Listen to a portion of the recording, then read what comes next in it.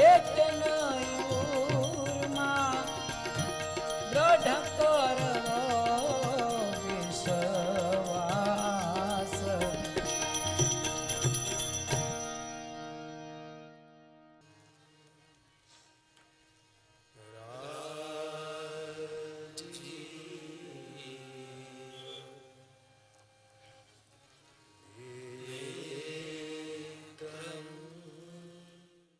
ભગવાન રામ જગતને રીત બતાવે છે, પરિસ્થિતિઓ આવ્યા કરે, માણસે શાંત રહે અને કરતા કરતા અભ્યાસ છે ને ધીરે ધીરે ઠોકર ખાતા ખાતા માણસ થઈ શકે. તો રામજી આટલી બધી પરિસ્થિતિ જનકપુરમાં આવી પણ પ્રભુ એમનેમ શાંત.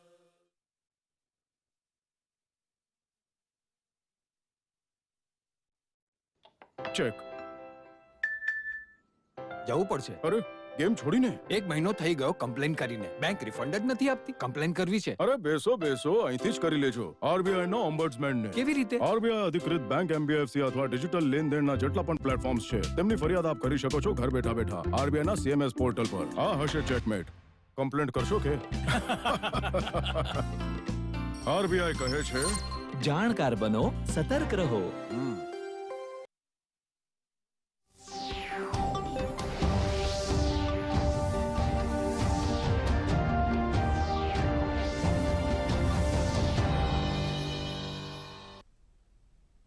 નમસ્કાર, દૂરદર્શન સમાચારમાં આપનું સ્વાગત છે. હું છું સાક્ષી. સમાચારની શરૂઆત કરીશું હેડલાઇન્સની સાથે. રાજસ્થાનના શિરોહી જિલ્લાથી પ્રધાનમંત્રી નરેન્દ્ર મોદીએ જલ જન અભિયાનની કરાવી શરૂઆત. કહ્યું, આઝાદીના અમૃતકાળમાં દેશ પાણીના મહત્વને આવતીકાલના રૂપમાં જોઈ રહ્યું છે. તો 8 મહિના સુધી ચાલશે અભિયાન. યોજના થકી 10,000 કાર્યક્રમ યોજીને 10 કરોડ લોકો સુધી પહોંચવાનું છે લક્ષ્ય. પ્રધાનમંત્રી આદિ મહોત્સવનો કરાવ્યો શુભારંભ. 27 ફેબ્રુઆરી સુધી નવી દિલ્હીમાં ચાલનારા મહોત્સવમાં દેશભરના જનજાતીય પરંપરા અને સંસ્કૃતિનો સમન્વય. પ્રધાનમંત્રીએ કહ્યું, આદિ મહોત્સવ વિવિધતામાં એકતાના આપણા સામર્થ્યને આપે છે નવી ઊંચાઈ, તો વિકાસ અને વારસાના વિચારને બનાવે છે વધુ જીવંત. ત્રિપુરા વિધાનસભા ચૂંટણીમાં બપોર 3 વાગ્યા સુધીમાં થયું 69.94% મતદાન. 28 લાખ મતદાતાઓના હાથમાં 259 ઉમેદવારોનું ભવિષ્ય. 2 માર્ચે જાહેર થશે પરિણામ. ચૂંટણી મેદાનમાં મુખ્યમંત્રી માણિક સાહા અને પ્રતિમા ભૌમિક સહિતના મોટા નેતાઓનો સમાવેશ.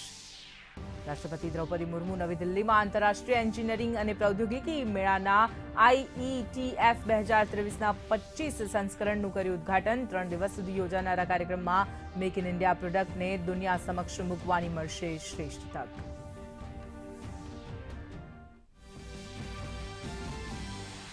તુર્કી બાદ ફિલિપાઇન્સના મસ્બાતે વિસ્તારમાં 6.1ની તીવ્રતાનો ભૂકંપ. ભૂકંપનું એપિસેન્ટર 11 કિલોમીટર દૂર આવેલ ગામમાં નોંધાયું. કોઈ જાનહાનિના સમાચાર નહીં. જ્યારે તુર્કી અને સિરિયામાં ભૂકંપથી મૃત્યુનો આંકડો 41,000ને પાર. કાટમાળ હટાવવાની કામગીરી યથાવત. વિશ્વના બજારોમાં તેજીને પગલે ભારતીય શેરબજારમાં તેજી સાથે ખુલ્યા બાદ સપાટ સ્તરે થયું બંધ. સેન્સેક્સ 44.42 પોઈન્ટના વધારા સાથે 61,320, જ્યારે નિફ્ટી 20 પોઈન્ટના વધારા સાથે 18,036 પર થયા બંધ. તો સોના ચાંદીના ભાવમાં થયો ઘટાડો. ક્રૂડ ઓઇલના ભાવ રેડ ઝોનમાં રહ્યા. ગુજરાતના નવા ચીફ જસ્ટિસ તરીકે સોનિયાબેન ગોકાણીએ લીધા શપથ. રાજ્યપાલ આચાર્ય દેવવ્રતજીએ અપાવ્યા શપથ.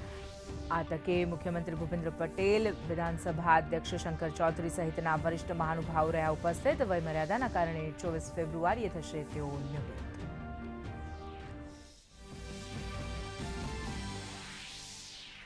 વિધાનસભાના બજેટ સત્ર પહેલા ધારાસભ્યો માટેની કાર્યશાળાનો આજે બીજો અને છેલ્લો દિવસ. વિધાનસભાની કામગીરી, જનપ્રતિનિધિઓના કામોને લઈને ધારાસભ્યોને અપાયા સૂચનો.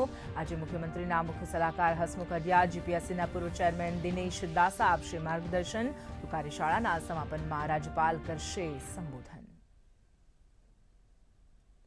અને હવે જોઈશું સમાચાર વિગતવાર. પ્રધાનમંત્રી નરેન્દ્ર મોદી રાજસ્થાનના સિરોહી જિલ્લામાં જલ જન અભિયાનના ઉદઘાટન કાર્યક્રમમાં વર્ચ્યુઅલી ઉપસ્થિત રહ્યા હતા. આ કાર્યક્રમ જલશક્તિ મંત્રાલય અને બ્રહ્માકુમારી સંસ્થાના સંયુક્ત ઉપક્રમે યોજાયો હતો. કાર્યક્રમના ઉદ્ઘાટન પ્રસંગે પ્રધાનમંત્રીએ જણાવ્યું હતું કે આઝાદીના અમૃતકાળમાં આજે દેશ પાણીના મહત્વને આવતીકાલના રૂપમાં જોઈ રહ્યો છે. પાણી રહેશે તો આવનાર દિવસ પણ રહેશે. આજે દેશ જન આંદોલનના સ્વરૂપમાં જળ સંરક્ષણના સંકલ્પને આગળ લઈ જઈ રહ્યો છે. જળશક્તિ મંત્રાલય અને બ્રહ્માકુમારી સંસ્થા સાથે જોડાયેલા લોકો દેશભરમાં 5000થી વધુ જળ સંસ્થાઓના રક્ષણ અને નવી સંસ્થાઓના નિર્માણ માટે 8 મહિના સુધી જાગૃતિ અભિયાન ચલાવશે. સાથે જ 10,000 કાર્યક્રમ યોજીને 10 કરોડ લોકો સુધી પહોંચવાનું લક્ષ્ય પણ રાખવામાં આવ્યું છે. आजादी के अमृत काल में आज देश जल को कल के रूप में देख रहा है. जल रहेगा तभी आने वाला कल भी रहेगा और इसके लिए हमें मिलकर आज से ही प्रयास करने होंगे. मुझे संतोष है कि जल संरक्षण के संकल्प को अब देश एक जन आंदोलन के रूप में आगे बढ़ा रहा है. ब्रह्मा कुमारी के इस जल जन अभियान से जन भागीदारी के इन प्रयासों को नई ताकत मिलेगी. इससे जल संरक्षण के अभियान की पहुंच भी बढ़ेगी, प्रभाव भी बढ़ेगा. मैं ब्रह्मा कुमारी संस्था से जुड़े सभी वरिष्ठ मार्गदर्शकों का, इसके लाखों अनुयायियों का हृदय से अभिनंदन करता हूं. हमें देशवासियों में जल संरक्षण के मूल्यों के प्रति फिर से वैसी ही आस्था पैदा करनी होगी. हमें हर उस विकृति को भी दूर करना होगा जो जल प्रदूषण का कारण बनती है और इसमें हमेशा की तरह भारत की आध्यात्मिक संस्थाओं की, ब्रह्मा कुमारी की एक बड़ी भूमिका है. દિલ્હીમાં મેજર ધ્યાનચંદ નેશનલ સ્ટેડિયમમાં પ્રધાનમંત્રી નરેન્દ્ર મોદીએ આજે આદિ મહોત્સવનો શુભારંભ કર્યો હતો. આ પ્રસંગે પ્રધાનમંત્રીએ સંબોધન કરતા જણાવ્યું હતું કે આદિ મહોત્સવ વિવિધતામાં એકતાના આપણા સામર્થ્યને નવી ઊંચાઈ આપી રહ્યો છે. આ વિકાસ અને વારસાના વિચારને વધુ જીવંત બનાવે છે. છેલ્લા 8 થી 9 વર્ષોમાં આદિવાસી સમાજ સાથે જોડાયેલા આદિ મહોત્સવ જેવા કાર્યક્રમ દેશ માટે એક અભિયાન બની ગયા છે. પ્રધાનમંત્રીએ ઉમેર્યું હતું કે આદિવાસી યુવાનોને ભાષાના અવરોધને કારણે અનેક સમસ્યાઓનો સામનો કરવો પડતો હતો, પરંતુ નવી રાષ્ટ્રીય શિક્ષણ નીતિમાં માતૃભાષામાં ભણતરના વિકલ્પ પણ આપવામાં આવ્યા છે. 27 ફેબ્રુઆરી સુધી યોજાનારા આ કાર્યક્રમમાં આદિવાસી સંસ્કૃતિ, હસ્તકલા, ભોજન, વાણિજ્ય અને પરંપરાગત કલાનું પ્રદર્શન કરવામાં આવશે. આદિજાતિ બાબતોના મંત્રાલય હેઠળ આદિજાતિ સહકારી માર્કેટિંગ ડેવલપમેન્ટ ફેડરેશન લિમિટેડની આ વાર્ષિક પહેલ છે. અહીં 200થી વધુ સ્ટોલમાં દેશભરમાંથી આદિવાસીઓના સમૃદ્ધ અને વૈવિધ્યસભર વારસાને પ્રદર્શિત કરવામાં આવશે. વર્ષ 2023ને બાજરીના આંતરરાષ્ટ્રીય વર્ષ તરીકે ઉજવવામાં આવી રહ્યું હોવાથી હસ્તકલા, હેન્ડલૂમ, માટીકામ અને ઝવેરાત વગેરે જેવા સામાન્ય આકર્ષણો સાથે મહોત્સવમાં આદિવાસીઓ દ્વારા ઉગાડવામાં આવેલા શ્રી અન્નને દર્શાવવા પર વિશેષ ધ્યાન આપવામાં આવશે. આ મહોત્સવમાં 1000 જેટલા આદિવાસી કારીગરો ભાગ લેશે.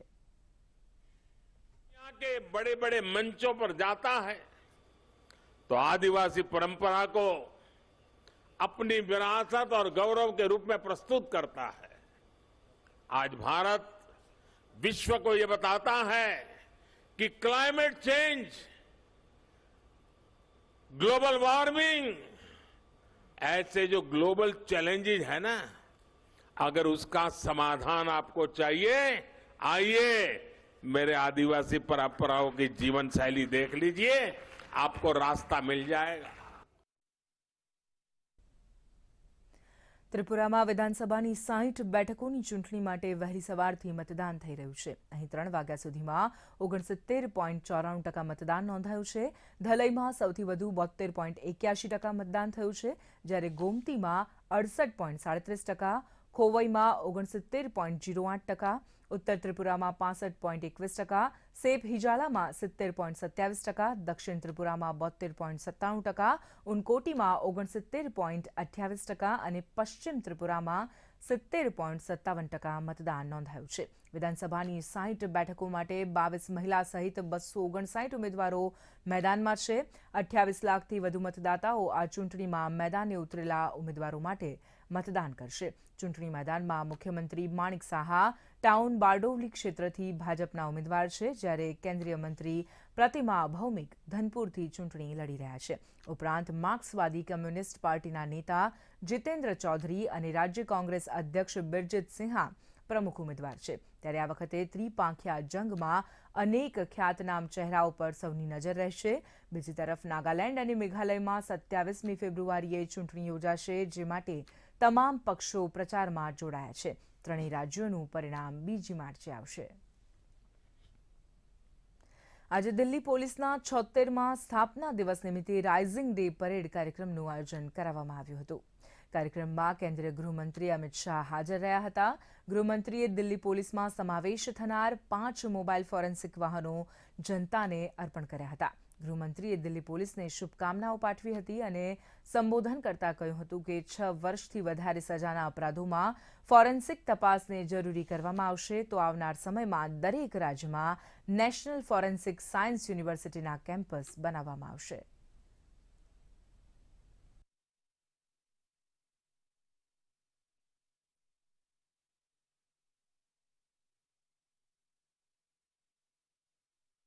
फॉरेंसिक जांच न्याय प्रक्रिया में बहुत महत्वपूर्ण रोल आने वाले दिनों में रखने वाला है.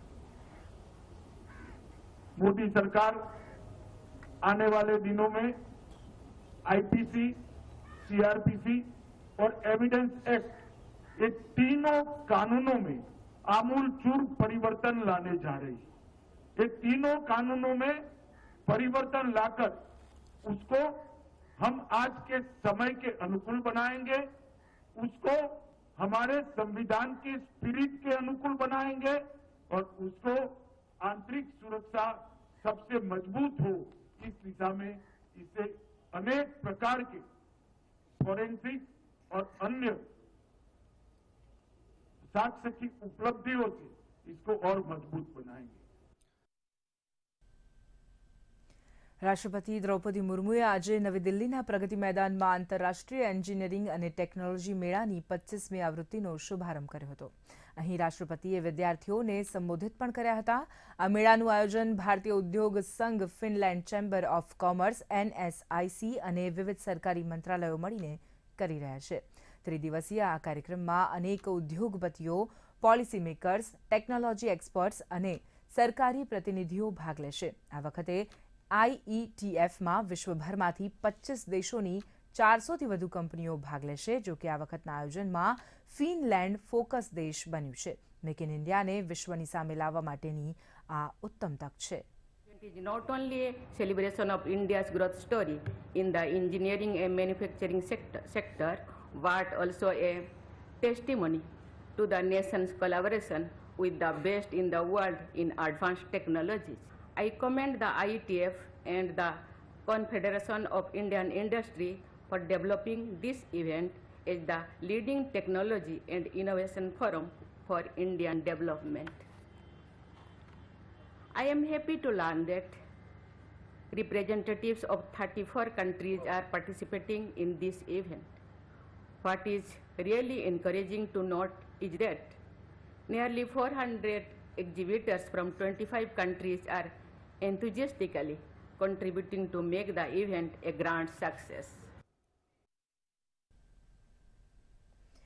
વિદેશ મંત્રી ડોક્ટર S જયશંકર ફિજી દેશના પ્રવાસે છે, ત્યારે ભારત અને ફિજીએ પાસપોર્ટ ધારકો માટે વિઝા છૂટ પર કરાર કર્યા હતા. એટલે હવે રાજદ્વારી અને સત્તાવાર પાસપોર્ટ ધારકોને છૂટ મળશે. ફિજીના પ્રધાનમંત્રી અને વિદેશ મંત્રી ડોક્ટર એસ જયશંકરની ઉપસ્થિતિમાં આ હસ્તાક્ષર કરવામાં આવ્યા હતા. સાથે જ વિદેશ મંત્રીએ ફિજીના પ્રધાનમંત્રી સાત્વિની રાબુકા સાથે મુલાકાત કરી હતી. મુશ્કેલ સમયમાં ફિજીનું સમર્થન કરવા બદલ ફિજીના પ્રધાનમંત્રીએ ભારતનો આભાર વ્યક્ત કર્યો હતો. તેમણે કહ્યું હતું કે ભારત એક વિશ્વસનીય ભાગીદાર છે. આ પહેલા વિદેશ મંત્રી ડોક્ટર એસ જયશંકર અને ફિજીના રાષ્ટ્રપતિ વિલિયમ કાટોનિવેરે સંયુક્તપણે વિવિધ પ્રોજેક્ટ્સનો શુભારંભ કરાવ્યો હતો, જે અંતર્ગત સ્ટેટ હાઉસમાં સૌર ઉર્જાથી વિદ્યુત ઉત્પન્ન કરવાની વ્યવસ્થા કરવામાં આવી છે. Fiji have close and long-standing ties, and I think a large part of that is really built on our people-to-people linkages. We have been privileged to partner Fiji in its nation-building efforts across various sectors, in working with it in capacity building, in areas like health, education, agriculture. We've done projects in the sugarcane industry. We have worked together in renewable energy. Together, we have built a robust, multifaceted partnership which covers cooperation in all major areas of nation building, including agriculture, education, health, climate change, and development of micro, small, and medium-sized enterprises, with a special focus on training, capacity building, and capability development. India has stood by us in times of great need. We have worked shoulder to shoulder to overcome the challenges posed by the climate crises that we now face and recently COVID-19 pandemic. સમાચારોને આગળ વધારીશું, પરંતુ તે પહેલા લઈએ એક વિરામ.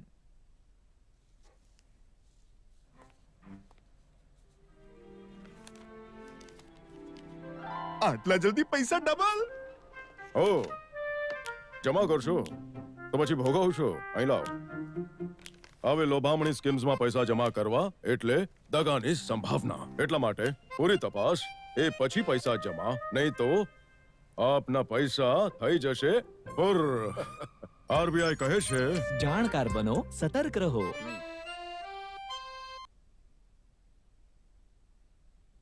વિરામ બાદ આપનું પુનઃ સ્વાગત છે. સમાચારોને આગળ વધારતા વાત કરીએ તુર્કીની, તો તુર્કી અને સિરિયા બાદ ફિલિપાઇન્સના મસ્બાત વિસ્તારમાં 6.1ની તીવ્રતાએ ભૂકંપના આંચકા અનુભવાયા છે. ભૂકંપને કારણે કોઈપણ પ્રકારની જાનહાનિ થઈ નથી, તો બીજી તરફ તુર્કી અને સિરિયામાં ભૂકંપને કારણે મૃતકોની સંખ્યા 41,000થી વધુ થઈ ગઈ છે. આ કુદરતી આપત્તિના કારણે અનેક લોકો બેઘર થઈ ગયા છે. ભૂકંપમાં બચી ગયેલા લોકોને સહાયતા આપવા પર ધ્યાન કેન્દ્રિત કરવામાં આવી રહ્યું છે. લોકો બીમારીથી દૂર રહે તે માટે આરોગ્ય વિભાગ સતત કામ કરી રહ્યું છે.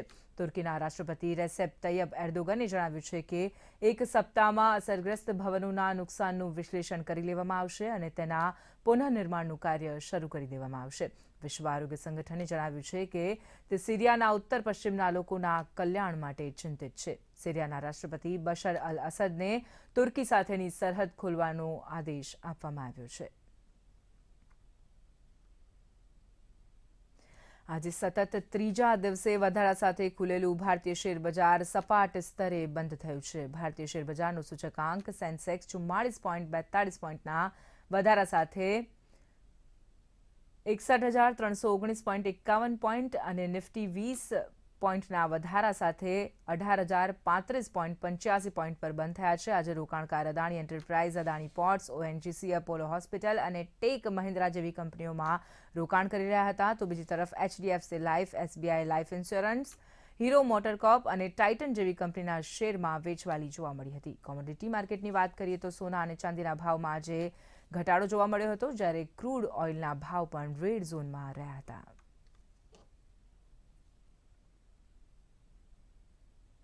ગુજરાત હાઈકોર્ટને આજે નવા ચીફ જસ્ટિસ મળ્યા છે. ગાંધીનગર મહારાજ ભવન ખાતે રાજ્યપાલ આચાર્ય દેવવ્રતે જસ્ટિસ સોનિયાબેન ગોકાણીને ગુજરાત હાઈકોર્ટના ચીફ જસ્ટિસ તરીકે શપથ લેવડાવ્યા હતા. તે દરમિયાન રાજ્યના મુખ્યમંત્રી ભૂપેન્દ્ર પટેલ, ગુજરાત વિધાનસભાના અધ્યક્ષ શંકર ચૌધરી, મંત્રીમંડળના સભ્યો તેમજ ગુજરાત હાઈકોર્ટના જજ ઉપસ્થિત રહ્યા હતા. સુપ્રીમ કોર્ટના કોલેજિયમે ગુજરાત હાઈકોર્ટના મુખ્ય ન્યાયાધીશ પદે સોનિયાબેન ગોકાણીની નિમણૂક કરવાની ભલામણ કરી હતી.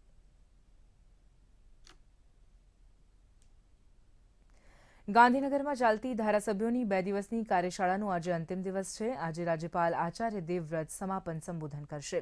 તો આજે ધારાસભ્યોને અલગ અલગ લોકો દ્વારા માર્ગદર્શન આપવામાં આવી રહ્યું છે, જેમાં મુખ્યમંત્રીના મુખ્ય સલાહકાર હસમુખ અઢિયા, જીપીએસસીના પૂર્વ ચેરમેન દિનેશ દાસાનું સત્ર યોજાશે. આજે નવા ચૂંટાયેલા પ્રતિનિધિઓને નિષ્ણાંતો દ્વારા સંવાદ સાધીને વિધાનસભા ગૃહની કાર્યપ્રણાલિકા અને પ્રશ્નોત્તરી કાળ સહિત વિવિધ વિધાનસભાની કમિટી અને કમિટીના હોદ્દેદારો, કમિટીની કાર્યરચના અને શિસ્ત સંબંધિત જાણકારી વિશે માહિતગાર કરવામાં આવશે. विधानसभा के माननीय अध्यक्ष जी को मैं हृदय से अभिनंदन देता हूं कि प्राइड के साथ मिलकर जो एक ऐतिहासिक काम किया है कि नए सदस्यों को संसदीय परंपराओं की जानकारी मिलनी चाहिए. आज भी मुझे वही विषय मिला कि क्या करना चाहिए और क्या नहीं करना चाहिए सदस्यों को. मैंने बड़े आग्रहपूर्वक कहा है और मैंने उसमें अटल जी को कोट किया है कि जो असंसदीय शब्द हैं, अगर वो हमने कंठस्थ कर लिए कि ये हमें नहीं बोलना, तो शायद जीवन में हम अपने स्वयं के जीवन की मर्यादाओं को, सदन की मर्यादाओं को और राज्य के लोगों ने जिस बात के लिए हमको चुना है हम उसे पूरा कर सकते हैं. જ્યારે પ્રશ્નોત્તરી દરમિયાન કે બીજા કોઈ બાબતમાં મંત્રીશ્રીને કોઈ પ્રશ્ન પૂછવામાં આવે ત્યારે એનો ઉકેલ લઈ આવવાનો. જ્યારે મંત્રીશ્રી ખાતરી આપે ત્યારે એક ખાતરી વિધાનસભાની અંદર એક પ્રકારની સરકારની બાંહેધરી બની જાય છે અને એ ખાતરી આપેલી જે છે એનું પરિપાલન થયું છે કે નહીં એના માટે વિધાનસભાની અંદર એક ખાતરી સમિતિ પણ હોય છે. છોટાઉદેપુર જિલ્લાની નસવાડી એકલવ્ય તીરંદાજી એકેડમી ખાતે ગુજરાત સ્ટેટ આર્ચરી એસોસિએશન દ્વારા 2 દિવસીય તીરંદાજી સ્પર્ધા યોજાઈ હતી. આ સ્પર્ધામાં વિવિધ 22 જિલ્લાઓના રાષ્ટ્રીય અને આંતરરાષ્ટ્રીય કક્ષાએ ઇનામના મેળવેલ ખેલાડીઓ સહિત વિવિધ કેટેગરીના 190 જેટલા તીરંદાજ રમતવીરોએ ભાગ લીધો હતો. 50 અને 70 મીટરની અલગ અલગ ઇવેન્ટમાં સારું પ્રદર્શન કરનાર ખેલાડીઓ આગામી 9થી 18મી માર્ચ દરમિયાન નર્મદા જિલ્લાના કેવડિયા ખાતે યોજાનાર રાષ્ટ્રીય કક્ષાની સ્પર્ધામાં ભાગ લેશે.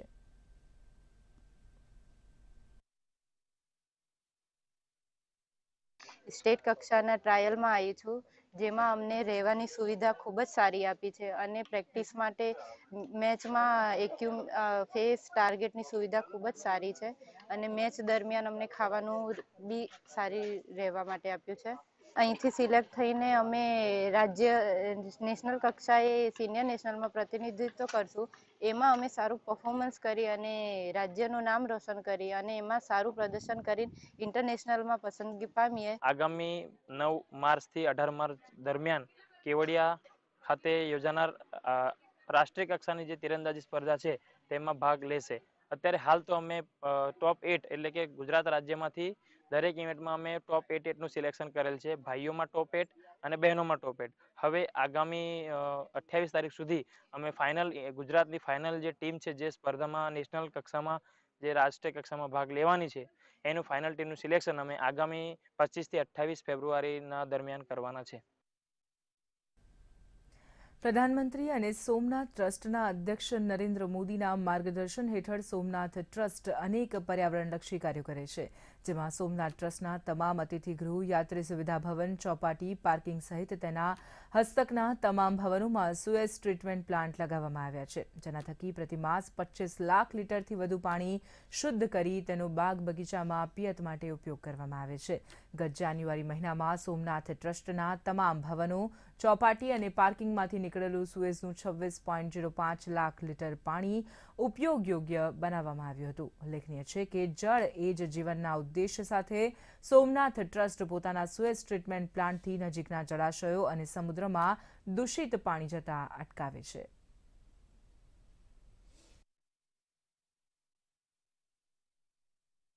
हम आज ही यहाँ सोमनाथ में आए हैं द्वारका से और सोमनाथ की जो व्यवस्था है बिल्कुल बहुत अच्छी है और जो इनका सीवेज का वाटर का जो ट्रीटमेंट किया जाता है वो बहुत ही इन्वायरमेंट के लिए हेल्दी है और सबके लिए हेल्दी है और यहाँ आके हमको बहुत अच्छी फीलिंग हुई है. हरित प्रदेश वेरी गुड है. ट्रस्टना जे अतिथिगृहो है, जे टॉयलेट ब्लॉक है અને ટ્રસ્ટના જે બિલ્ડિંગો મકાનો છે જેમાંથી જે વેસ્ટ પાણી જતું હોય તેને એસટીપી પ્લાન્ટ દ્વારા એને સ્વચ્છ કરી અને ગાર્ડનમાં ઉપયોગ કરવા માટે ટ્રસ્ટે આયોજન ગોઠવ્યું છે. છેલ્લા 2 મહિનાથી લગભગ દર મહિને 26 લાખ લીટરથી વધારે પાણી આ રીતના સ્વચ્છ કરી અને ગાર્ડનમાં તેનો ઉપયોગ કરવામાં આવ્યો છે. આમ જોઈએ તો ઝીરો ડિસ્ચાર્જ પણ એમને કહીએ ટ્રસ્ટ દ્વારા જ્યાં જ્યાં પણ જે પાણીનો ઉપયોગ કરવામાં આવે છે તે પાણી વેસ્ટ જતું અટકાવી તેને એસટીપી પ્લાન્ટ મારફત શુદ્ધ કરી અને ટ્રસ્ટના જે બાગ બગીચા છે એમાં એનો ઉપયોગ કરવામાં આવે છે. સુરત સંયુક્ત ખેતી નિયામક વિભાગને પાંડેસરા વિસ્તારની સોસાયટીના મકાનમાં એક ટ્રકમાંથી શંકાસ્પદ યુરિયા ખાતરની થેલીઓ ખાલી થઈ રહી હોવાની બાતમી મળી હતી. જેના આધારે નાયબ ખેતી નિયામકની ટીમે બમરોલી વિસ્તારની જય અંબે સોસાયટીમાં દરોડા પાડ્યા હતા. સોસાયટીના એક મકાનમાં ભાડે રહેતા સત્યેન્દ્રસિંહના ઘરમાં સર્ચ કરવામાં આવતા સબસિડાઇઝ યુરિયા ખાતરની 50 કિલોગ્રામની 56 બેગ મળી આવી હતી. સબસિડાઇઝ યુરિયા ખાતરની 56 બેગ કબજે લઈ સત્યેન્દ્રસિંહની અટકાયત કરી પોલીસે ખેતી નિયામક અધિકારીની ફરિયાદને આધારે ગુનો નોંધી કાર્યવાહી હાથ ધરી છે.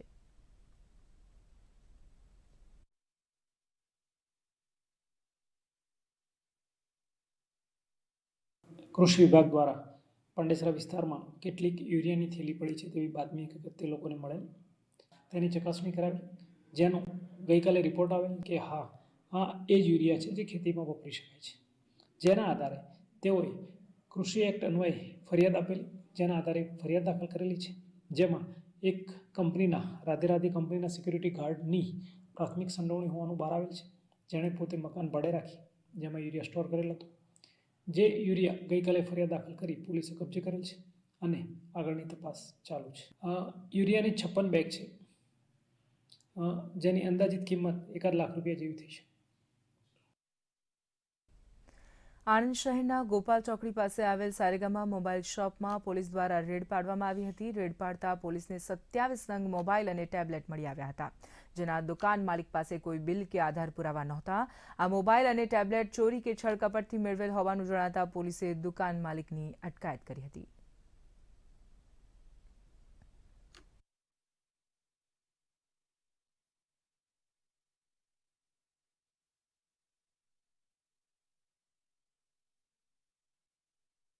મોબાઈલ ચોરી કરતા અને મોબાઈલ લેતા ઈસમ ઉપર વોચ ગોઠવેલ, જે અનુસંધાને આણંદ શહેરના ગોપાલ ચોકડી પાસે આવેલા સારેગામા મોબાઈલ શોપમાં રેડ કરતા દુકાન માલિક સાગરભાઈ ચંદુભાઈ પટેલ, રહેવાસી સરદાર ચોક વઘાસી, તાલુકો જિલ્લો આણંદ નાઓની માલિકી ભોગવગટ્ટાની દુકાનમાં અલગ અલગ મોબાઈલ તથા આઈપેડ મળી આવેલ છે. આ બાબતે તેની પાસેથી કોઈ દસ્તાવેજી પુરાવો નહીં હોવાથી આ તમામ મોબાઈલ કુલ નંગ 27 10,51,000 રૂપિયાના મુદ્દા મોબાઈલ સીઆરપીસી કલમ 102 મુજબ કબજે કરી આગળની કાયદેસરની કાર્યવાહી હાથ ધરેલ છે. તાપી જિલ્લાના ડોલવણ તાલુકાના બાલપુર ગામે આવેલ કરદમેશ્વર મહાદેવના મંદિરમાં મહાશિવરાત્રિના પર્વને લઈને તૈયારીઓ શરૂ કરવામાં આવી છે. શિવરાત્રિના દિવસે મોટી સંખ્યામાં લોકો અહીં દર્શન માટે આવતા હોય છે. ત્રેતાયુગથી આ મંદિરનું શિવલિંગ સ્થાપિત હોવાનું માનવામાં આવે છે. મંદિરની બાજુમાં એક ગરમ પાણીનું કુંડ આવેલ છે. એવું માનવામાં આવે છે કે આ ગરમ પાણીના કુંડમાં સ્નાન કરવાથી શારીરિક પીડાઓ દૂર થાય છે, જેથી શિવ ભક્તો અહીં સ્નાન કરે છે.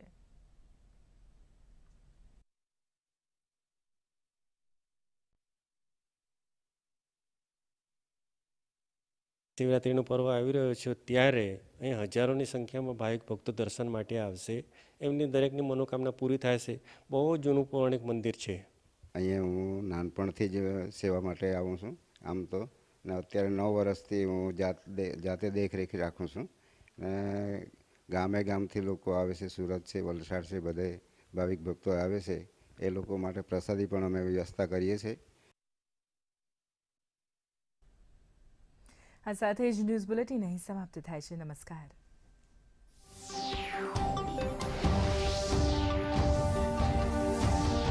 That saturation has gone down to the level of the mandals, where we were talking about 116, 114 aspirational districts and reaching eligible population there with the schemes which are all funded by the center. We have now identified 500 blocks even further down from the districts, and saying that in those blocks we will aim at saturation. In other words, the ultimate beneficiary, if he's eligible for any one scheme, and if he's remaining untouched, we will reach out to him as well. So, one, the scheme, all these schemes are aiming at the weaker sections, and particularly within them the SCs and STs and OBCs. Then we went with the focus of looking at aspirational districts that may remain untouched, uncomprehensively not developed. Then you looked at the blocks, then even their saturation. Even within this, one highlight of this budget, some of the primitive tribes, they may be in 1 or 2 districts. They may or may not be districts which are aspirational. But yet, because they are primitive tribes, there was this very clear feeling in the Tribal Affairs Ministry that even saturation for them may not reach as much as you would want. So, specifically to saturate all such programs for the primitive groups, which may vary from one state to another. There may be one set of primitive tribes in one state, but in another state there may be just one who's primitive. So for all the primitive tribes, a separate allocation has been made in the budget, which will reach saturation in that community. Right, and you also mentioned about the Eklavya school and strengthening that infrastructure. Of course, Eklavya schools, over and above those which have already been established, 357, I think the number is, of tribal schools, for whom 38,000 teachers are being recruited. So that those schools which are prevalent and which will be set up in tribal districts will have the priority of 38,000 teachers being recruited and being sent to those schools. Over and above them, other than the teachers, other staff are also being recruited. Right. Now, if we talk about the vision of growth-oriented budget, capex expenditure is at the heart of it. 3 years in a row now, this is now upwards of 10 lakh crore. Your assessment of the previous years, from the pandemic year especially, when the capex expenditure was at the highlight of the budget, the manner in which it is cascaded into growth and job creation, and therefore what expectations can we have from this unprecedented high capital expenditure plan in the budget? Since 2020-21, this emphasis on capital expenditure continues. It started then and it continues. And the incremental addition that we are making is not lesser than what it was before. 30%, 31%, 34%, that is also increasing. If I just can call the absolute numbers, it's some 3.5 lakh crores, 5.5 lakh crores, 7.5 lakh crores, 10 crores, 10 lakh crores. After the first one, every year, we have also made a separate allocation for the states. So 1 lakh crore and now 1.3 lakh crores, which is being 1.30 lakh, 1.30 lakh crores, which is being given to the states as a 50-year interest-free loan, which they can spend within that year. And we are not even saying for which project. Even a project which has been started by the state, but which doesn't have the last mile funding, this money can be used and they can complete that project as well. So the state's participation has also been drawn in, and the rest of the amount goes to the various departments of the center. To pointedly answer that question, we have found that the appetite in the states has actually gone up, and their performance as well, in that the monies that have been given to them have also been near fully utilized. There are some of them who still have to give us utilization certificate, and after all there's one more month for 23 to end, financial year 23 to end. So there is a lot of interest in the states. Many, particularly the northeast states, have realized that they could complete many of the long pending capital projects. This has given a lot more priority for the states to see how best, other than the money which is coming from the state for projects which are anyway happening for the 10 lakh crore or in the last year for 7.5, the allotment given to them as per a finance commission's formulation has helped them to build their assets. Right, ma'am. If you talk about the health sector, you've steered the economy through a very tumultuous period of the pandemic. We hope it is behind us. But as a policy maker, what were your key learnings, ma'am? In the sense, we look at nursing homes getting focused alongside the medical colleges in the budget. But broadly, what learnings from the pandemic do you take forward in the budget? Even that very year, we set up at every district level an institute of testing for virology related.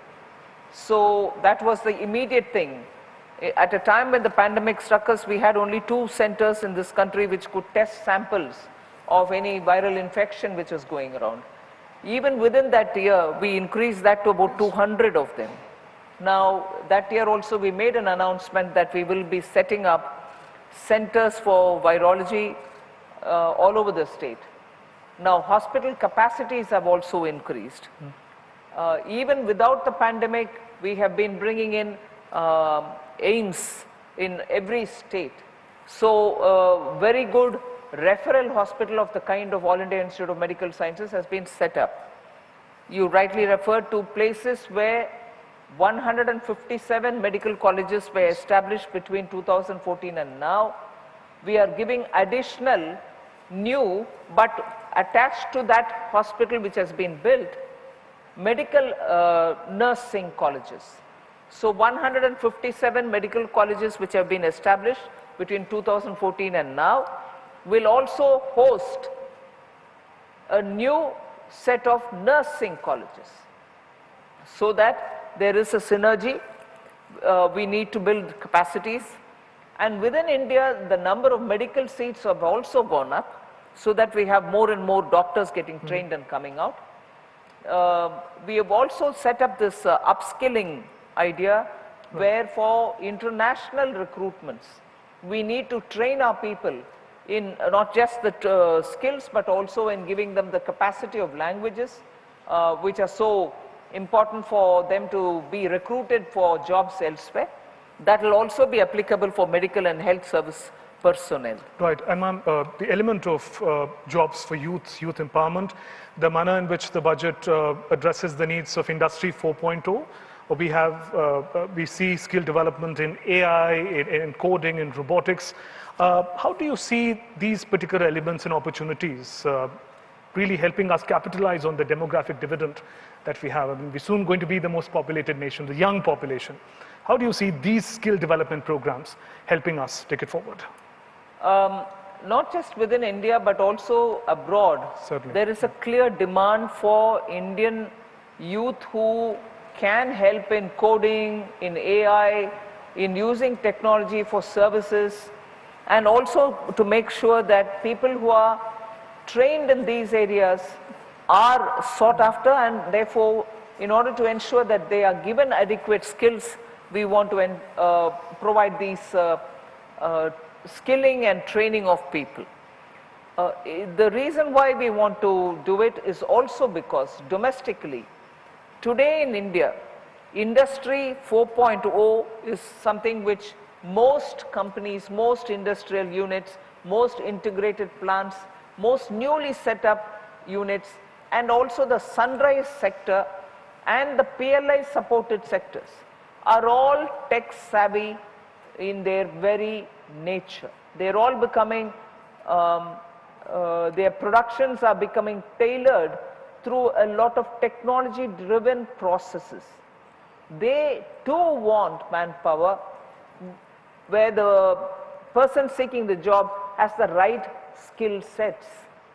So you're not training Industry 4.0 fit youngsters, but they're all going outside.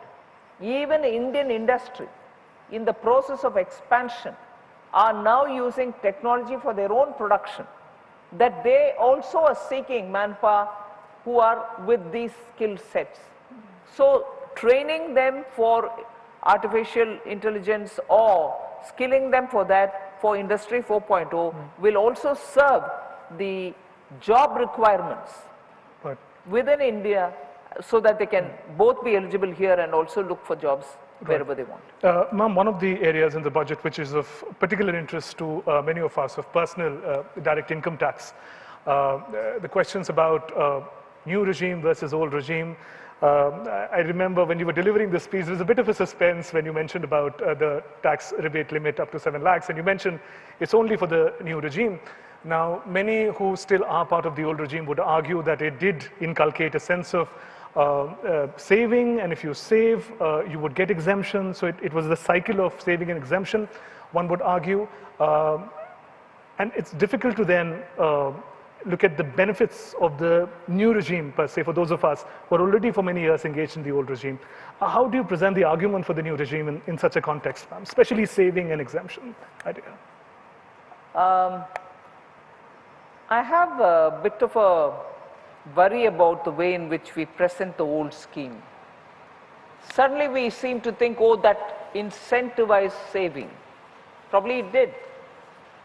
But are we still in that kind of a, as they say, ma bap raj, a patronizing government behind us who will tell me what I should?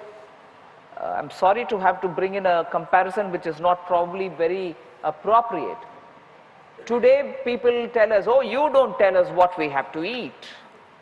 Oh, you don't tell us what we have to do. Oh, you don't tell us what kind of value systems we'll have to impart to our children. So I've taken that a bit clearly in my head. So I don't need to say where you'll have to put your money for saving or investment. Isn't that also by logic a stretch that you can give reasonably? A person who earns his money is the best person to decide as to where he wants to put his money in. He's taking care of his family, he's running his family, he's protecting his family with insurance, with health cover. Why would we want to underestimate his capability to know where he has to actually put his money for saving?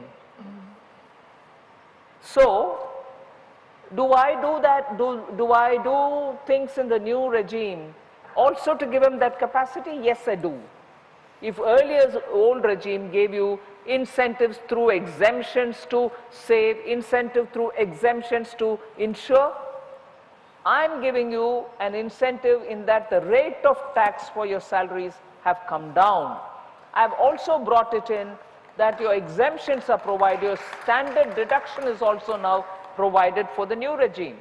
That's the incentive. You have more money in your hand, use it the way you want. So that's the argument. And above all, old regime, all of us would want to take the benefits of the exemption, but we'll also say, oh my God, it's so difficult to comply. You want in this day and age, digitized, I sit at home and file my own assessment forms. Yes. You have to make it simple. The new regime is all simple. It'll come up with a form which is the new default form, which is the new one. You just enter it there and you're all done. But you have to say that you want to be in the old regime, which means you want to put it upon yourself that the compliance will be more strenuous, more time consuming, more rigorous. You want to make a choice. Right. Ma'am, if we shift the conversation to the agriculture sector, we see the budget bringing in the advantages, the strengths of digital India into agriculture. There's also an accelerator fund for agri-tech companies. We've seen many agri-tech companies coming up in the years ahead. How do you see the collective strength of these digital reforms transforming the lives of farmers ahead? I expect, together with what is happening in the computerization of the cooperatives, the PACs are all getting computerized. There is a national e-marketing system which is already into play. We've also come up with a system through which startups can do things for value addition, and that is also going to bring in, through technology and through the startups, an advantage to the farmers so that they can choose the market, they can choose how to store it and choose the day when he wants to sell his product rather than rush with his freshly harvested crop and not gain in terms of price that he can otherwise fetch. So by bringing in the startup, by bringing in technology for marketing and storing, by making sure the agri-cooperatives are going to be multi-purpose, not only just multi-state, but multi-purpose, wherein they will be also spending money to establish storage silo, which is not tailor-made. It's not one size fits all. Each state, in fact, within the state as well, the cooperatives can all decide as to what kind of storage they want for the crop which is grown in that area, and so on. So when you're doing this, and also this emphasis on millets. Yes, I was just going to come to that. Sri Anna. And because of that, you're able to now bring in those who grow in semi-arid areas. We are in Telangana. Telangana, known for growing ragi, millets, jowar. Similar North Karnataka, which was once under the earlier, Nizam's territory, where all of them were dry areas. Amravati, the southern Maharashtra, northern Karnataka, Telangana, all of them are known for growing Sri Anna. So we can now give them better price and also better value addition. The number of startups who have come into this area is amazing, and I think they will transform it. So the question of how do you think this is going to transform for the farmers? It is going to be transforming different aspects of farming. So I can't give you one answer of saying this will do this one for. The drones have made a big difference. Today for spraying the urea or the fertilizer, any other fertilizer, or even any organic pesticide which a farmer would want to use, drones are doing efficient spraying of the whatever material far more effectively in shorter time.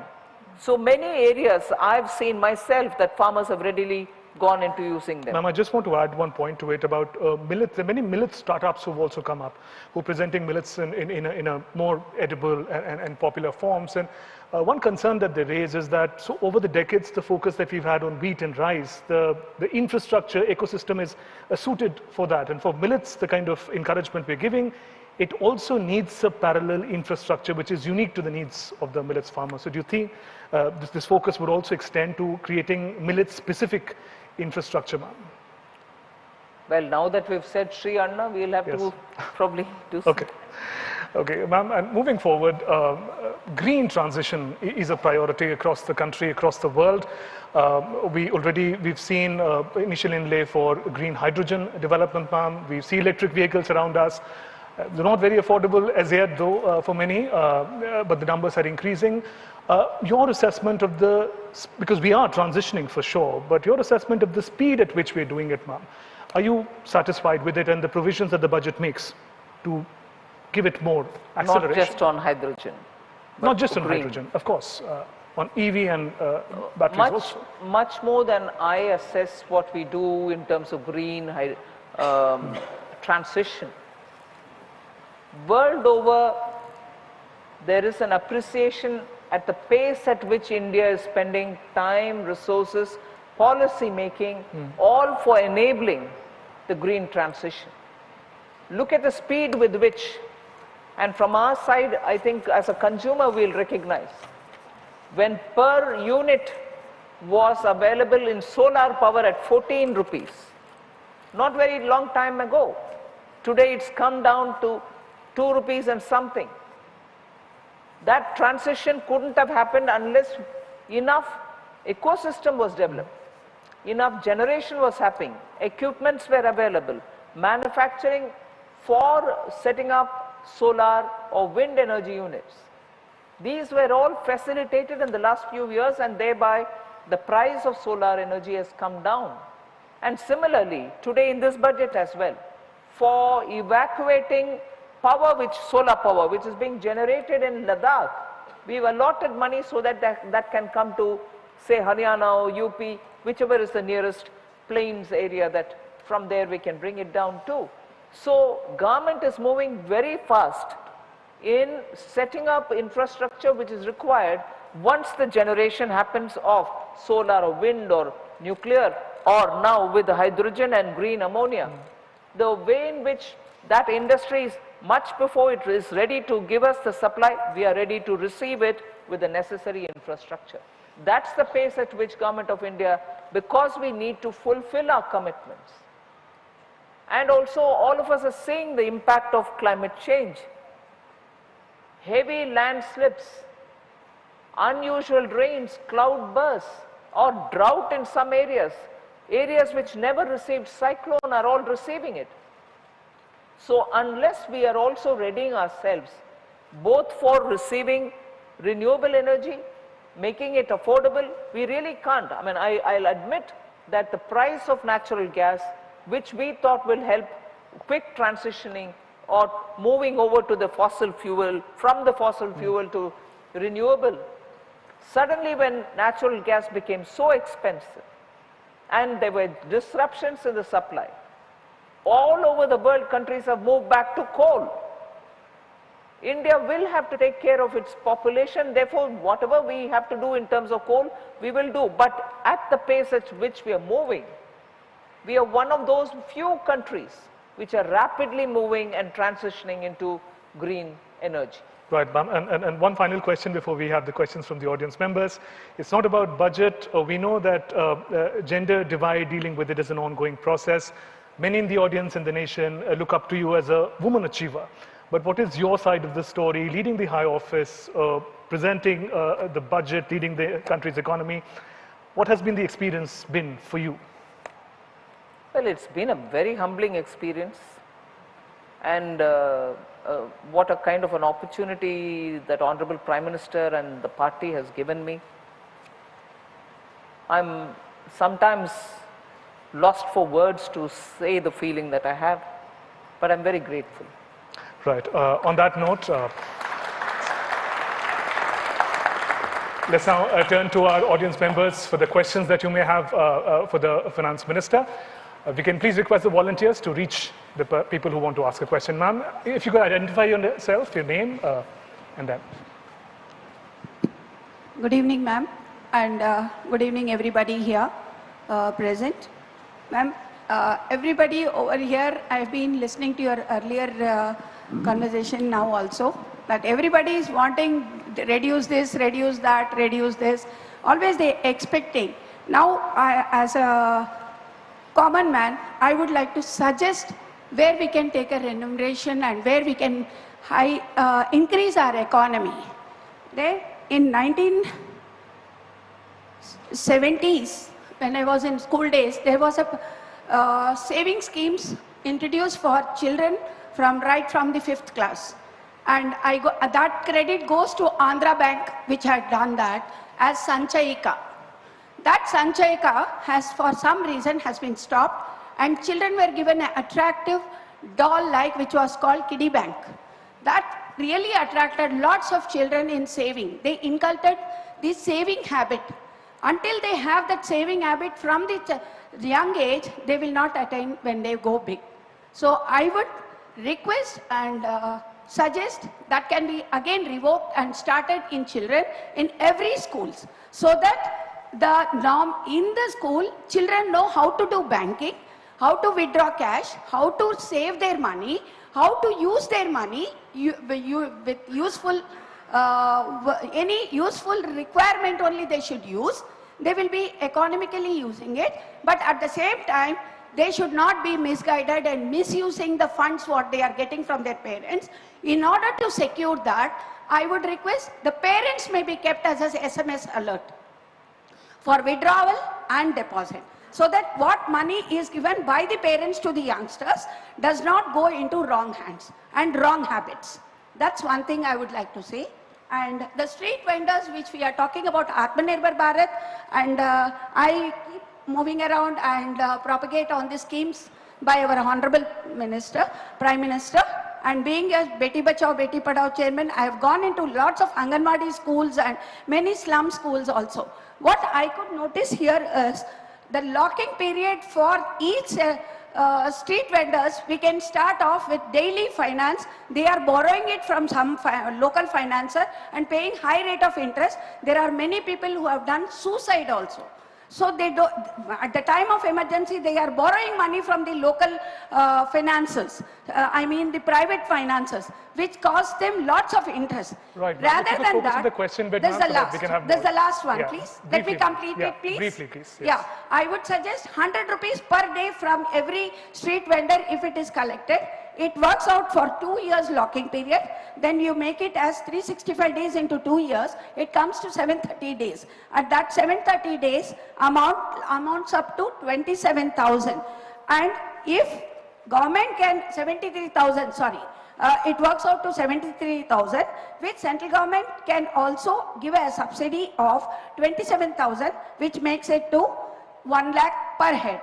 So a small vendor getting a 1 lakh of his own savings with an interest of 36 rupees 98 paisa per day will really add to his value for doing more of survey, more of business, and stand on his own to support his family. Okay, ma'am. Then let's hear in from ma'am about her perspective. The first one, of course, was about the savings culture. Yes. I've heard her. These are suggestions. Yes. She can further send the paper to me. I can. Absolutely, you can share the. But do you have any thoughts about inculcating the savings culture, ma'am? Earlier, you did mention that. Thank you so much. What they want to do. Thank you, ma'am. This time, marking the 75th anniversary of India's independence, Azadi Ka, we've come up with a Mahila Bachat scheme with a assured rate of interest for 2 years saving. You start it off from now, or you even start your saving as of 31st March 2024. It's still available for 2 years. Right. 2025, sorry, 2 years from now. Right. If you can have the next question from the audience members. I'm Dr. G.V. Rao, economist. At the outset, it is highly commendable that in the midst of pandemic scenario, ours is the first country to come out and continue the growth path. I highly appreciate the government and especially the finance minister. My simple question is, new reason is really appreciable, which I have spoken on many platforms also, because it is giving a freedom to the people to invest the way they want to insure. Why not we make it compulsory, madam, from next academic year in the interest of people only? You just heard some time back I was accused of why are you not Don't worry about that, madam. Savings. Sometimes a parent, when he does something, child also may not appreciate immediately. But they will know. I made one calculation as an economist. If somebody is working with the freedom, their investments over a period of time, instead of putting in ATC clutches, the whole benefit over a period of 25 years will be more than 1 crore advantage will be there for him over a period of 25 years.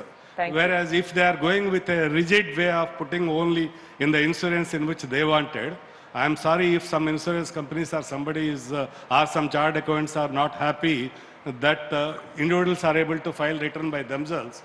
But it is very good in the interest of common man and all the people of the country. Their savings on the whole will go up. New regime is an excellent regime. In course of time, please think over to make it mandatory. The support increasing for the new regime. If you can move on to the next observation or question, please. Namaskaram, madam. My name is Bhaskar Reddy. I'm from Vaidatru Pharma. Madam, thanks for allotting pharma parks all over the country. At the same time, I have a small request. Getting skilled people, especially in chemical sector, is becoming very tough. If we can, something like a skill training center, attach it to the pharma parks will help us a lot. That is one thing.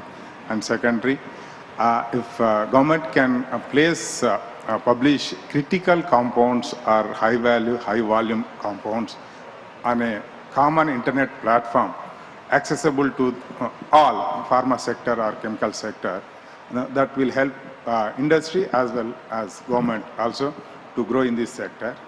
That is second one. And third one, we have developed a product called beta-propiolactone that is used in vaccination, mandatory for making vaccination. We need some help to use getting approvals for this kind of products easily in our to make our self-sustain instead of importing that.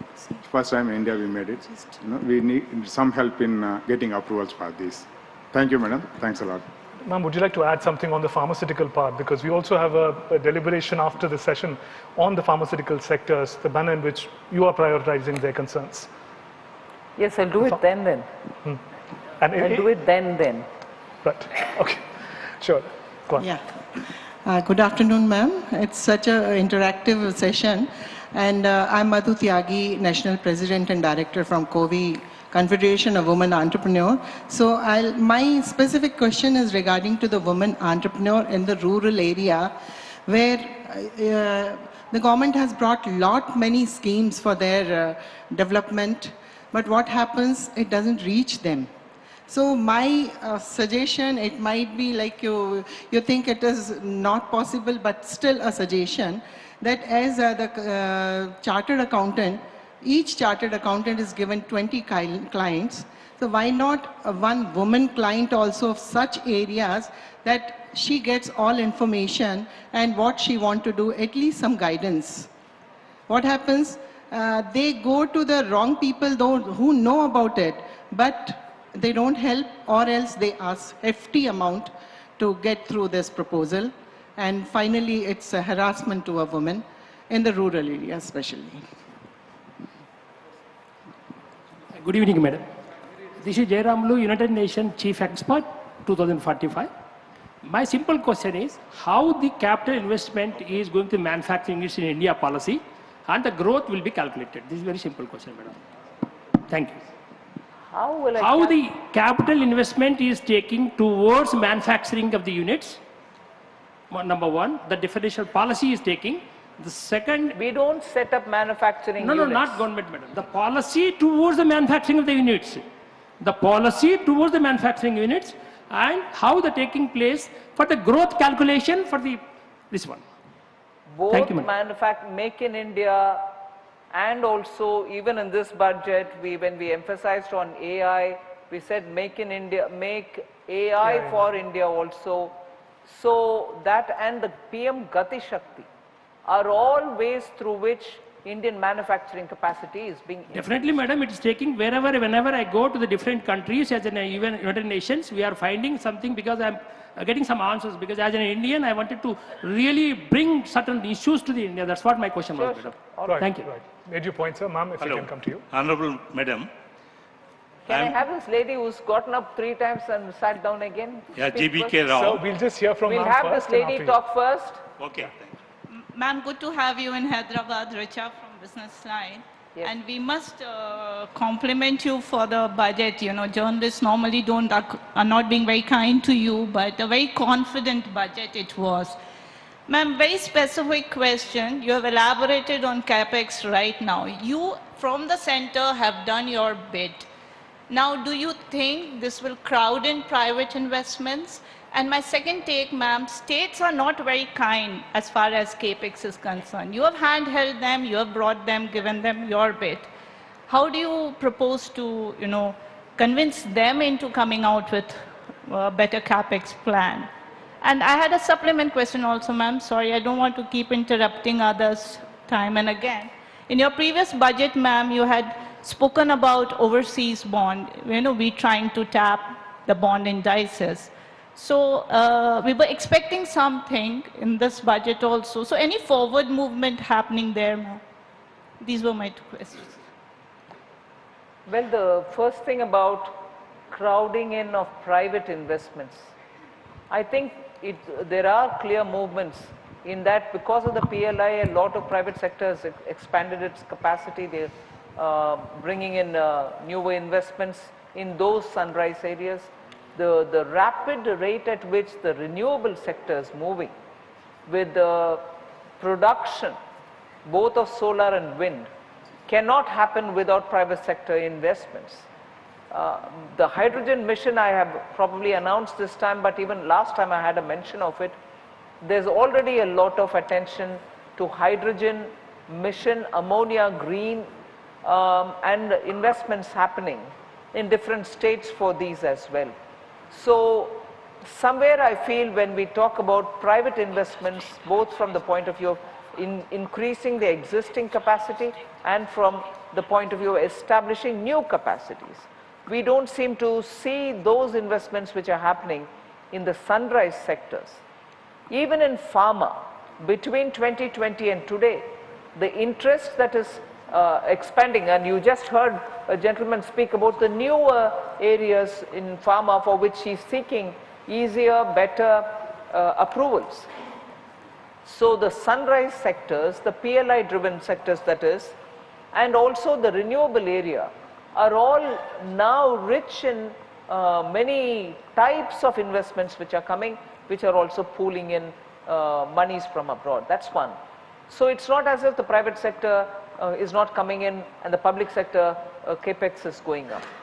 And the second that you asked me about the states, I think in one of the answers I mentioned clearly, states are showing actually a lot of interest. Some of the states are even now asking for more than what was allotted to them as per the formula which is given by the Finance Commission for tax devolution. The same formula has been used for disbursing this as well. And interestingly, last year when I had given 1 lakh crore, we had said 80% would go unconditional and the rest 20 will go with some condition of reforms attached to it. I was surprised at states even picking up on those conditional ones, where they'll have to undertake a reform, achieve it, and then say, look, I've cleared that, so give me that money as well. Many states have come into that band as well. So states are actually moving. The first year may have been a bit doubtful in that some states did, many did not. Last year I saw many did and some others have done, but not as much as they can. This year I expect all of them, because everybody has understood the whole, the way in which it works. So states will take it up. Right. We'll turn to some questions from journalists now. We have members of media organizations from across the Sorry, country. what about? Oh. Well, if there's something, I'll always say.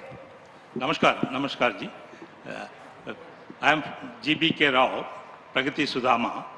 The biodiversity is the time of the hour, which pandemic we have seen. Instead of going allopathic medicines, we are spending so much money. Why not our traditional medicine, Ayurveda, which is very important, like Amrita Kal, that is Amrit Ahar, which is the millets, and also the instead of coffee, tea, kashayams, that herbal decoctions, instead of sugarcane sugar, that is going for the palm jaggery, and instead of refined oils, going for our Katigan, the cold press oils. In this direction, if you go, the health point of view, we are spending so much money. Why can't you go with the Amritakal budget as Amrit Ahar? I thought the Ayush Ministry is doing that. But still, there is a promotion is not to the extent this the 4 things which I said about the millets and herbal and sugarcane, instead of sugarcane sugar, promoting that palm jaggery and instead of refined oils or but you made your point, sir. I think that point has been noted. If you can please Good have evening, the journalists put their questions, Good please. evening, ma'am. I'm Santoshi Buddhiraju. I should first thank the Government of India. I am an SIFS beneficiary. So I'm a manufacturing startup that is into heavy manufacturing, trenchers we manufacture. I'm an IIT graduate.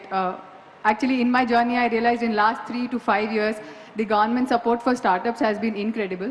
But yes, when it comes to manufacturing, the manufacturing is very capital intensive, and access to funding for the startups which are trying to do something in manufacturing is actually becoming very difficult. Yes, when you speak about digital, IT, any startups in those lines, it's much easier. But when it comes to manufacturing startups, it's getting tougher.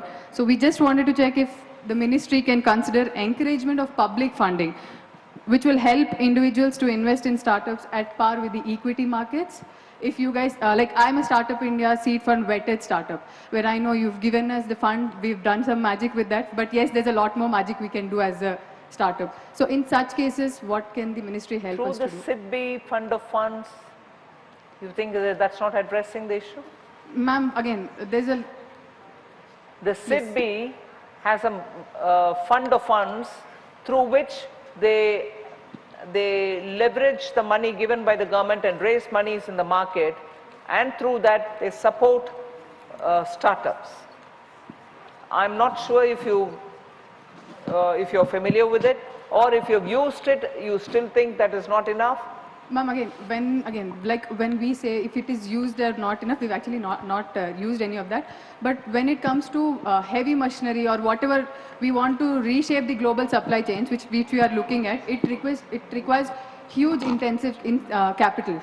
So for such things, how can we? That is where we have found the NABFID, National Bank for Funding Infrastructure Development, which is the long-term monies, risk invested money, meaning the high risk money, which doesn't have a short-term return, is being funded by what is called a development bank. We have created that. NABFID is a government-created developmental bank which aims at funding long-term infrastructure projects in which you probably can also fit in. Similarly, there is the National Infrastructure Investment Fund, which is also funded by the government. Even they raise money out of the public, and with the government's given money, they raise money from others as well.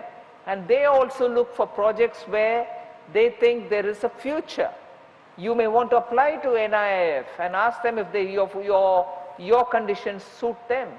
Right, and if you can have the questions in brief now, our journalist friends, media fraternity, please reach out to the mic and put your questions. I am Rajiv from the Hindu. My question is twofold. One about the criticism that the center is stifling the voice of states by imposing restrictions on their borrowing limits and other things is one. That has been a frequent criticism these days. The second one is about the cesses and surcharges. You know, our government, at least Telangana government, is on record saying, you know, out of the 41% devolution made by the 15th Finance Commission, only 29.3 or 29.4% is coming to them, because the rest of 11% is going to the center's kitty in the form of cesses and surcharges. Can you elaborate on these two? Your first question was on states, restrictions on states' borrowing capacities. There is an article in the Constitution, Article 293, which very clearly says that the center will look at states' borrowing, and during the pandemic we had expanded it, and when during the pandemic we had also to borrow and give the states, we had made sure that we do a back-to-back borrowing and give to the states for the GST compensation as well. States by constitution, because you're saying states are saying this.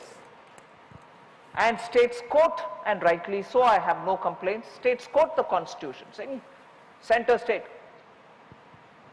The article in the constitution gives the center the right to make sure that the borrowings are kept within a certain limit, and that limit is equally applied to all states. No one state can get more and the other one can get less. None of that happens. So the overall borrowing in this country will have to be in somebody's hands, and that is provisioned in the constitution, and that's exactly what we're doing. And to say that we are restricting them from borrowing, no.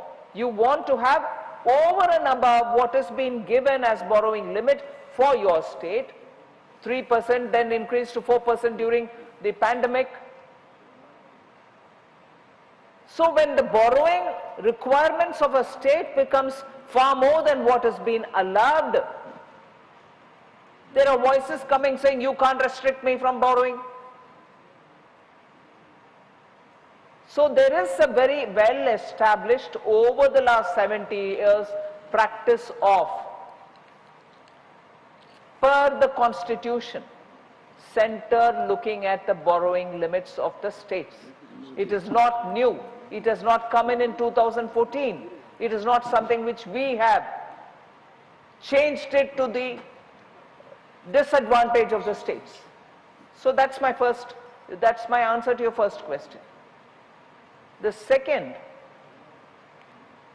would you just remind me what was the second? 1 minute. On the 41%. It's all right for me to now read up as to how many this state has got, that state has got. In the parliament, on the cesses and surcharges, even during this budget speech discussion, I have shown how much more than what has been collected under one head of the cess, more has been dispersed to the states even under that head. So if I collect only, say, 1.5 crores, there are instances, this is not the exact number, I'm giving you an example.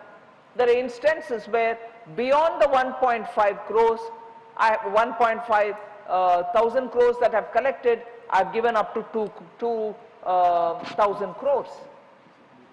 Drawing from the consolidated fund, because that scheme for which it's been collected, because it's, let's say, education or health cess, we give it.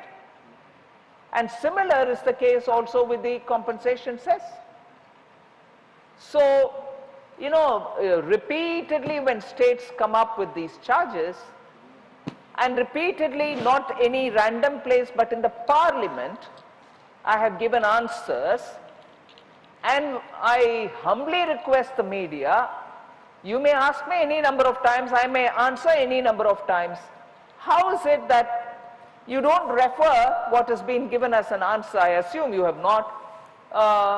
Parliament may, this was given as a reply. Over and above this, do you still hold that charge? You should ask them. Parliament is not a, you know, a place where you can forget the answer given. It's the fundamentally primary and highest place in a democracy, elected parliamentary democracy, where I'm standing up to give the answers with the data in my hand. I would humbly request the media, pause it and say, is it true? Is this answer not right? Right. Good evening, madam. This is Nagarjun on the side here. Right. Okay. Good evening, madam. Thanks for your time. And my question is predominantly on the education system. I work as a vice president in Tech Mahindra, delivering services to You were asking for the media, right? Oh, we're taking the questions from media first, sir. So Okay. if you can just take the questions from our media friends. No problem. Finish with the... No problem. Go ahead. So the members of the media, if you can just reach out to the mic and put your questions. Please identify yourself, sir.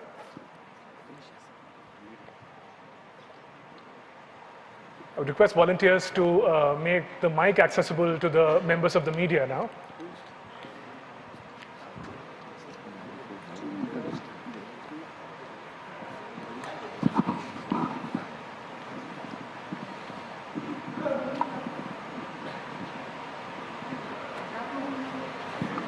Ma'am, thank you very much. I'm Ajay from Doordarshan News. You gave us the dream of $5 trillion economy in your one of the budget. It is also translating to the state level, because many states are now eyeing for $1 trillion economy, be it Uttar Pradesh, the government of Maharashtra, government of Karnataka, government of, I think, Gujarat. Ma'am, what is your message to the state governments now? Now you have presented the union budget. It is also the on the states to take forward the mantra of Amrit Kal that you have put forward. So what's your real message for the state governments for their own budget? Well, I'm not sure whether I should give a message. But states, of course, have their plans. Many states have got their plans for export. They have their plans for inviting more investments. This particular scheme whereby one district, one product be identified. Kisan Rail, which comes to pockets of products which are grown, like bananas are grown in one particular area, coconut, any other vegetables which are looking for export market. All of them have been facilitated by the Kisan Rail. Kisan Udan, which is also picking it up for air cargo. These are also happening, benefiting states, and their policy to help their own farmers can be greatly facilitated by this. This budget has also provision for a unity mall. What is that? It means that in every state capital, or in the financial headquarters of the state, or in a tourist, a town which is known for its tourism, an Ekta mall be built, for which the center is also, through the capital 50-year loan, we are giving assistance. You build it for having stalls of your one district, one product, so that people know, oh, these are products from this state. And in that, GI tagged products also from each state. Every state in India has enough and more GI identification obtained products, artisans, materials.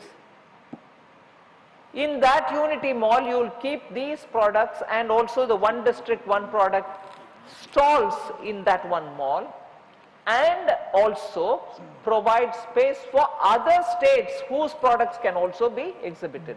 So if, for instance, the tourists who come to Hyderabad will go to the Unity Mall to see products which are of Telangana, all GI tagged or one district, one product stalls, and over and above that, every other state which wants to be exhibiting their products, they can also find a place here.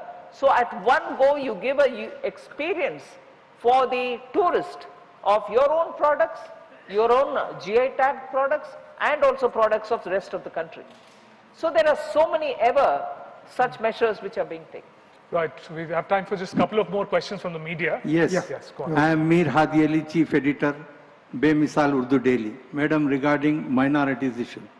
Madam, ये last budget में जो 5,000 करोड़ 2022-23 में दिया गया था, आपके इस बार 2023-24 में आपने ओनली 3,097 रखा है.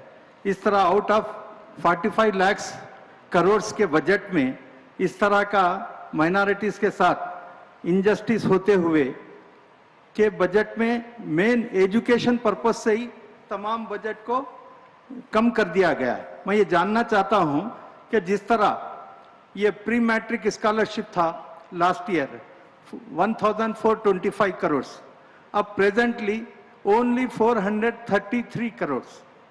नंबर 2, स्किल लाइफ और वुड डिलीवरी में 392 था, आपके बाद ओनली 3.4 करोड़ आपने अलॉट किया. इस तरह से फ्री कोचिंग स्कीम में 79 करोड़ लास्ट ईयर था, अब के बाद ओनली 30 करोड़ आपने किया.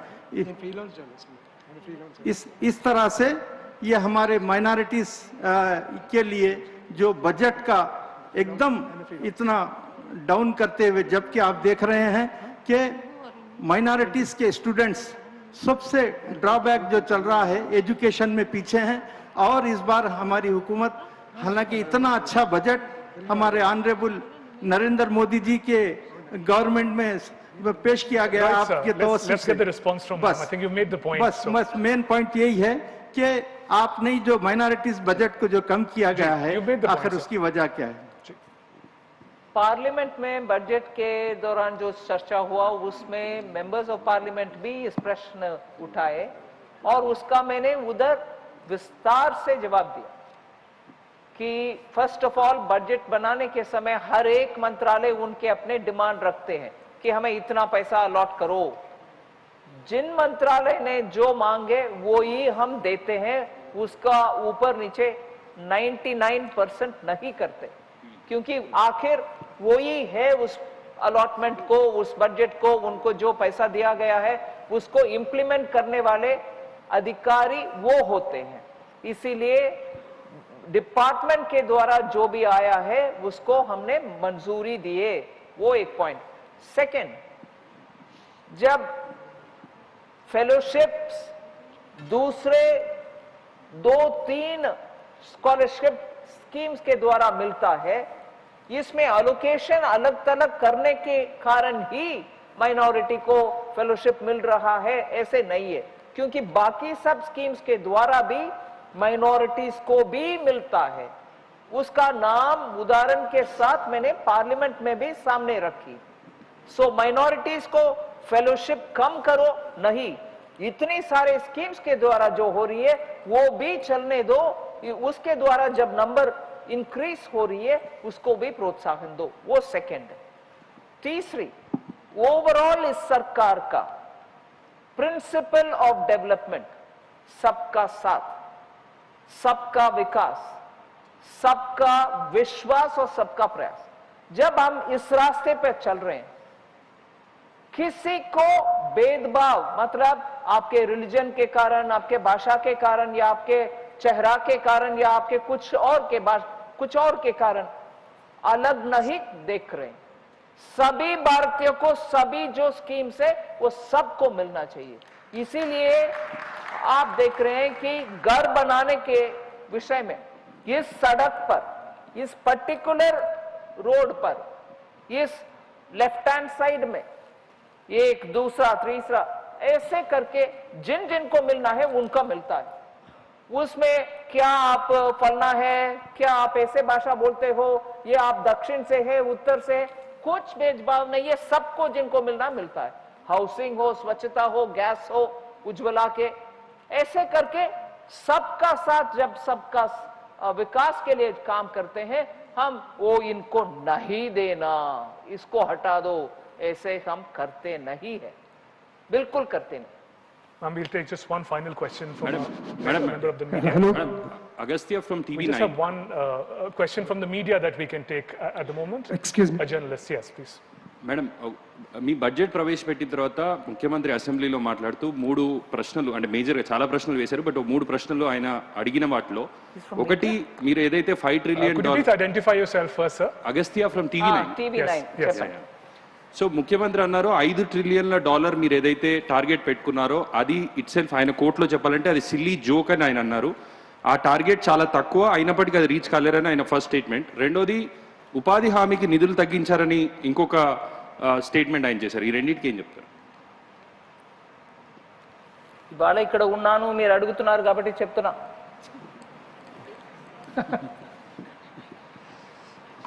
ఈ ఉపాధి హామీ పథకం మీద కూడా నేను చాలా వివరంగా పార్లమెంట్లో జవాబిచ్చాను. దాని సారాంశం మీకు చెప్తున్నా. ఇక్కడ ఉపాధి హామీ పథకం అనేది డిమాండ్ డ్రివెన్. అంటే ఈ నెలలో ఇక్కడ ఉపాధి హామీ పథకం జాబ్ కార్డ్ అంటారు. జాబ్ కార్డులో ఎంతమంది ఉన్నారు, వాళ్ళకి ఎంత జాబ్ పోతుంది, ఎన్నాళ్ళు ఇవ్వాలి అనేది చూసుకొని డిమాండ్ వస్తుంది. దాని మేరకి మేము ఫండ్ అలాట్ చేస్తాం. ప్రతి సంవత్సరం కూడా 2014 నుంచి ఇవాళ వరకు బీఈలు ఎంత అంటే బడ్జెట్ టైంలో మనం ఎంత చెప్తున్నామో అంతకంటే ఎక్కువ అమౌంట్ సంవత్సరం ఆఖరికి ఖర్చు పెడుతున్నాం. అది సప్లిమెంటరీ డిమాండ్ ఫర్ గ్రాంట్ బడ్జెట్లో వస్తున్నప్పుడు ఎక్కువ కావాలంటే పార్లమెంట్లో పర్మిషన్ తీసుకుని ఆ ఎక్కువ కూడా ఖర్చు పెడుతున్నాం. అది నేను డేటా పరంగా పార్లమెంట్లో చెప్పాను. మా టైంలో 2014 నుంచి ఒక్కొక్కసారి బడ్జెట్ నుంచి కంపేర్ చేయండి, ఆఖరికి ఎంత ఖర్చు పెట్టాం, ఎక్కువే ఎక్కువే చేసాం. ప్రతిసారి బడ్జెట్ కంటే ఎక్కువ అట్ ద ఎండ్ ఖర్చు అయింది. ఇదే నేను కొంచెం ఇలా చెప్తున్నాను అనుకోవద్దు. ముఖ్యమంత్రి గారు ఇప్పుడు ఏం జరగట్లా, అప్పుడు బాగా స్మూత్గా జరిగితే కూడా చెప్పారని నేను విన్నాను. అప్పుడంటే 2014 నుంచి 2014కు ముందు ఉన్నటువంటి ప్రధాని వారు పేరు తీసుకొని ఆ టైంలో బాగా జరిగింది. ఈ ఉపాధి హామీ పథకం ఆ టైంలో ఎలా ఉండింది అనేది కూడా నేను మీకు డేటాతో పార్లమెంట్లో చెప్పాను. 2010లో బడ్జెట్ టైంలో ఎంత ఇచ్చారు, ఆఖరికి ఎంత ఖర్చు అయింది. 3 వంతులు బడ్జెట్ టైంలో చెప్పినది కంటే తక్కువే ఖర్చు పెట్టారు. అన్ని బాగా జరిగింది అన్నవారు అది కూడా కొంచెం చెక్ చేసుకోవాలి. ఇది బాగా జరిగిందా అని కూడా చెక్ చేసుకోమని నేను రిక్వెస్ట్ చేస్తున్నాను మీ ద్వారా ముఖ్యమంత్రి గారిని. ఉపాధి హామీ పథకంలో 2014 తర్వాత మోదీ గారు ఖర్చు పెట్టినటువంటి అమౌంట్ ఇప్పటి వరకు ఆ పథకాన్ని తీసుకొచ్చి మా పథకం మెప్పుకు మాట్లాడుతున్న వాళ్ళు ఖర్చు పెట్టలేదు. అదే నిజం. సో అది ఉపాధి హామీ పథకం. మీకు కావాలంటే TV9 మీ పేరు మర్చిపోతున్నాను, అగస్త్య మీకు నేను డేటా నేను పార్లమెంట్లో ఏదైతే చెప్పానో అది మీకు పంపిస్తాను. మీరు డేటా ముందు పెట్టుకొని నేను చెప్పేది నిజమా లేదా అని చూడండి. మీ మొదటి ప్రశ్న ఇది. రెండోది 5 ట్రిలియన్ ఎకానమీ. దీని గురించి నేను ఇంకో విషయం కూడా చెప్పదలుచుకున్నా. ఒక గోల్ పెట్టుకుని దానికోసం గట్టిగా ప్రయత్నించి దాన్ని ఆ గోల్ గోల్కి దగ్గర మనం చేర్చుకోవాలి అని ప్లాన్ చేస్తున్నాం. ఇక్కడ ఒక జర్నలిస్ట్నే అనుకుంటున్నాం, ఒక పెద్ద ఆయన లేచి చెప్పారు, ప్రతి స్టేట్ తన ఒక వంతు, తన ఒక కాంట్రిబ్యూషన్ ఎంత ఉండాలి, ఈ 5 ట్రిలియన్ ఎకానమీలో మేము 1 ట్రిలియన్ వరకు చేసి చూపిస్తాం, ఇంకోటి చెప్తున్నారు మేము కూడా 1.25 ట్రిలియన్ వరకు వెళ్తాం అని. దేశం వ్యాప్తంగా ఆ 5 ట్రిలియన్ అచీవ్ చేయడానికి మన అందరూ కూడా ప్రయత్నం చేయాలి. నేను ఇంకోటి చెప్పాను, సబ్కా సాత్ సబ్కా వికాస్ సబ్కా ప్రయాస్, విశ్వాస్ మధ్యలో ఉంది. సబ్కా ప్రయాస్ అనే ఆ భావనతోటి అందరూ ముందుకు వెళ్తున్నప్పుడు ఇది ఏంటి 5 ట్రిలియన్ జోక్ అని అంటే జనాన్ని వెక్కిరిస్తూ మాట్లాడుతున్నారా? ఈ ప్లాన్ నేనో లేకపోతే ప్రధాని గారో ఇలా అక్కడ ఉన్న వాళ్ళ కోసం కాదు, దేశాని కోసం, మనం అందరూ బాగుపడాలి అని అనేదాని కోసం ఆ 5 ట్రిలియన్లో మేము కూడా కాంట్రిబ్యూట్ చేస్తామని ఒక్కొక్కరు ఒక్క స్టేట్లో చెప్తున్నారు. అది కాదు, మనం ఇక్కడ ఏం చెప్తాం, అది జోక్ అంటే ఎవరు జోక్ అండి? జనాన్ని మీరు జోక్ అంటున్నారా? వాళ్ళ కోసం మనం చేసే పథకాన్ని జోక్ అంటున్నారా? అవమర్యాద కదా, జనానికి అవమర్యాద కాదా ఇది? జనాన్ని వెక్కిరిస్తున్నారా మీరు? సరే, 60,000 స్వచ్ఛం అప్పు ఉండేది తెలంగాణకి 2014లో. మేడం ఒక్క నిమిషం అండి, వీరికి ఇంకా కొంచెం ఎలాబరేట్గా జవాబిస్తున్నా, మీకు కూడా వస్తారు. 60,000 crores వరకు ఏదో అప్పు ఉండేది, అప్రాక్సిమేట్ అమౌంట్. ఆ అమౌంట్ 2014లో అప్పు తెలంగాణకి దగ్గర ఒక 15 సంవత్సరం 3-4 గవర్నమెంట్స్ మార్చు అక్యుములేట్ అయిన అమౌంట్. నేను ఏదో ఒక్క గవర్నమెంట్ వల్ల వచ్చిందని నేను చెప్పలే, కానీ పాండమిక్ వచ్చింది, మన అందరూ కూడా అప్పులు తీసుకున్నాం, సెంట్రల్ తీసుకున్నాం, స్టేట్కి ఇచ్చాం, స్టేట్ వాళ్ళ అప్పులు కూడా పెంచారు లేదండి. ఆ మర్యాద మనసులో పెట్టుకునే చెప్తున్నా, పాండమిక్ వచ్చింది, మన అందరూ కూడా అప్పు తీర్చుకోవాల్సిన పద్ధతి స్టేజ్కి వచ్చేసాం, అప్పు తీసుకున్నాం, తెచ్చుకున్నాం, అది తీరుస్తూ పోతాం. సో అందరికీ కూడా పాండమిక్ కారణంగా ఎక్కువ అప్పు తీర్చుకోవాల్సిన పద్ధతి పొజిషన్ వచ్చింది అనేది మనసులో పెట్టుకునే మాట్లాడుతున్నాం. 2014లో తెలంగాణ అప్పు ఎంత? 60,000 స్వచ్ఛం కోట్లు. ఈ గడిచిన 7 సంవత్సరంలో 7-8 సంవత్సరాలు అంటే రెండు సారి తెలంగాణలో ఇదే గవర్నమెంట్ ఉండగా అప్పు ఎంత అయిందండి? దీంట్లో కొంచెం మినహాయించుకోవచ్చు కోవిడ్ కోసం 3 లక్షల కోట్లు దాటిపోయింది. 5 ట్రిలియన్కి కాంట్రిబ్యూట్ చేసేది గురించి నువ్వు మాట్లాడుకు, వెటకారంగా మాట్లాడండి, జనాన్ని ఏళ్ళన పరుస్తున్నట్టు మాట్లాడండి. కానీ బాబు మీ అప్పు గురించి ఒకసారి నాకు చెప్పండి. అందరూ కోవిడ్ కోసం అప్పు తీసుకున్నాం లేదన్నా, కానీ ఒక్క తెలంగాణ 60,000 కోట్లు 2014లో ఉండగా ఇవాళ 3 లక్షల కోట్లు దాటింది అప్పు. 5 ట్రిలియన్ గురించి జోక్ చేయక ప్లీజ్. 5 ట్రిలియన్ గురించి దయచేసి సీఎం గారు జోక్ చేయవద్దు. దీని గురించి కొంచెం మనందరం బాధ్యతగా మాట్లాడితే బాగుంటుంది. Right, but that's all the time we had, I'm afraid. That's all the time we had. Madam Ajay అండి 10 టీవీ. సీఎం గారు అసెంబ్లీలో మాట్లాడుతూ కేంద్ర ప్రభుత్వ బడ్జెట్ ఎలా ఉందంటే శుష్క ప్రియాలు శూన్య హస్తాలు లాగా ఉంది. శుష్క ప్రియాలు శూన్య హస్తాలు, చెప్పేవి పెద్దగా ఉంటాయి, చేసేవి తక్కువ ఉంటాయి. దాదాపు 150కి పైగా కాలేజీలను, మెడికల్ కాలేజీలను దేశవ్యాప్తంగా ఇచ్చినప్పటికీ తెలంగాణకు ఇచ్చింది మాత్రం గుండు 0 అంటూ ఆయన మాట్లాడినటువంటి సందర్భం. At the same time nursing కాలేజీల విషయంలో కూడా తెలంగాణకు అన్యాయం చేశారు. ఇంకొక విషయం ఏంటంటే రాష్ట్రం నుండి దాదాపు 4 లక్షల కోట్లకు పైగా పన్నుల రూపేణా కేంద్ర ప్రభుత్వానికి పంపినప్పటికీ కూడా తిరిగి రాష్ట్రానికి వచ్చింది 150,000 కోట్లు మాత్రమే. ఇది కాదంటే నేను రాజీనామా చేస్తానంటూ కూడా మంత్రి కేటీఆర్ పదే కామెంట్స్ చేస్తున్నటువంటి సందర్భం కనబడుతుంది. దీనికి ఎట్లా సమాధానం చెప్తారు? మీరు మొదటి ప్రశ్న ఈ మెడికల్ కాలేజెస్ గురించి చెప్పారు. ఈ బడ్జెట్లో మనం చెప్పినది ఏంటండి, 157 మెడికల్ కాలేజెస్ 2014 నుంచి ఇవాళ వరకు ఎస్టాబ్లిష్ అయ్యాయి. ఆ 157 కాలేజెస్ ఎక్కడ ఉన్నాయో అక్కడ నర్సింగ్ కాలేజెస్ కొత్తగా తీసుకొచ్చి పెడతాం అన్నాం. ఆ 157లో తెలంగాణలో ఒక్క కాలేజ్ కూడా రాలేదు అని పెట్టుకుని కొంచెం బాధ రావడం న్యాచురలే, లేదన్న. కానీ అప్పుడు ఆ 157 కాలేజెస్ ఎస్టాబ్లిష్ చేయడానికి అప్పుడు ఏ డిస్ట్రిక్ట్లో మీ దగ్గర మెడికల్ కాలేజెస్ లేవో ఆ డిస్ట్రిక్ట్ పేరుని పంపించండి, అక్కడ మేము ఎస్టాబ్లిష్ చేస్తాం అని కేంద్ర ప్రభుత్వం చెప్పినప్పటికీ కరీంనగర్ ఖమ్మం జిల్లా పేరుని పంపిస్తే బాబు అక్కడ ఆల్రెడీ ఉందండి కాలేజీ, వేరే జిల్లాలో ఎక్కడ లేదో ఆ జిల్లా పేరుని పంపించండి అని అంటే పంపించక ఆ 157లో మాకు ఇవ్వలేదు అని ఇప్పుడు కంప్లైంట్ చేస్తే ఎలాగా? మీరు పంపించిన డిస్ట్రిక్ట్ ఏమిటి? అక్కడ మెడికల్ కాలేజ్ ఉంది కాబట్టి 157లో ఒకటి కూడా మీకు రాలేదు. అందువల్ల ఇప్పుడు నర్సింగ్ కాలేజెస్ ఎక్కడ మెడికల్ కాలేజ్ ఉందో అక్కడే పెడతాయి. యాక్చువల్లీ దానికి సినర్జీ ఉంటుంది, అందుకని అక్కడ పెడతామంటే మెడికల్ కాలేజు ఇవ్వలేదు, నర్సింగ్ కాలేజు ఇవ్వలేదు అని అంటే బాబు మీరు ఎప్పుడు మీరు డేటా సరిగా ఇవ్వాలో అప్పుడు మీరు ఇవ్వకుండా పైగా ఎప్పుడు అసెంబ్లీ నిలబడితే కూడా ఎన్డి అంటే నో డేటా గవర్నమెంట్ అంటున్నారు. మీకు మీ జిల్లాలో ఎక్కడ హాస్పిటల్ ఉందనే డేటావే లేనప్పుడు ఎక్కడండి అసెంబ్లీలో నిలబడి ఈ మాటలు చెప్పడం? డేటా వీళ్ళ దగ్గర ఏంటి 32 జిల్లా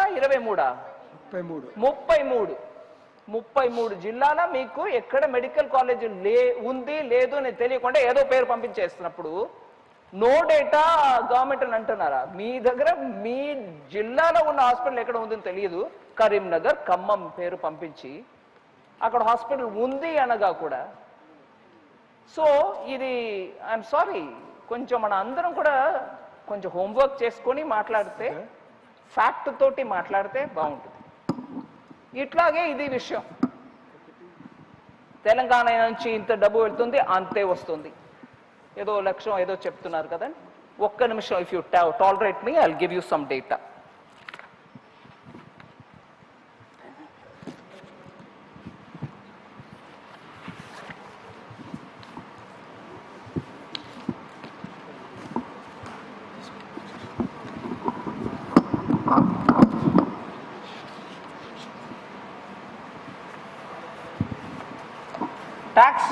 વ્યવસાય સાથે જોડાયેલ છે.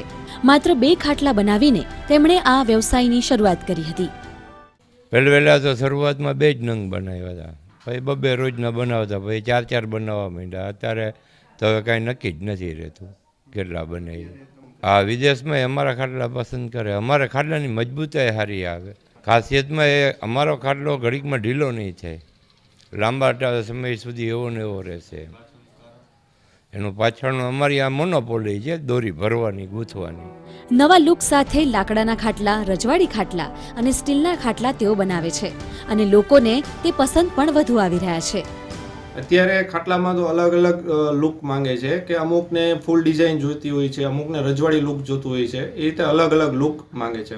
વધારે અત્યારે માંગ છે સ્ટેનલેસ સ્ટીલની, એમએસની ને લાકડાના પાયામાં રજવાડીની, એ રીતે બધાની સરખી જ માંગ રહેતી હોય છે. મારું મેન કામ વેલ્ડિંગ કામનું બનાવવાનું, મારે ફ્રેમિંગ બધી. પછી આ દોરી ભરાઈ કામ પછી અહીંયા આવે, એમાં કલરમાં જાય, લોખંડનું હોય કલર કામમાં જાય, સ્ટીલનું હોય અહીંયા આવી જાય, બફ થઈને કમ્પ્લીટ થઈને. 1500 રૂપિયાથી માંડીને 40,000 સુધીના ખાટલા લોકો ખૂબ પસંદ કરીને પોતાની વાડીએ અને ઘરની ઓસરી તથા ફળિયામાં રાખતા થઈ ગયા છે. શરૂઆત કરી અમે 2500થી, 2500નો એક પીસ શરૂઆતથી બનાવ્યો હતો. અત્યારે 35-40 હજાર સુધીના પીસ બનાવીએ છીએ. એક પીસ 35-40 હજારના બનાવે. એમાં રજવાડી ઢોલિયો કહેવાય, એમાં લાકડાના પાયા આવે, પિત્તળનું વરખ આવે, એમાં તો ભરત બીજી ટાઈપનું આવે, ડબલ બેડનું આવે. ખાટલામાં સુવાથી કમરના દુખાવા અને સ્નાયુના દુખાવામાં પણ રાહત મળે છે અને આ સાથે ખાટલામાં ઊંઘ પણ ખૂબ સારી આવે છે. આ રેશમ દોરી ઉપર સુવાના બી અનેક ફાયદા હોય છે. કે તમે ખાટલા ઉપર સુવાથી તમને કમરનો દુખાવો છે, સ્નાયુના દુખાવા છે, શરીરના ઘણા ખરા અંગોના તમને દુખાવો હોય છે, કે ડૉક્ટર પણ અમુક જગ્યાએ એવી રીતે કહે છે કે તમને ફ્રેક્ચર કે કાંઈ હોય છે તો ખાટલા ઉપર સુવાનું કહે છે કે લોહીનું સર્ક્યુલેશન તમારું ચાલુ રહે એ મુજબ. એટલે ખાટલા ઉપર સુવાના અનેક ફાયદા થાય છે. અનેક રીતે ફાયદાકારક ખાટલા અત્યારે બદલાતા જમાનાની સાથે ફરીથી લોકોની પસંદમાં જીવંત બન્યા છે. ત્યારે અવનવી ડિઝાઇન વેરાયટીના ખાટલા આપણી ગામઠી પરંપરાને પણ જીવંત રાખી રહ્યા છે. ગુડ ન્યૂઝ ગુજરાત માટે રુચિ દવેની સાથે ગુડ ન્યૂઝ ટીમનો રિપોર્ટ. हमारे जो मिलेट्स हैं, हमारा मोटा अनाज जो कहते हैं, मोटे अनाज की बात जो करते हैं, आमतौर पर हमारे यहाँ गांवों में हर घर में खाया जाता है. ये मिलेट्स की भोजन में बहुत बड़ी भूमिका हो सकती है. आपको पता है कि भारत के कहने पर साल 2023 को इंटरनेशनल ईयर ऑफ मिलेट्स घोषित किया गया है. आपे घणीवार मिलेट्स એટલે કે મોટા દળદાર અનાજ વિશે સાંભળ્યું હશે, જે ખાવું આપણા સ્વાસ્થ્ય માટે ખૂબ ફાયદાકારક હોય છે. શિયાળાની મોસમમાં મિલેટથી ભરપૂર એક વાનગી છે ભેડકું. શું છે આ અને તેને ખાવું કેમ જરૂરી છે? ભેડકું એ બહુ જ હેલ્ધી છે. એમાં 5 જાતના મિલેટ્સ આવે છે અને એમાં જુવાર, બાજરી, મકાઈ, મગની દાળ, ચોખા આ બધું જ મિક્સ કરીને એ ભેડકું બનાવવામાં આવે છે. અને એમાં બહુ જ બધું આયર્ન, અંદર પ્રોટીન, તમને ફાઈબર બધું જ મળે છે, જે તમારા શરીરને ખૂબ જ ઉપયોગી થાય છે. અને શરદીની મોસમમાં આ ખાવાથી તમને શરીરમાં એક ગરમાવો મળે છે. જુવાર, બાજરી, મકાઈ, દાળ, ચોખાથી બનતું આ ભેડકું કેવી રીતે બનાવાય છે? આવો રેસીપી જાણીએ. ભેડકું બનાવવા માટે આપણે સૌથી પહેલાં એમાં જુવાર, બાજરી, મકાઈ, મગની ફોતરાવાળી દાળ અને ચોખા આ 5 વસ્તુ લઈને એને આપણે શેકવાની છે. દરેક ચીજને અલગ અલગ શેકવી પડશે, કારણ કે દરેકનો શેકાવાનો ટાઈમ અલગ હોય છે. તેથી એને શેક્યા પછી એ થોડું ઠંડુ કરવામાં આવે છે અને પછી એને મિક્સર જારમાં ક્રશ કરીને એનો એક પાવડર ફોર્મ બનાવવામાં આવે છે. એ પાવડર ફોર્મ એકદમ પાવડર જેવો પણ નથી કરવાનો, થોડો કોર્સલી રાખવાનો હોય છે. ત્યારબાદ આપણે એક કડાઈમાં ઘી લઈએ. એ ઘી મૂક્યા પછી તેની અંદર અજમો નાખવામાં આવે છે. અજમો નાખવાથી આપણને આજે બધા જ આપણા જે અનાજ છે, જેને આપણે ભેડકું બનાવવામાં ઉપયોગમાં લેવાના છીએ, તે અજમો અને એની સાથે હિંગ આ 2 વસ્તુ નાખીએ છીએ, જેથી આપણને પાચન ક્રિયામાં એની હેલ્પ થાય છે. એટલે આ બંને વસ્તુ નાખવી જરૂરી છે. ત્યારબાદ જે આપણે પાવડર બનાવ્યો છે એને આપણે એ ઘીમાં શેકી લઈએ છીએ. 1-2 જ મિનિટ માટે આપણે એને શેકવાનો છે, કારણ કે આપણે ઓલરેડી પહેલાં આપણે અનાજ બધું શેકીને મૂકેલું છે. 2 મિનિટ માટે એને શેકી અને પછી ત્યારબાદ એમાં પાણી નાખવામાં આવે છે અને આપણે એને ગાંઠા ના પડે એ ખાસ ધ્યાન રાખવાનું છે. એટલે આપણે એને બરાબર સારી રીતે મિક્સ કરવાનું છે. ત્યારબાદ તેમાં થોડું મીઠું અને થોડી હળદર પાવડર આ નાખવામાં આવે છે અને પછી એને સારી રીતે ખદખદાવવામાં આવે છે. એને એ પાણીની અંદર જ પકવવામાં આવે છે અને સારી રીતે પકાઈ જાય પછી એને આપણે ઉતારી અને ઘણા લોકો એને ગરમ ગરમ પણ ખાઈ શકે છે. અને જ્યારે દાદી નાની લોકો ખાતા હતા ત્યારે એ આની અંદર દૂધ અથવા દહીં બેમાંથી કોઈ પણની સાથે આપણે એને ખાઈ શકીએ છીએ. આજે જ્યારે આપણે હેલ્ધી પેક ફૂડના સેવનમાં પડ્યા છીએ, ત્યારે આ ભેડકું આપને ગ્લુટીન ફ્રી ભોજન તો આપે જ છે, સાથોસાથ ડાયાબિટીસ, વધુ વજન, અસ્થમાની સમસ્યાઓ સહિત હૃદયની બીમારીથી બચવા માટે પણ ઉપયોગી છે. તમને ખબર નથી કે પેકેટ્સ જે રેડી મળે છે એમાં કેવી જાતના મિલેટ્સ વપરાય છે, શું વપરાય છે, કેવું અંદર હોય છે, તમને કંઈ જ નથી ખબર એ કેટલા દિવસનું હોય છે. તો જ્યારે આપણી પાસે આપણા જે એટલા ધાન્ય છે તો એમાંથી જ આપણે આપણી જાતે જ એને આપણે સારી રીતે શેકી એને સારી રીતે ક્રશ કરીને એમાંથી જ કંઈક ને કંઈક આપણે બનાવીએ તો એ આપણા માટે વધારે હેલ્પફુલ છે. અને આ એક ગ્લુટન ફ્રી પણ રેસીપી છે. આ એક હોલ મીલ છે. તમે એક બાઉલ ભરીને જો ભેડકું ખાશો ને તો તમારું તમને એમ થશે કે મારું પેટ ભરાઈ ગયું.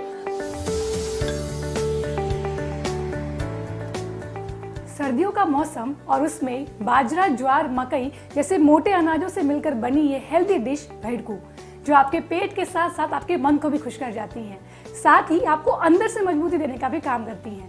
तो आप भी सर्दियों के मौसम में ऐसे ही स्वादिष्ट व्यंजन खाइए और मस्त रहिए। कैमरा पर्सन लक्ष्मण राजपूत के साथ सुमन बोराना, डीडी न्यूज़ अहमदाबाद।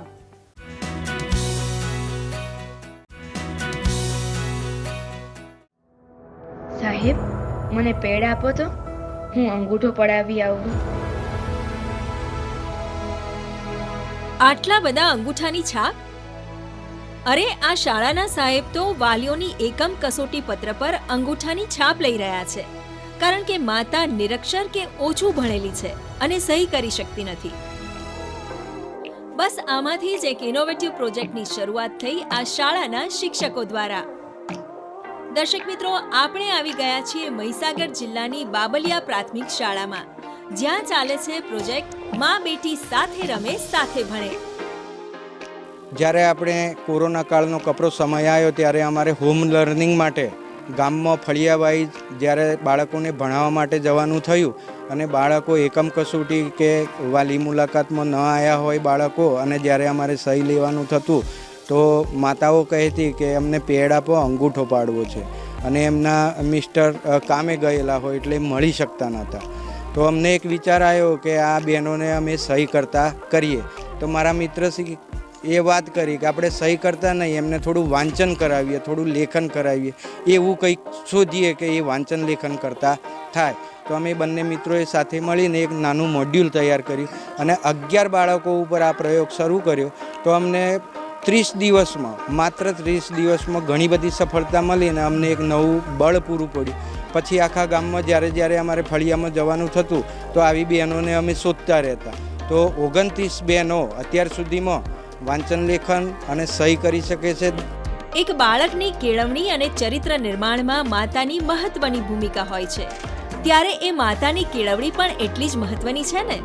જુઓ, આ નાનકડી નાવ્યા અને શિલ્પા કેવી તેમની માતાઓને શિક્ષિત કરી રહી છે. મને લખતા નહોતું આવડતું, ભણતા નહોતું આવડતું, તે મારે છોકરી કાયમ આવે શિલ્પા, તે લખતા શીખાડે હોજે તે આવડે છે થોડું. હા, સાથે મારું નામ લખું સ્કૂલમાં જૂતે સહી કરી આવું.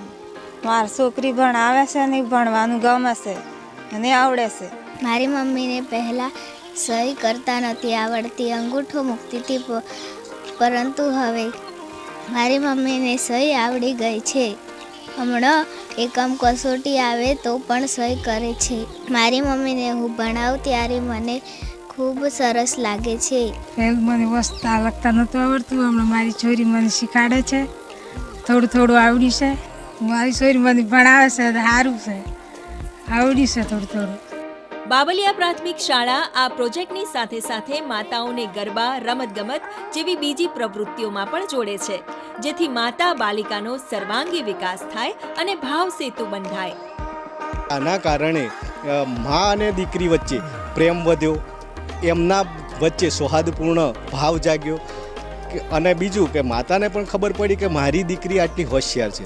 આનાથી માને દૂધની સ્લીપ, જે વારંવાર એને ડેરીએ જવાનું હોય એટલે કે એને સ્લીપ ભરતા આવડે, વાંચતા આવડે, સ્લીપ પણ વાંચે છે. બીજું કે ગામના બોર્ડ વાંચે, ક્યાંક જવાનું હોય બહાર તો બસનું બોર્ડ પણ એમને વાંચતા આવડે છે. આની જોડે અમે બેંક સ્લીપ પણ ભરતા શીખવાડ્યું છે. બીજા નંબરમાં કે એમના સ્વાસ્થ્ય વિશે અથવા તો કુપોષણ નિવારણ થાય એવો કાર્યક્રમ પણ જોડે અમે સંલગ્ન ચલાવીએ છીએ. 24 જાન્યુઆરીએ રાષ્ટ્રીય બાલિકા દિવસ આપણે ઉજવીએ છીએ, ત્યારે માતા બાલિકાના સૌહાર્દપૂર્ણ અને સહિયારા વિકાસનો આ અભિગમ ઉન્નત સમાજના એંધાણ આપે છે. ગુડ ન્યૂઝ ગુજરાત માટે મહીસાગરથી અશ્વિન પંડ્યાનો રિપોર્ટ.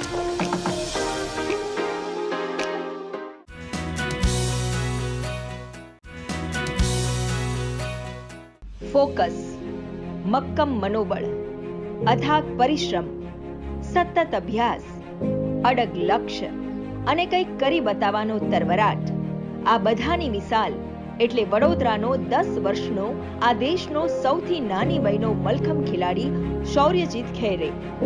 मैं रोज मलखम की 2 घंटे प्रैक्टिस करता हूँ, तो जब तक कैंप चल रहा था तब तक मैं 4-5 घंटे खेलता था। और मेरे कोचेज ने इंक्लूडिंग राहुल सर, शक्ति मैम, जीत सर, उन्होंने मुझे बहुत मोटिवेट किया है।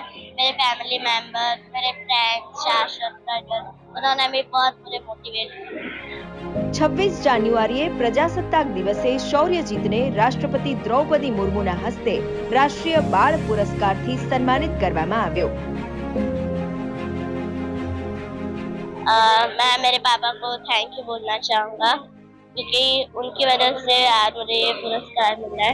36મી નેશનલ ગેમ્સમાં કાંસ્ય પદક મેળવી શૌર્યજીતે પોતાના પરિવારનું, વડોદરાનું અને ગુજરાતનું નામ દેશમાં રોશન કર્યું છે, જેના માટે તેણે ખૂબ પરિશ્રમ કર્યો હતો। આ શ્રેષ્ઠ પ્રદર્શન માટેની તૈયારી દરમિયાન જ તેના ગુરુ અને માર્ગદર્શક સમાન પિતા રણજીત ખૈરેનું અચાનક અવસાન થયું। આ આઘાત વચ્ચે પણ નેશનલ ગેમ્સમાં શ્રેષ્ઠ પ્રદર્શન કરી શૌર્યજીતે સૌને અચંબિત કરી દીધા, જેના વખાણ ખુદ પ્રધાનમંત્રીએ પોતાના ટ્વીટમાં કર્યા હતા।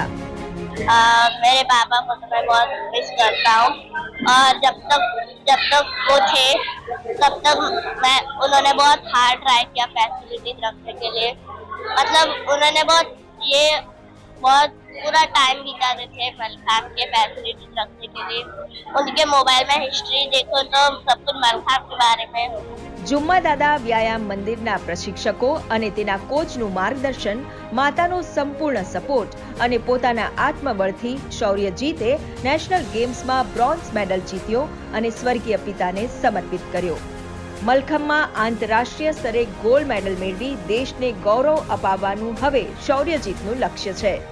અને શૌર્યજીત છેલ્લા 5 વર્ષથી જુમ્મા દાદા વ્યાયામ મંદિરમાં આવે છે અને એના ફાધર એને વેચના અખાડામાં લઈ આવ્યા હતા એઝ અ ગેમને જોવા માટે કે આ ગેમ કેવી છે અને એ છે ને અખાડામાં આવીને રેગ્યુલર પ્રેક્ટિસ કરે છે અને પછી છે ને એક ટાઈમ એવો હતો કે પ્રેક્ટિસમાં બહુ એ છે ને સારી પ્રેક્ટિસ કરતો હતો તો એનામાં છે ને અમારા છે ને અખાડાના સરે એવું જોયું કે આ છોકરો બહુ સારો છે તો અમે છે ને એના પાછળ બહુ સારી આપવા લાગ્યા મહેનત અને જે છે ને અમે મહેનત આપી છે એને પછી એનું ફળ આજે અમને બહુ સારી રીતે મળી રહ્યું છે। मेरे फ्यूचर प्लान्स है कि मैं वर्ल्ड चैंपियनशिप में गोल्ड मेडलिस्ट बनूं। मेरे जितने बच्चे हैं उनको मैं सिर्फ एक मैसेज देना चाहूँगा कि आप जिस स्पोर्ट में टैलेंटेड हो उस स्पोर्ट में और टैलेंटेड बनो और अपने मम्मी पापा का नाम रोशन करो and never give up on your dream.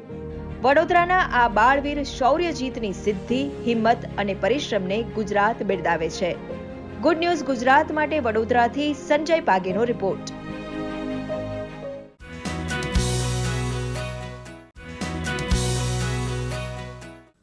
ગામડાઓ વિશે સાંભળતા જ આપણને કાચા રસ્તાઓ, ખેતરો, પશુઓ તેમજ કાચા ઘરો યાદ આવે છે, ખરું ને? પરંતુ હવે ગામડાઓનું સ્વરૂપ બદલાયું છે। પાકા રસ્તાઓથી લઈને હર ઘર નલ સે જલ જેવી સુવિધાની સાથે સતત વીજળી અને ઇન્ટરનેટની સુવિધાઓ પણ મળી રહી છે અને ગામડાઓના વિકાસને વધુ આગળ વધારવા માટે ગોબરધન યોજના શરૂ કરવામાં આવી હતી। इस गोबरधन योजना का उद्देश्य है गांवों को स्वच्छ बनाना और पशुओं के गोबर और खेतों के ठोस अपशिष्ट पदार्थों को कंपोस्ट और बायोगैस में परिवर्तित कर उससे धन और ऊर्जा जनरेट करना। આ યોજનાથી ગ્રામીણ ક્ષેત્રોને અનેક લાભો મળશે। ગામડાઓને સ્વચ્છ રાખવામાં મદદ મળશે તેમજ પશુ સ્વાસ્થ્ય સારું રહેશે અને ઉત્પાદકતા પણ વધશે। બાયોગેસથી રસોઈ કરવામાં અને લાઇટિંગ માટે ઉર્જાની બાબતમાં આત્મનિર્ભરતા વધશે। ખેડૂતો તેમજ પશુપાલકોની આવકમાં પણ વધારો થશે। વેસ્ટ કલેક્શન, ટ્રાન્સપોર્ટેશન, બાયોગેસના વેચાણ વગેરે માટે રોજગારીની નવી તકો સર્જાશે। आओ जानिए गुजरात में क्या आ योजना शुरू कराई है। तापी जिला में ग्राम विकास विभाग द्वारा गोबरधन प्रोजेक्ट की शुरुआत करवामां आवी छे। पायलट प्रोजेक्ट तरीके डोलवण तालुकाना 5 गामों में 200 लाभार्थीओ पासेथी आ गोबरधन प्रोजेक्ट की सुंदर रीते शुरुआत करवामां आवी छे। खूब ज सरल और असरकारक आ प्रोजेक्ट है। આ યોજનાની યોગ્ય વ્યવસ્થા માટે એક ઓનલાઈન ટ્રેડિંગ પ્લેટફોર્મ પણ બનાવાયું છે, જે ખેડૂતોને સીધા ગ્રાહકોની સાથે જોડશે, જેથી ખેડૂતોને છાણ અને એગ્રીકલ્ચર વેસ્ટની યોગ્ય કિંમત મળી શકે. 200 લાભાર્થીઓને ત્યાં બાયોગેસ મંજૂર થયેલા છે. એ પૈકી 148 કામો પૂર્ણ થઈ ગયેલા છે. 52 કામો પ્રગતિ હેઠળ છે, જે ટૂંક સમયમાં પૂર્ણ થવાના છે. સરકાર તરફથી એક જ સ્લેબમાં લાભ મળી જાય છે. કન્વર્જન્સનું કામ છે. મનરેગા અંતર્ગત 12,000 રૂપિયા અને સ્વચ્છ ભારત મિશન ગ્રામીણ અંતર્ગત 25,000 રૂપિયા, 5,000 લાભાર્થીનો લોક ફાળો, આમ ટોટલ 42,000નો યુનિટ કોસ્ટ થાય છે. સામાન્ય રીતે પશુપાલક કુટુંબો પાસે 3 થી 5 પશુઓ હોય અને એના છાણ અને અન્ય જૈવિક જે કચરો હોય એ છાણ અને જૈવિક કચરાના આ બાયોગેસ પ્લાન્ટની અંદર ગેસમાં રૂપાંતરિત થાય છે અને સાથે સાથે ખૂબ જ ઊંચી ગુણવત્તાવાળું ખાતર, જેને સ્લરી કહેવામાં આવે છે, એનો પણ આની અંદર એક બાય પ્રોડક્ટ તરીકે મળે છે. ખેડૂતો અને પશુપાલકો આ બાયોગેસના એલપીજીના પર્યાય તરીકે વાપરે છે અને 3 થી 5 કુટુંબોના સભ્ય ધરાવતું કુટુંબ એ સવાર સાંજ 2 થી 2.5 કલાક આ ગેસનો પુરવઠો એમને મળે છે. એટલે એમને એલપીજીના ખર્ચમાંથી પણ આમાંથી ખૂબ મોટી રાહત થઈ છે. સાથે સાથે છાણ અને જૈવિક કચરાનો આમાં ઉપયોગ થતો હોવાથી આરોગ્ય અને પર્યાવરણલક્ષી પણ એક સારી એમાં સફળતા મળી છે. વર્તમાન સમયમાં ખેડૂતની આવક સંપૂર્ણપણે પાકની ઉપજ ઉપર આધારિત છે, પરંતુ આ યોજના તેમની આવક વધારવામાં ખૂબ અસરકારક સાબિત થઈ રહી છે અને તેમની જીવનશૈલી પણ સુધરી રહી છે. ઘર વપરાશની અંદર પણ શું છે કે પશુપાલન મેં પાળેલા છે. પશુપાલનમાંથી અમે જે છાણ 2 ટાઈમ નાખતા છે એ સાંજ નાખીએ અને સવાર સાંજ હું સારી રીતે રસોઈ પણ બનાવું છું અને લાકડાનો વપરાશ પણ મારો ઓછો થાય છે. વર્ષ 2018-19ના બજેટમાં 115 જિલ્લાઓને પસંદ કરાયા હતા, જ્યારે આ વર્ષના બજેટમાં કેન્દ્રીય નાણામંત્રી નિર્મલા સીતારમણે ગોબરધન યોજના પર ભાર મૂક્યો હતો અને વધુ 500 નવા પ્લાન્ટ લગાવવાની જાહેરાત કરી હતી. Go-Bardhan scheme. These will include 200 compressed biogas plants, including 75 plants in urban areas and 300 community or cluster-based plants at a total investment of 10,000 crores. બદલાતા સમય અને આધુનિકતાને જોતા ગ્રામ્ય વિસ્તારોમાં ગોબરધન યોજના એક સારા વિકલ્પ તરીકે ઉભરી આવી છે. ઉપરાંત ભવિષ્યમાં ઈંધણના નવા સ્ત્રોત માટે આ એક સારો વિકલ્પ છે. ગુડ ન્યૂઝ ગુજરાત માટે તાપીથી નીરવ કંસારાનો રિપોર્ટ.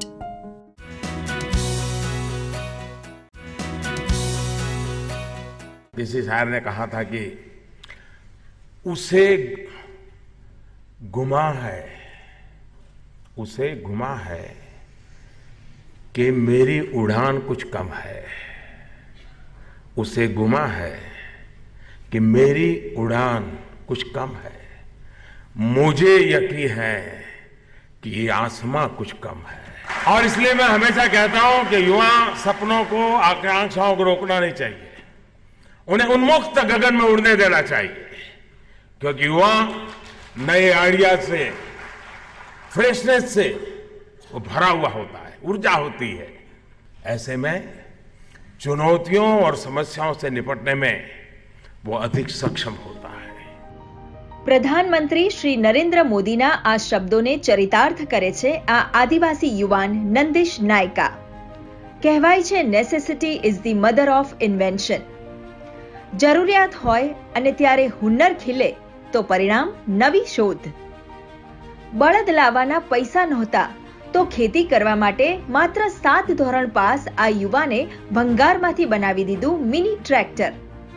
આ છે છોટા ઉદેપુરના ગુડા ગામનો આદિવાસી યુવક નંદિશ નાયકા. મારે ખેતરમાં કામ કરતા મને એવું વિચાર આવ્યો કે મારે ટ્રેક્ટર મેં બનાવું તો મારા લીધે મારા બધાને કામ કરવા કરતાં એક નાળનું કામ થોડું ઘણું ઓછું થતું હોય તો ટ્રેક્ટર બનાવ્યું. મેં કીધું મારે ખેડવામાં બીજાથી લાવવાનું પડતેલા, તેથી મેં મારે જાતે ટ્રેક્ટર બનાવવાનું મેં બનાવ્યું. 2 વર્ષ જેટલું મારે મંજૂરી કરવા, મહિનો 2 મહિના જેવું મંજૂરી કરવા જવું પડે. મંજૂરી કરીને પાછા આવીને પાછો બનાવું, એટલે એમને મારે વર્ષ 1.5 વર્ષ 2 જેવું લાગી ગયું. જેમ સુધારો કરવાનો થોડું ઘણું મેં મારા ખેતરમાં ચલાવતો ગયો ને જેમ જેમ મારાથી દિમાગમાં વિચાર આવતા ગયા તેમ તેમ મેં બનાવતો ગયો. કેવી રીતે અને શું આઈડિયા લગાવી આ મિની ટ્રેક્ટર બનાવાયું, આવો જાણીએ.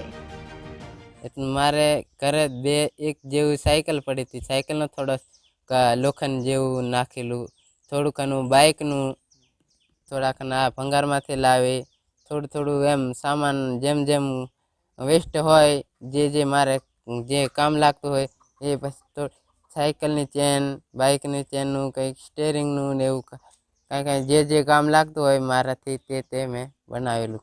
4 થી 5 ગેર જેવા બાઇકના એન્જિનમાં નાખેલું છે. બાઇક હતી બગડી ગયેલી, તેમાંથી મેં રિપેર કરેલું. રિપેર કરીને પછી એનાથી એન્જિનમાંથી મેં બનાવેલું કે મારે એન્જિન લેવું હોય તો ખરીદવાના પૈસા નહીં એટલા બધા કે હું પૈસાથી બીજું સામાન લઈ આવું. આનાથી મારે ખેતરમાં પણ કામ કરું છું અને મારે રોજગારી માટે બીજાના ખેતરમાં પણ ખેડવા છે, રાપ કાઢવા પણ જઉં છું.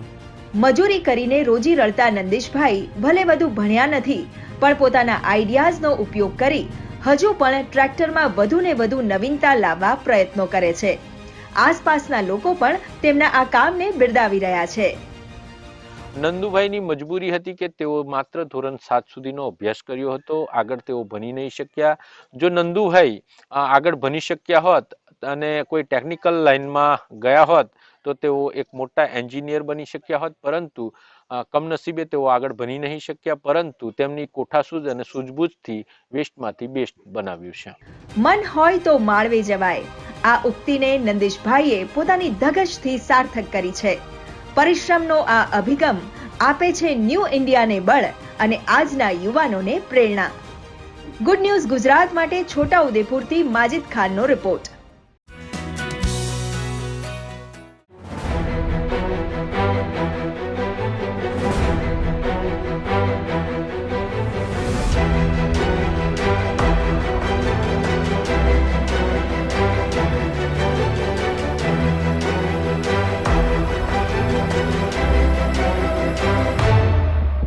આ વિશાળ સંકુલ છે પાલનપુરમાં આવેલું મામાનું ઘર, જ્યાં રહીને જીપીએસસી જેવી સ્પર્ધાત્મક પરીક્ષાઓ અને સાથે સાથે ફિઝિકલ અને મેન્ટલ ફિટનેસની સુંદર તાલીમ મેળવી રહી છે આ દીકરીઓ.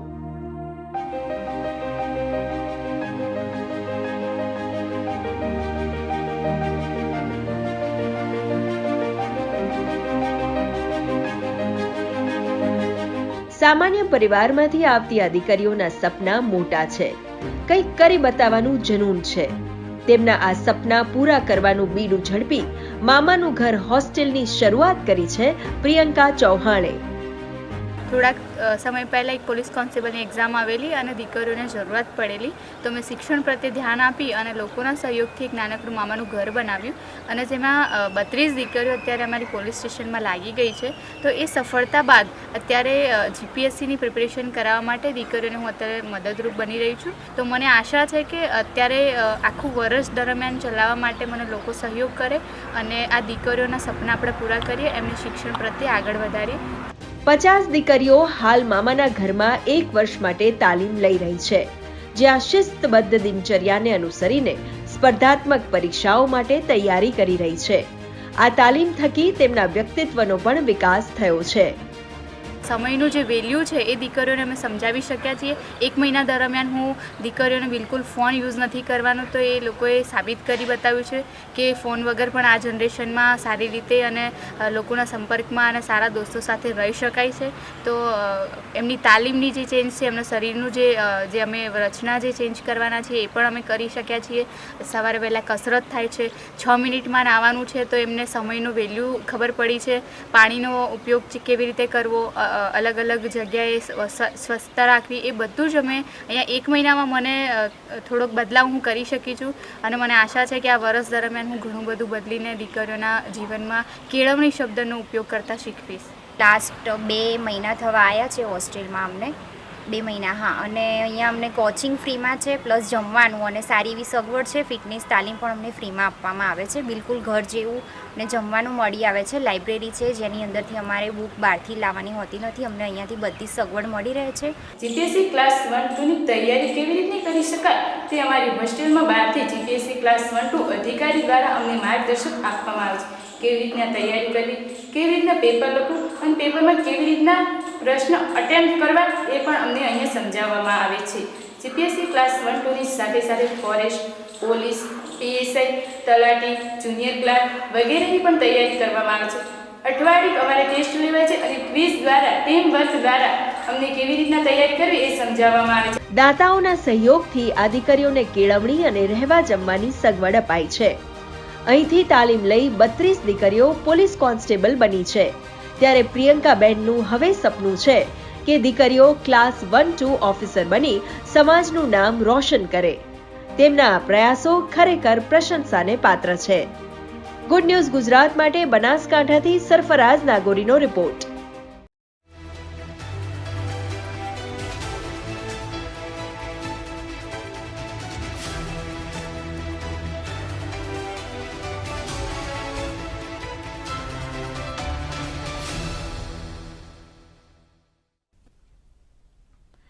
નમસ્કાર દર્શક મિત્રો, આપણા મુદ્દા આપણી વાતમાં આપ સર્વેનું સ્વાગત કરીએ છીએ. દર્શક મિત્રો, અત્યારે ફેબ્રુઆરી મહિનો ચાલી રહ્યો છે અને માર્ચ મહિનો આવવામાં છે. માર્ચ મહિનો એટલે પરીક્ષાનો મહિનો. ખાસ કરીને 10મા અને 12માના વિદ્યાર્થીઓને જો આપણે વાત કરીએ તો આ ફેબ્રુઆરી મહિનો ખૂબ જ મહત્વનો છે. ફક્ત વિદ્યાર્થીઓ માટે નહીં, એમના વાલીઓ માટે પણ આ મહિનો ખૂબ જ જરૂરી છે. કેવી રીતે પોતાના બાળકને સંભાળવું, કેવી રીતે એની મનસ્થિતિને આપણે સમજવી એ ખાસ જરૂરી છે. અને આ વિશે જ સરસ મજાની ચર્ચા કરવા માટે સ્ટુડિયોમાં આપણી સાથે ઉપસ્થિત છે ડૉક્ટર જગદીશ ભાવસાર સાહેબ, જેઓ સ્કૂલ બોર્ડ ચેરમેન રહી ચૂક્યા છે તથા ગુજરાત યુનિવર્સિટીના વાઇસ ચેરમેન તરીકે પણ સેવા આપી ચૂક્યા છે. અને સાથે સાથે જ આપણી સાથે સ્ટુડિયોમાં ઉપસ્થિત છે ડૉક્ટર શીતલબેન જે રાવત, MA BEd PhD એજ્યુકેશનમાં છે અને અત્યારે ગુજરાત વિદ્યાપીઠમાં તેમની સેવા આપી રહ્યા છે. આપ બંને મહાનુભાવોનું આજના આપણા આ કાર્યક્રમમાં સ્વાગત કરીએ છીએ. સૌથી પહેલાં તો હમણાં જ થોડા દિવસ પહેલાં 27 તારીખ જાન્યુઆરીના આપણે જોયું, આપણા પ્રધાનમંત્રી શ્રી નરેન્દ્રભાઈ મોદીએ બાળકો સાથે સરસ મજાનો સંવાદ કર્યો. ખૂબ મહત્વના મુદ્દા ઉપર એમણે ખાસ ચર્ચા કરી. બહુ જ સરસ એમણે એક વાત કરી કે શિક્ષણમાં મહેનત કરવાની સાથે સ્માર્ટ વર્કની સાથે સાથે હાર્ડ વર્ક કરવું ખૂબ જ જરૂરી છે અને છોકરાઓને ખૂબ સરસ માર્ગદર્શન આપ્યું. ફેબ્રુઆરી મહિનામાં સાહેબ આપણે બાળકોને કેવી રીતે દોરી શકીએ પરીક્ષાલક્ષી મહેનત કરવામાં? જો પ્રધાનમંત્રી શ્રી છેલ્લા 6 વર્ષથી જે જાહેર પરીક્ષાઓ આખા રાષ્ટ્રના અંદર યોજાવાની હોય છે એ પરીક્ષાઓમાં વિદ્યાર્થીઓને વિશેષ માર્ગદર્શન, વિદ્યાર્થીઓના પ્રશ્નોના જવાબ પણ આપે છે અને વિશેષ માર્ગદર્શન આ પરીક્ષાના સંદર્ભના અંદર આપે છે. અત્યારે આપણે જેમ ઉલ્લેખ કર્યો કે માર્ચ માસ એ પરીક્ષાનો માસ છે, તો અત્યારે ફેબ્રુઆરીના અંદર જે જાહેર પરીક્ષા માટે વિદ્યાર્થી જવાના છે એના પહેલાં એક પ્રિલિમ પરીક્ષા, એટલે કે આખો અભ્યાસક્રમ જે ધોરણ 10નો હોય, ધોરણ 12નો હોય, એ આખો અભ્યાસક્રમને કવર કરતી અત્યારે પ્રિલિમ પરીક્ષા લેવાતી હોય છે. આ પ્રિલિમ પરીક્ષાનું પરિણામ પણ દ્વૈતાબેન બહુ ઝડપથી શિક્ષકો આપતા હોય છે, જેથી બચેલો જે સમય જે છે 1 મહિનાનો સમય એ વિદ્યાર્થીને જે વિષયના અંદર કચાશ હોય એ કચાશના અંદર એને કેવી રીતે તૈયારીઓ કરવી, શિક્ષકો શાળામાં જાય તો એનું માર્ગદર્શન પણ વિશેષ આપતા હોય છે. એટલે આ મહિનો જે છે એ ખૂબ જ એમની કારકિર્દી માટે, કારણ કે જાહેર પરીક્ષા માટે એમને પહેલી વાર જવાનું છે એટલે ખૂબ જ મહત્વનો આ મહિનો છે. એટલે વિદ્યાર્થીઓએ ખૂબ જ શાંત ચિત્તે જે પરિણામ આવે છે એ પરિણામના અંદર કેવી રીતે વધારો કરી શકાય એ માટેની યુક્તિ પ્રયુક્તિઓ અને મહેનત હવેના સમય દરમિયાન કરવાની રહેશે. ચોક્કસ. એટલે 10મા અને 12માના તમામ વિદ્યાર્થીઓને આ મહિનો ખૂબ મહેનત કરવાનો તો છે જ, પણ આ જે મહેનત છે તે ચિંતા વગર કરવાનો મહિનો ખાસ છે. કોઈ પણ આપણે કહીએ કે જીવનમાં શાંતિ આપણે ઈચ્છતા હોય તો માત્ર તમારા કામ પર ધ્યાન કેન્દ્રિત કરવાની ખૂબ જ અત્યારે જરૂર છે, કારણ કે દુનિયામાં કોઈ પણ વસ્તુ મહેનત વગર પ્રાપ્ત થતી નથી ને આ તો મહેનતનો મહિનો છે. કુદરત પણ પક્ષીઓને ખાવાના દાણા આપતું હોય છે, આપે છે, પણ એના માળામાં નથી આપતું હતું. એટલે શીતલબેન, તમે શું કહેશો? મહેનત કરવાનો મહિનો છે, સાથે સાથે બીજું કઈ બાબતનું ધ્યાન રાખવાનું? વિદ્યાર્થી મિત્રો, ખાસ આપને જણાવી દઉં, આપના કોઈ પણ પરીક્ષાલક્ષી પ્રશ્નો હોય તો આ જે સ્ક્રીન છે એની નીચે જે ફોન નંબર છે એની પર આપ અત્યારે ફોન કરીને આપના પ્રશ્નો પૂછી શકો છો. અહીંયા ઉપસ્થિત તજજ્ઞો એ વિશે આપનું ધ્યાન દોરશે, આપને માર્ગદર્શન આપશે. તો આપ ફોન કરી શકો છો, તરત ફોન ઉઠાવો, આપના દરેક પ્રશ્નો અત્યારે પૂછી શકો છો. જી શીતલબેન, મહેનતની સાથે સાથે શું કરવાનું? દ્વૈતાબેન, મહેનતની સાથે સાથે આપણે જેમ કીધું કે બાળક મુક્ત મને તણાવ મુક્ત હોવું જોઈએ. એની મહેનત કરવાનો, સ્માર્ટ વર્ક કરવાનો આ પૂર્ણ રીતનો સમય છે. અને જે રીતે સાહેબે કીધું એ રીતે આદરણીય માનનીય PM મોદી સાહેબે જે 6 વર્ષથી અભિયાન ચલાવ્યું છે, તો એના કારણે સમગ્ર જાહેર પરીક્ષાઓમાં વિદ્યાર્થીઓનું એક રીતનું પરફોર્મન્સ પણ ઘણું સુધર્યું છે. વાલીઓના ભાગમાં વાલીઓની સમગ્ર મહેનતનો નિચોડ એટલે એમના બાળકનું ઉજ્જવળ ભવિષ્ય. અને દરેક વાલીને એના બાળક પાસેથી ઘણી અપેક્ષા હોય છે. એની સાથે સાથે આપણું સમગ્ર શિક્ષણ ભાર વિનાના ભણતર પર જોર મૂકે છે. બાળકને પૂર્ણ રીતે સખત મહેનત કરવાનો આ મહિનો છે. એણે આખા વર્ષમાં એના ટ્યુશન ક્લાસીસના શિક્ષકો, એમની સ્કૂલના શિક્ષકો, દરેક વ્યક્તિ કે જે એને ભણાવવા સાથે શીખવવા સાથે જોડાયેલું છે, એણે સમગ્રતયા એમની પાછળ મહેનત કરી છે. પણ મહેનતની સાથે સાથે જે તણાવ છે, તણાવનું મુખ્ય કારણ છે અપેક્ષાઓથી લદાયેલું બાળક. બાળકનું 10મામાં આપણું બાળક હોય, 12મામાં આપણું બાળક હોય, તો એ આગળ કઈ લાઈન પકડશે? જો એક વાલીની સામાન્ય માનસિકતા હોય છે કે જો સારો સ્કોર કરશે તો એ ચોક્કસથી સફળતા સારી મળશે, તો એને અમારી મનપસંદ લાઈનમાં. પણ આ મહિનામાં હું ચોક્કસથી કહીશ કે બોર્ડની પરીક્ષાને ધ્યાનમાં રાખી અને એની મહેનતની સાથે સાથે એ મુક્ત મને મહેનત કરે, એ પૂર્ણ રીતે એની જે સ્ટડી હેબિટ્સ છે એ બહુ જ મહત્વની છે. બાળકને જો વહેલી સવારે વાંચવાનું ગમતું હોય અને યાદશક્તિ એની એ પ્રમાણે કામ કરતી હોય તો બાળકને વહેલી સવારે વાંચવા દો. એના જે સમય પ્રવાહમાં એ મહેનત કરી શકે છે એ મહેનત કરાવો.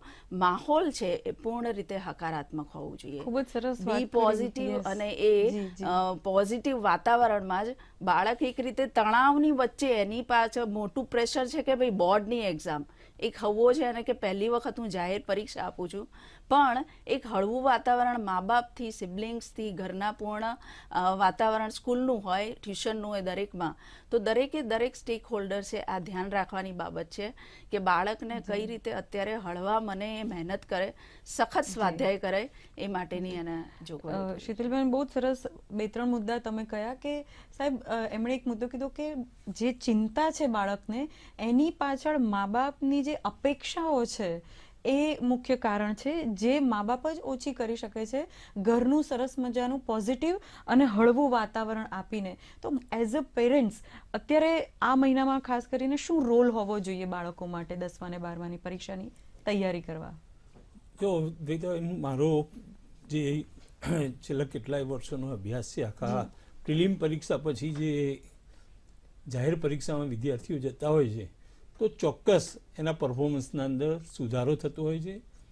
વાલીની બાબત તમે જે અત્યારે ઉપસ્થિત કરી, તો દૂરદર્શનના માધ્યમથી હું આખા સમાજને એક ચોક્કસ વિનંતી કરીશ કે જે ધોરણ 10 અને 12ના વિદ્યાર્થીઓને શુભેચ્છા પાઠવવા માટે જવાનો જે એક આખો માહોલ સમાજના અંદર છે, એ મહેરબાની કરીને જો આ વર્ષ પૂરતો કે કાયમ માટે એને બંધ કરવામાં આવે તો વિદ્યાર્થીને એટલો સમય ભણવામાં પણ પ્રાપ્ત થશે અને જે બોર્ડની પરીક્ષાને એક પ્રકારનું આખું એક વાતાવરણ જે નિર્માણ થાય છે પરિવારના અંદર, એ જે વાતાવરણ છે એ પણ હળવું થઈ જશે.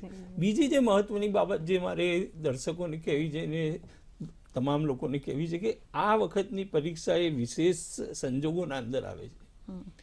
આજે જ બપોરે એક અધ્યાપક મને મળ્યા, એમની દીકરી પણ બોર્ડની પરીક્ષા આપવાની છે. ધોરણ 10ની તો પ્રી બોર્ડ એક્ઝામ એ માધ્યમિક શિક્ષણ બોર્ડ તરફથી ને ડીઓ કચેરી તરફથી લેવાની છે, પરંતુ ધોરણ 12ના અંદર કદાચ એ પરીક્ષા નથી લેવાની, કારણ કે વિદ્યાર્થીને ખબર જ નથી કે ભાઈ બોર્ડની પરીક્ષાના અંદર મારે શું કરવાનું છે, કારણ કે 10મામાં એને બોર્ડની પરીક્ષા આપી નથી. આ વખતે 12મા ધોરણના અંદર જે વિદ્યાર્થી જશે એને બારકોડ સ્ટીકર, બીજી ત્રીજી જે આખી એની પરીક્ષાની જે વ્યવસ્થા જે છે એનાથી એ થોડોક અજાણ છે. એટલે એ સંદર્ભમાં પણ બધા જ વિદ્યાર્થીઓ કાળજી રાખે, આખી જે પરીક્ષાની પદ્ધતિ જે છે એ પરીક્ષાની પદ્ધતિ એનો પણ અભ્યાસ કરે, કારણ કે પહેલી જ વાર એ બોર્ડની પરીક્ષા. ત્રીજી જે બાબત મારે જે કહેવી છે એ લખવાનો મહાવરો, કારણ કે કોરોનાની જે પરિસ્થિતિ નિર્માણ થઈ એ કોરોનાની પરિસ્થિતિના અંદર ક્યાંક લખવાનું એના ભાગે ઓછું આવ્યું. હવે બોર્ડની પરીક્ષાના અંદર તો 100 માર્કનું પેપર ધારો કે એને લખવાનું હોય, ક્યાંક 70 માર્કનું પેપર લખવાનું હોય, તો એ લખવાનો મહાવરો આ જે 1 મહિનો જે છે એ 1 મહિનાના અંદર વધુને વધુ પેપર લખવાનો મહાવરો એ કેળવે અને બિલકુલ નિર્ભીકતાથી આત્મવિશ્વાસપૂર્વક એ આખી તૈયારી કરે તો પરિણામ અપેક્ષિત મળતું જ હોય છે. અને કદાચ પરિણામના અંદર એને પ્લસ માઇનસ થાય તો પણ જીવનના અંદર આ આખરી પરીક્ષા નથી, એ પણ તમામ સમાજના તમામ વર્ગોએ ધ્યાનમાં લેવાનું જરૂરી છે. બહુ જ સરસ આપે ડૉક્ટર જગદીશ ભાવસર સાહેબ આપે 3 વાત કરી કે શુભેચ્છા મુલાકાત ઓછી કરીએ તો બાળકોને એ ચિંતા વધવાનું ઓછું થઈ શકે. બીજું એક આખું પરિવારનું વાતાવરણ આખું એવું થઈ જાય છે કે પરીક્ષા પરીક્ષા એટલે હાવ ત્યાંથી બી હળવો કરી શકાય. બીજું ત્યારથી જ ગંભીર થઈ જાય છે કે ભાઈ આટલી બધી શુભેચ્છાઓ એ પ્રમાણે મારા પરિણામ પણ ના મળશે અને એ એની તૈયારી પર પણ માઠી અસર તો પહોંચાડે છે, સવાલ જ નથી. બીજું બહુ જ સરસ સાહેબે વાત કરી કે અત્યારે આ વખતની જે પરીક્ષા છે 10મા અને 12માના બાળકો, અમુક બાળકો જે 12મામાં છે પહેલી વખત આપી રહ્યા છે, તો કેવી રીતે આપવી, એમાં પરીક્ષા આપતી વખતે શું શું ધ્યાન રાખવું. આપના વિદ્યાર્થી મિત્રો આપને ખાસ નમ્ર વિનંતી છે કે આપના કોઈ પણ પ્રશ્નો હોય તો અત્યારે જે સ્ક્રીન ઉપર આપને નંબર દેખાય છે, તમે ખાસ ત્યાં ફોન કરી અને તમારા કોઈ પણ પ્રશ્નો હોય પ્લીઝ જણાવી શકો છો. અને બીજું કે લખવાની પ્રેક્ટિસ કરવાની ખૂબ જ જરૂરી છે, બહુ જ આવશ્યક છે.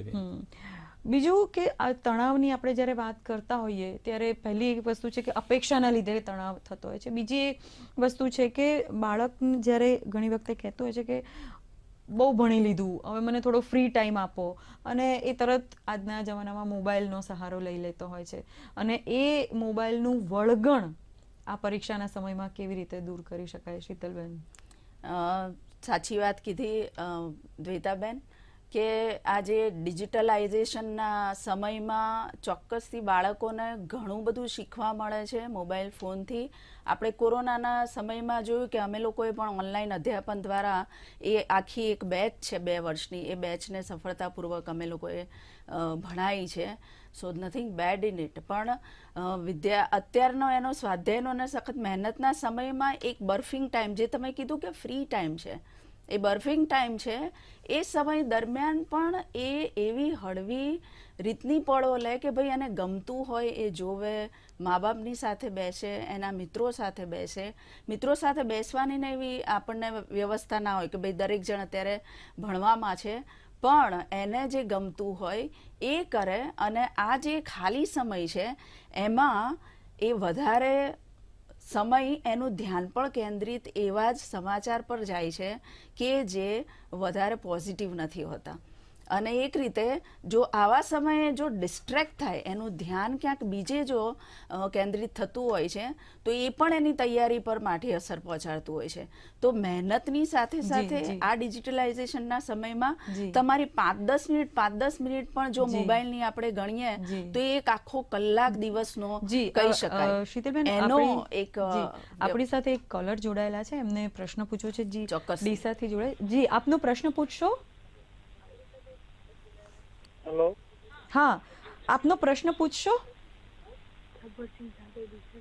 હા સાહેબ. જી. હા, મારો પ્રશ્ન, મારો છોકરો 10મા ધોરણમાં ભણે છે. જી. અને એને ગણિત ધોરણ બહુ ઓછું છે, તો એના માટે શું કરવું પડે? જી સાહેબ, એમનો પ્રશ્ન છે કે એમનો દીકરો ગણિત ભણવામાં એમને રસ નથી આવતો, શું કરી શકાય? ગણિતમાં 10મા ધોરણના અંદર આ વખતે 2 પ્રકારના ગણિતથી પરીક્ષા લેવાય છે. તો જે પણ જગ્યાએ એને કચાશ હોય તો એ 50 આ જે પરિણામ પ્રિલિમનું આવે એ પ્રિલિમનું પરિણામ આવે એ પછી જે પણ એના ચેપ્ટરના અંદર જે પણ 50 હોય એ પોતાના શિક્ષક સાથે જઈ અને 50 દૂર કરવાનો પ્રયત્ન કરવો જોઈએ. સતત દાખલા ગણવાનો મહાવરો, મેં અગાઉ પણ કીધું કે લખવાનો મહાવરો, એમ સતત દાખલા ગણવાનો મહાવરો. એક દાખલાનો જવાબ આવશે તો એનો આત્મવિશ્વાસ વધશે, બીજાનો આવશે તો એનો આત્મવિશ્વાસ વધશે, અને એક એને ગૌરવનો અનુભવ એના આધારે થશે. એટલે પહેલાં તો શિક્ષક પાસે જઈને જે 50 જે ચેપ્ટરના અંદર એ દૂર કરવાની, પછી એના આધારે જે પણ દાખલા આપ્યા હોય શિક્ષકે એ દાખલા 1 2 3 4 5 ગણી અને આત્મવિશ્વાસ એને બળવત્તર કરવાનું કામ કરવું પડે. જી જાદવભાઈ, આપનો જવાબ મળ્યો હશે. બનાસકાંઠાથી દિનેશભાઈ કંઈક પ્રશ્ન પૂછવા માંગે છે. શીતલબેન, જી દિનેશભાઈ, તમારો પ્રશ્ન પૂછશો અને આપના ટીવીનો વોલ્યુમ થોડો ઓછો રાખશો.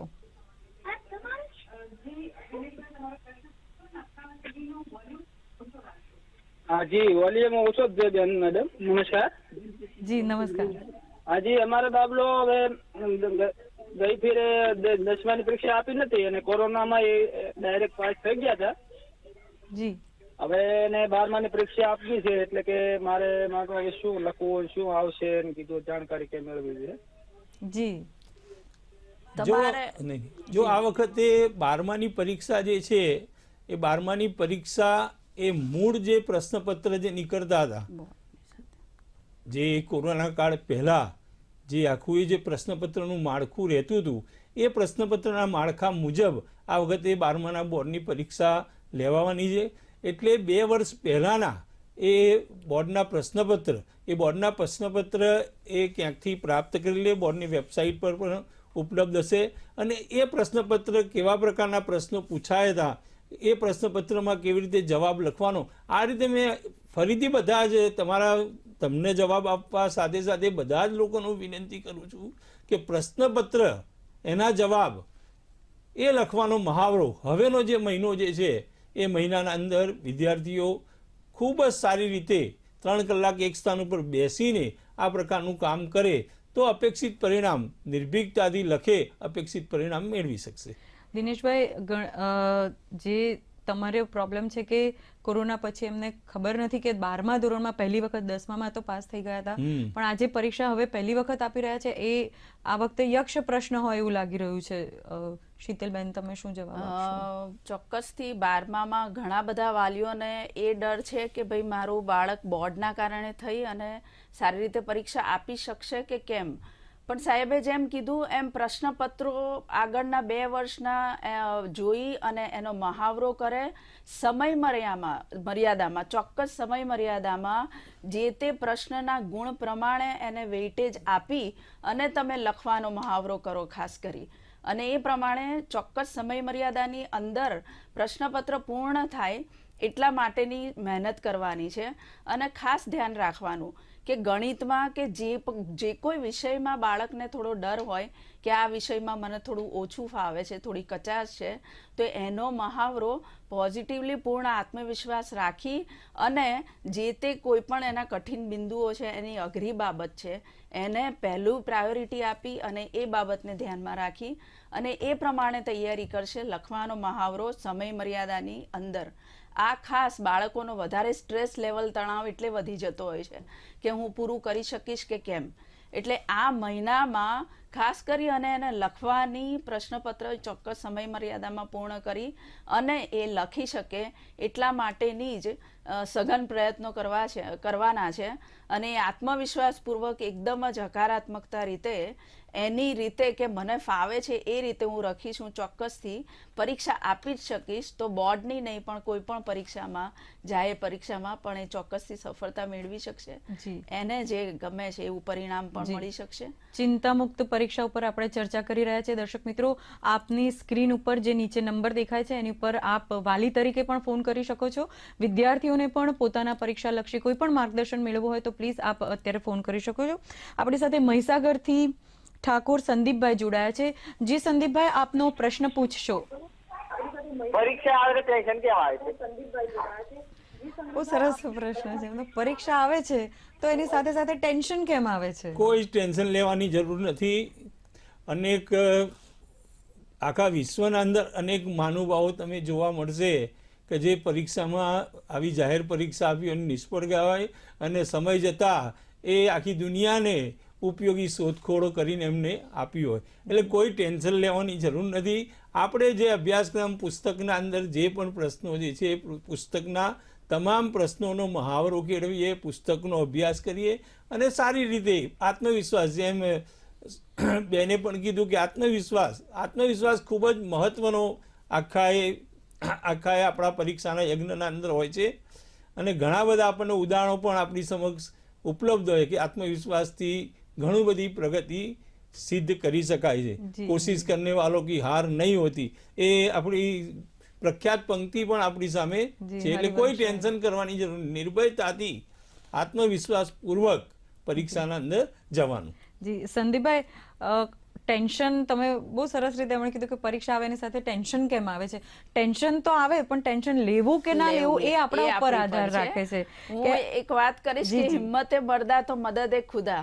એટલે આપણો પોતાનો આત્મવિશ્વાસ તો ખરો જ, પણ પ્રભુ પરની પણ પૂર્ણ રીતે શ્રદ્ધા રાખીએ કે જગત નિયંતા જે આપણને સર્જન કર્યું છે તો એ આપણને ચોક્કસથી આરેય જે પરીક્ષા છે એમાં પણ પાર પાડશે, તો કોઈ ટેન્શન પણ નહીં આવે. ખુદ પર ભરોસો કરીએ અને પ્રભુ પર પણ ભરોસો કરીએ તો આ ભરોસે આપણે ગમે તેવી નૈયા પણ પાર કરી શકીએ છીએ. તો તણાવ, ટેન્શન લેવું એ આપણા હાથમાં છે, એટલે નથી લેવાનું અને એ ટેન્શનની જેમ એને બાકાત કરી દેવાનું છે. બહુ સરસ એક વાક્ય છે કે ખામીઓ ભલે હોય તમારામાં પણ વિશ્વાસ રાખો કે તમે બીજા બધા કરતા ખૂબ સારું કરવાની ક્ષમતા ધરાવો છો. જો તમે તમારા કામમાં, તમારી તાકાતમાં તમને પૂરતો વિશ્વાસ હશે તો તમારે ગમે તેટલી ખામી લોકો કાઢે એની સામે તમારે કોઈ ધ્યાન આપવાની જરૂર નથી. સાહેબ, આપણે જે ચર્ચા કરી રહ્યા હતા આ ફોન આવ્યા એ પહેલા કે મોબાઈલનું વળગણ જે છે હમણાં જ જી પહેલા એક ફોન આવી રહ્યો છે, પરેશભાઈનો ફોન છે, એ ફોન લઈ લઈએ પછી આપણી ચર્ચા આગળ રાખીએ. જી પરેશભાઈ, આપનો પ્રશ્ન જણાવશો. અરવલ્લી સાકરમાંથી પરેશ પંચાલ બોલું છું. જી, આપણે બોર્ડની પરીક્ષાઓમાં કે કોમ્પિટિટિવ પરીક્ષાઓમાં જોયું કે દીકરીઓ હંમેશા આગળ જોવા મળે છે. જી, શું દીકરીઓને ચિંતા ઓછી હોતી હશે? એનું કારણ શું? ધન્યવાદ. જી જી સાહેબ, બધા જ વિદ્યાર્થીઓને દૂરદર્શનના માધ્યમથી અપીલ કરીએ કે બધા જ સારામાં સારી મહેનત કરે, મહેનત કરીને સારામાં સારા પરિણામ પ્રાપ્ત કરે. દીકરાઓ અને દીકરીઓ બધામાં જ ભગવાને એક સરખી શક્તિ આપેલી છે અને પરીક્ષાનો અવસર આપણી સમક્ષ આવ્યો છે તો બધા જ સારી પ્રગતિ કરશે એવી અમે શુભેચ્છા પાઠવીએ છીએ. જી, એક સ્ત્રી તરીકે તમે શું આનો ઉત્તર આપશો? કન્યા કેળવણી, સ્ત્રી શિક્ષણ આપવું એ એક મહાપુણ્ય છે અને આપણે જોયું કે ઘણા વર્ષોથી કન્યા કેળવણીને જે રીતે વેગ અપાયો છે, દીકરીઓ દરેક બાબતમાં પ્રગતિના આયામ કરી રહી છે, તો ત્યારે એ જે ખંતથી અને જે મહેનતથી સ્ત્રીમાં સહજ જ એક રીતે ખંતથી અને મહેનતથી આગળ વધવાની, કોઈ પણ સંઘર્ષમાં અડગ રહી અને મહેનત કરી આગળ વધવાની એક નિહિત શક્તિ રહેલી છે અને એના કારણે દીકરીઓ મહેનત કરવામાં એક નિરંતરતા એમનામાં જોવા મળે છે. તો એ રીતે દીકરી તો બે ઘર ઉજાડે છે અને એ રીતે દીકરી ભણાવીશું તો સમગ્ર સમાજ છે એ એક રીતે ઉત્કર્ષ પામે છે. તો દીકરીઓ મહેનતથી આગળ વધે અને સમગ્ર રાષ્ટ્ર નિર્માણમાં એમનું એક મહત્વનું યોગદાન મળે, એ માટે પણ આ એક મહત્વનો પડાવ છે બોર્ડ. તો દરેક દીકરા દીકરીઓને બધાને જ શુભેચ્છાઓ કે તમે તમારી કારકિર્દીનું આ જે પ્રથમ પગલું છે, જાહેર પરીક્ષા છે, તો એનો ડર રાખ્યા વખત પોતાનામાં પૂર્ણ રીતે વિશ્વાસ રાખી અને આ પરીક્ષા તમે આપો અને એમાં સફળ થાવ એવી શુભેચ્છાઓ. જામનગરથી જગદીશભાઈનો ફોન છે અને એમનો કંઈક પ્રશ્ન છે. જી જગદીશભાઈ, આપનો પ્રશ્ન જણાવશો પ્લીઝ. હા, આપણે સરને એ પૂછવાનું હતું કે આપણે છોકરો બીમારીના હિસાબે 2-2.5 મહિના ભણવા નથી ગયો તો આપણે 10મું ધોરણ છોકરો ભણે છે તો 10માની પરીક્ષા અપાય કે કેમ? પરીક્ષા તો ચોક્કસ બોર્ડનું ફોર્મ ભરાઈ ગયું હોય તો બોર્ડ તરફથી તો અનેક વ્યવસ્થાઓ પણ કરવામાં આવે છે. ધારો કે મેડિકલ સર્ટી રજૂ કરો, એ દાદરા ના ચડી શકતો હોય તો એની નીચે બેઠક વ્યવસ્થા પણ કરવામાં આવે છે. એટલે આ અંગે બોર્ડના અને તમારા ડીઓ કચેરીનો સંપર્ક કરીને યોગ્ય વ્યવસ્થા કરીને એના મોરલને બુસ્ટઅપ કરીને એને આત્મવિશ્વાસમાં વધારો કરીને પરીક્ષા માટે આગળ વધારવા જોઈએ. ચોક્કસ તમારે પરીક્ષા માટે બાળકને તૈયાર કરવું જોઈએ. 2 મહિના બીમાર રહ્યું એ વાત સાચી છે, પણ એનામાં જો તમે આત્મવિશ્વાસની ભરતી કરો તો એ ચોક્કસ પરીક્ષામાં સફળતા મેળવી શકે એમ છે. તો આપણે વાત કરી રહ્યા હતા કે મોબાઈલ જે છે એને હમણાં એના વિશે પણ એક પ્રશ્ન કર્યો હતો પ્રધાનમંત્રીશ્રીને કે મોબાઈલથી કેવી રીતે આપણે દૂર. એમણે બહુ સરસ એક વાત કરી હતી કે યંત્ર જે છે એ કેવી રીતે વાપરવું એ આપણા ઉપર આધાર રાખે છે. આની ઉપર તમે કંઈક કહેશો બાળકોને? ખૂબ જ મહત્વનો પ્રશ્ન તમે પૂછ્યો છે. અને આજે આખું સમાજ જીવન આ જે યંત્ર જે છે એ યંત્રનું જાણે દાસ બની ગયું હોય એવું એક દ્રશ્ય ઊભું થયું છે. ગાંધીજી કહેતા કે મનુષ્યએ યંત્રના દાસ બનવાનું નથી, યંત્રએ મનુષ્યના દાસ બનવાનું. પરંતુ આખી વ્યવસ્થા અત્યારે આ આધારિત થઈ ગઈ છે. વિદ્યાર્થીઓને એટલી નમ્ર વિનંતી ખરી, બેને જેમ કીધું એમ કે ભાઈ કોરોના કાળના અંદર આના આધારે જ એનો અભ્યાસક્રમ ચાલ્યો છે, ઓનલાઈનના આધારે. પરંતુ અત્યારે આખું વર્ષ જે આખું શૈક્ષણિક વર્ષ જે છે ને રીતાબેન, એ 2 વર્ષ જે અગાઉના હતા એનાથી અલગ ગયું છે. આખું વર્ષ વિદ્યાર્થીએ વર્ગખંડના અંદર જઈને અભ્યાસક્રમ શીખ્યા છે, અભ્યાસક્રમ ભણાવાયો છે. ત્યારે અત્યારના જે સમય જે છે એ અત્યારનો સમય એનો સમયનો બગાડ ના થાય, એનો સમય બગડે નહીં એના પરિણામે એ તરફ અત્યારે ખાસ ગંભીરતાથી વિદ્યાર્થી જો વાલી તો વિનંતી કરશે જ, શિક્ષકો પણ વિનંતી કરશે જ, અખબારના માધ્યમથી પણ વિનંતી થશે, દૂરદર્શનના માધ્યમથી પણ એને વિનંતી કરવાનું. પરંતુ સ્વયમે અત્યારની પરિસ્થિતિમાં જાગૃત થવાની જરૂર છે કે પોતાનો અભ્યાસનો સમય, આ જે સમય જે છે એ સમયના અંદર મોબાઈલ એનો દુશ્મન ના બને. એના થકી એ કોઈક વિષય તૈયાર કરવાનો છે, એ વિષય તૈયાર કરવાનો છે એના અંદર પાછળ ના રહી જાય અને અપેક્ષિત પરિણામ મેળવવાનું છે એમાં પણ પાછળ ના રહી જાય, એ ખાસ ચિંતા. એટલે સ્વયં જે હોય ને સ્વ સુધાર જેવી વાત છે, જેમ સ્વયં ઉપર અત્યારે સંયમ રાખીને આ જે વ્યવસ્થા છે જે વ્યવસ્થાનો ઉપયોગ કરવો જોઈએ. હું સાહેબની વાતમાં પૂર્તતા કરીશ કે વિદ્યાર્થીએ એના વિષય ઉપર ધ્યાન આપવાનું છે, એના અભ્યાસને પૂર્ણ રીતે ન્યાય આપવાનો છે. એની સાથે સાથે મોબાઈલની અત્યારના જે 10 ને 12 ધોરણના વિદ્યાર્થીઓ તરુણો કહેવાય, તરુણ અવસ્થાના લાક્ષણિકતાઓમાં બાળક ચંચળ ઘણું હોય છે. એટલે 1 મિનિટ કે 10 મિનિટના પણ એના મોબાઈલની અંદર જો કોઈક એવી ક્લિક આવી જાય, કોઈક એવા સમાચાર આવી જાય તો એની અસર એના પર પડ્યા વગર રહેતી નથી. આવા સમયે એને મોબાઈલથી દૂર રહેવા માટેનો સંયમ કેળવવા કરતાં પણ મોબાઈલ ભલે સાથે હોય પણ એક સંયમ કેળવવાનો છે કે he or she has to be focused. Focus તો છીએ જ, પણ આનાથી ડિસ્ટ્રેક્ટ થઈ નહીં અને પૂર્ણ રીતે આપણા અભ્યાસ પર જ ફોકસ રહીએ, એ એક બહુ જ મહત્ત્વની વાત છે. એ લોકોનું જે ચંચળ મન છે એ ગમે ત્યારે એક વાતને લઈને પણ એ જે ડિસ્ટર્બન્સ થાય છે, એ જે ખલેલ પહોંચે છે, એને માનસિક ખલેલ પહોંચે છે, એ પૂર્ણ રીતે એની લાગણીઓ પર હાવી થઈ જાય છે અને ત્યાં એ પરિણામ પર પણ અસર કરે છે, એના અભ્યાસની મહેનત પર પણ અસર કરે છે. ખૂબ સરસ. એનો વિવેકપૂર્વકનો ઉપયોગ હું બધાને કહીશ કે વિવેકપૂર્વકનો ઉપયોગ કરે. ખૂબ જ સરસ વાત કરી. કોઈ પણ યંત્ર છે એ યંત્ર આપણા ઉપર હાવી ન થવું જોઈએ, આપણે એના હંમેશા માલિક બનેલું રહેવું જોઈએ, જેની આપણને સભાનતા રહેવી જોઈએ. ડૉક્ટર શીતલબેન અને ડૉક્ટર જગદીશભાઈ ભાવસાર સાહેબ, આપ બંને અમારા સ્ટુડિયોમાં આવ્યા. સરસ મજાની પરીક્ષા કેવી રીતે ચિંતા મુક્ત રીતે આપી શકાય, ઘણા બધા આપણા કોલરના પ્રશ્નોના પણ જવાબ આપ્યા. છેલ્લે જતા પહેલા આપ બંનેને એક વાક્યમાં વિદ્યાર્થીઓ મિત્રોને કંઈક સરસ મજાનો મેસેજ આપો કે જે લોકો ફરીથી એમને આત્મવિશ્વાસ આવી જાય, ખુશી થઈ જાય, ઉત્સાહિત થઈ જાય અને સરસ પરીક્ષા આપે. ઓલ ધ બેસ્ટ કહો આપના. પેપર લખવાનો મહાવરો કેળવજો, પરિણામ તમારા હાથમાં ચોક્કસ આવશે.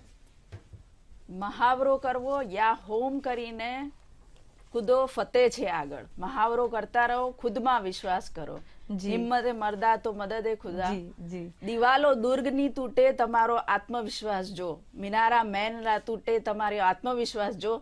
તો આ એક 12માની બોર્ડની પરીક્ષા શું છે એને તો આપણે સફળતાપૂર્વક પાર કરીને જ રહીશું. સૌને શુભેચ્છા. આપ બંને અમારા સ્ટુડિયોમાં આવ્યા ને બાળકોને વિદ્યાર્થીઓને આ વિશે માર્ગદર્શન આપ્યું. ખૂબ ખૂબ આભાર. ફરી પાછા નવા વિષય સાથે ફરી મળીશું. ત્યાં સુધી અમને રજા આપશો. નમસ્કાર.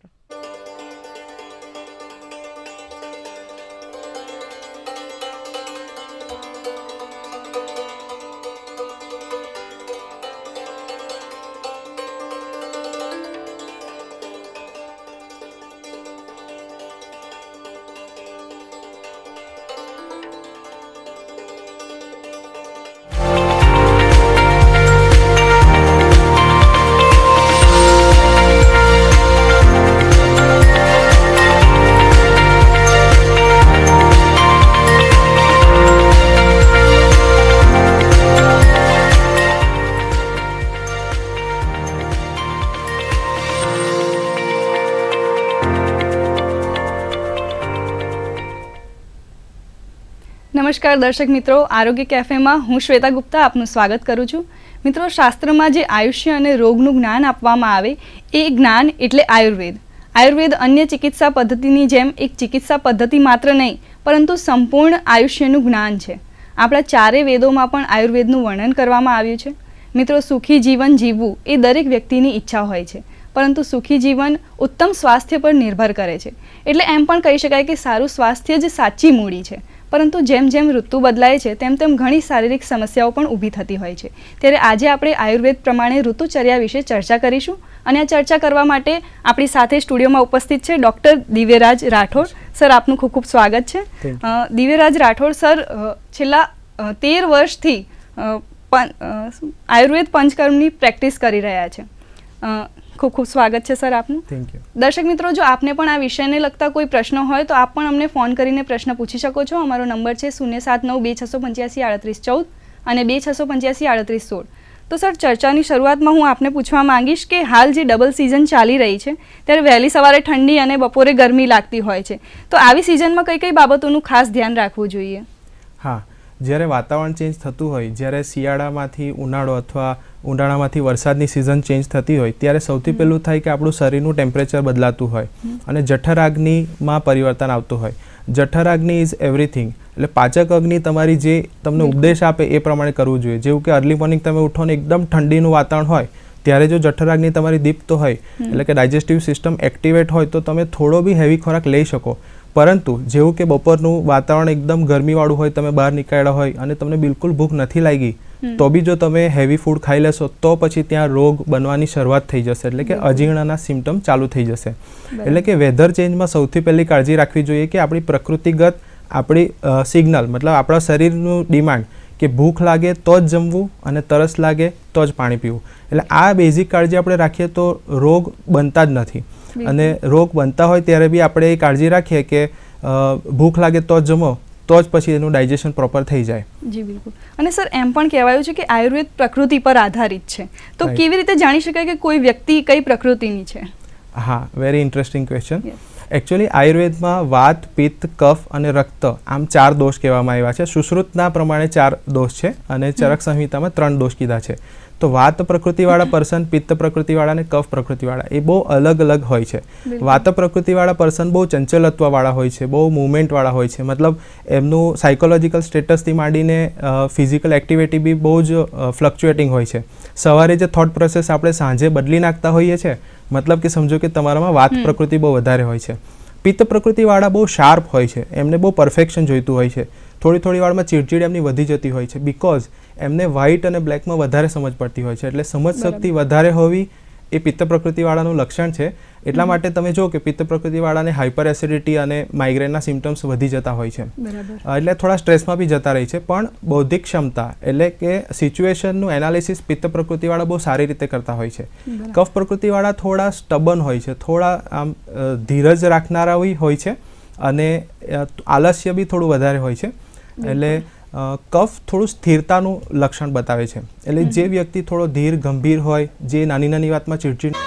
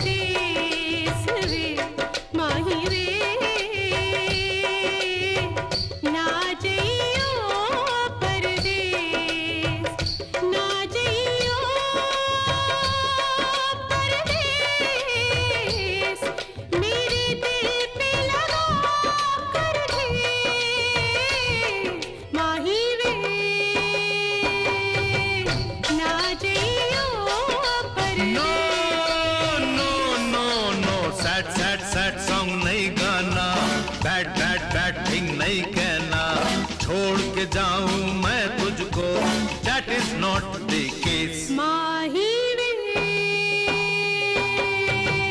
ना जइयो परदेस।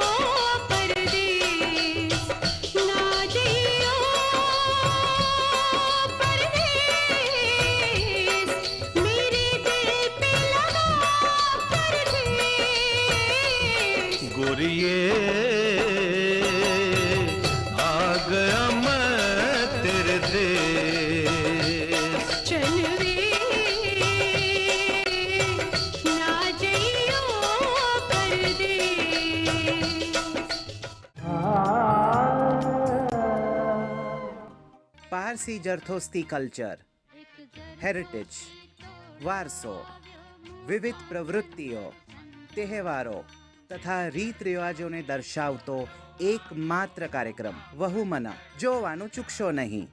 વહુમના પ્રસારણ દર રવિવારે બપોરે 1:30 વાગે માત્ર ડીડી ગિરનાર પર.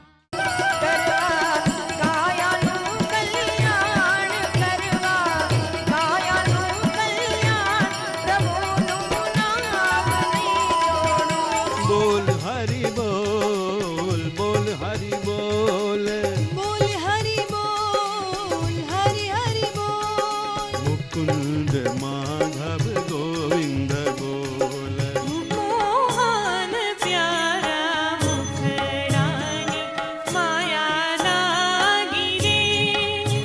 आशा ने तृष्णा दोने एक नयूरमा दृढ़ करवो विश्वास।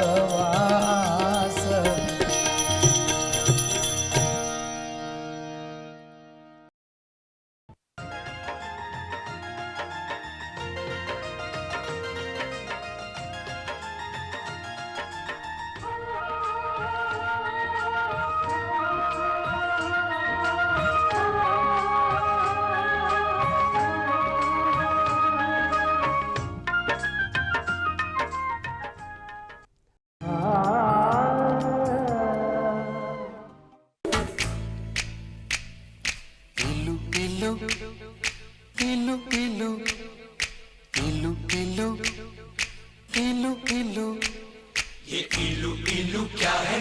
ये इलू इलू, ये इलू इलू क्या है? ये इलू इलू। जब बाग में कोई फूल खिला तो भंवरे ने कहा इलू इलू इलू इलू। पर्वत पे छाई काली घटा तो बोली हवा इलू इलू इलू इलू। जब कोई अच्छा लगता है, बड़ा प्यारा प्यारा लगता है, तो दिल करता है इलू इलू इलू इलू। ये इलू इलू क्या है? ये इलू इलू। इलू का मतलब I L U, I L U।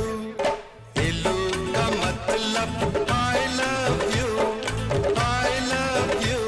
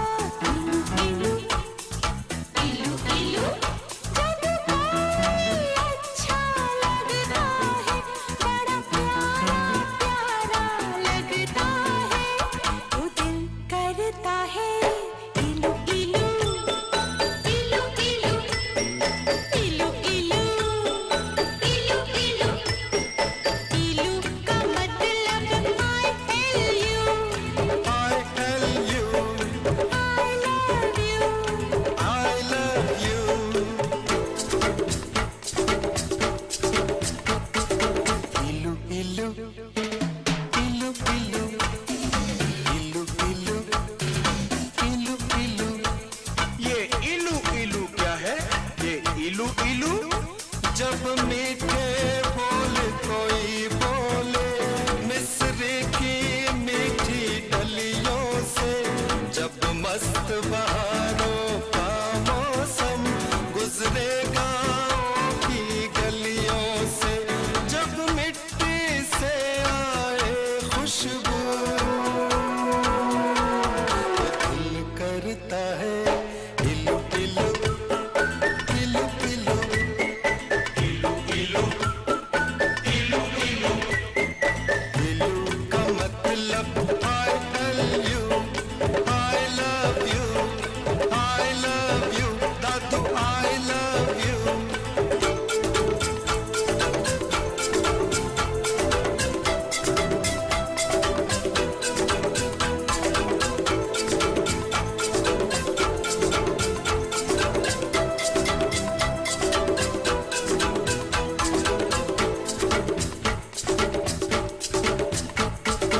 इलू इलू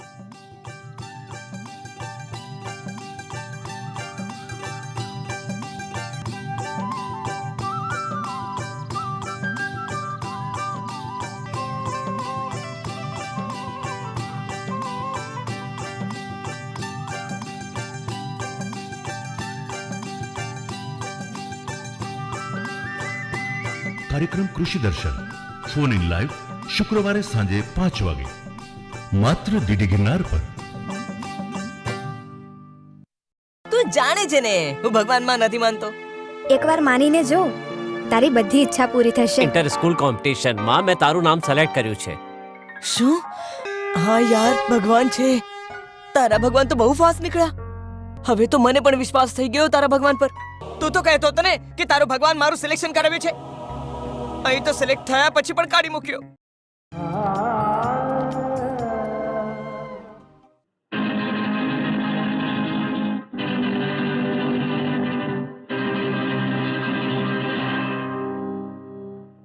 एक हसीना थी,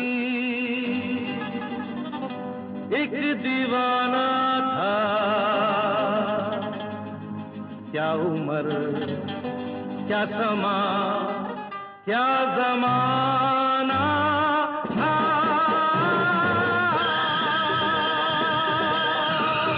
एक हसीना थी, एक दीवाना था,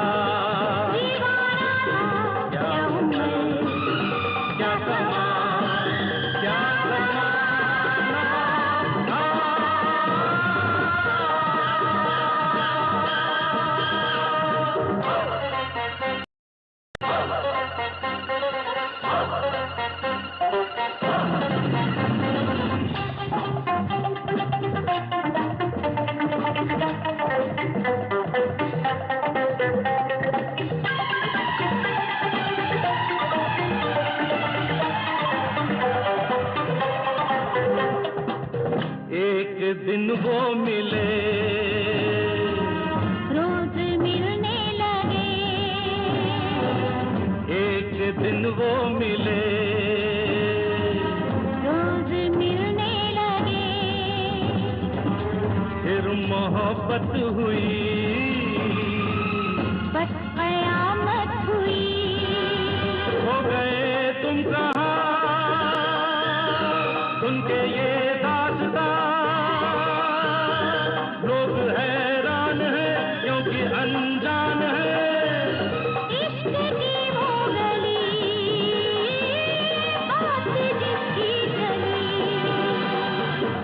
गली में मेरा आना जाना था।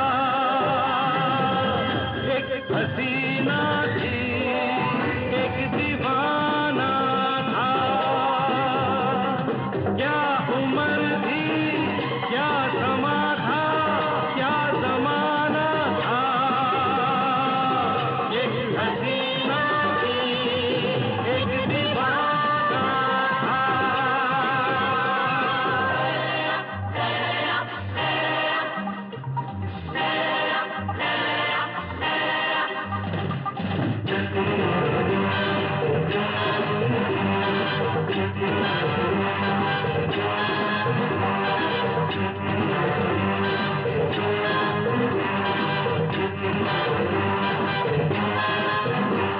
हसी ने कहा, उस हसी ने कहा, सुनो जाने वफा, ये पलक ये ज़मीं तेरे बिन कुछ नहीं, तुझ पे मरती हूँ मैं, प्यार करती हूँ मैं। बात कुछ और थी, वो नजर चोर थी, उसके दिल में छुपी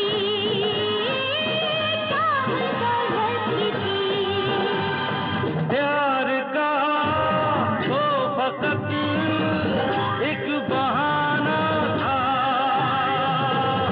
एक हसीना थी, एक दीवाना था, क्या उम्र थी, क्या समा था, क्या जमाना था। एक हसीना थी, एक दीवाना था।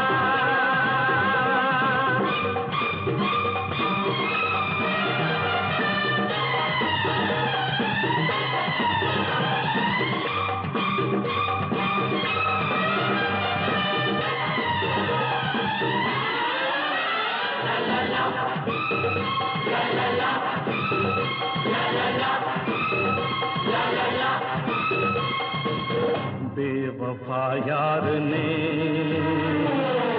अपने महबूब से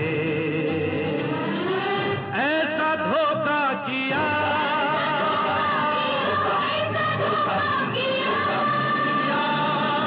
ऐसा धोखा किया, जहर उसको दिया, जहर उसको दिया।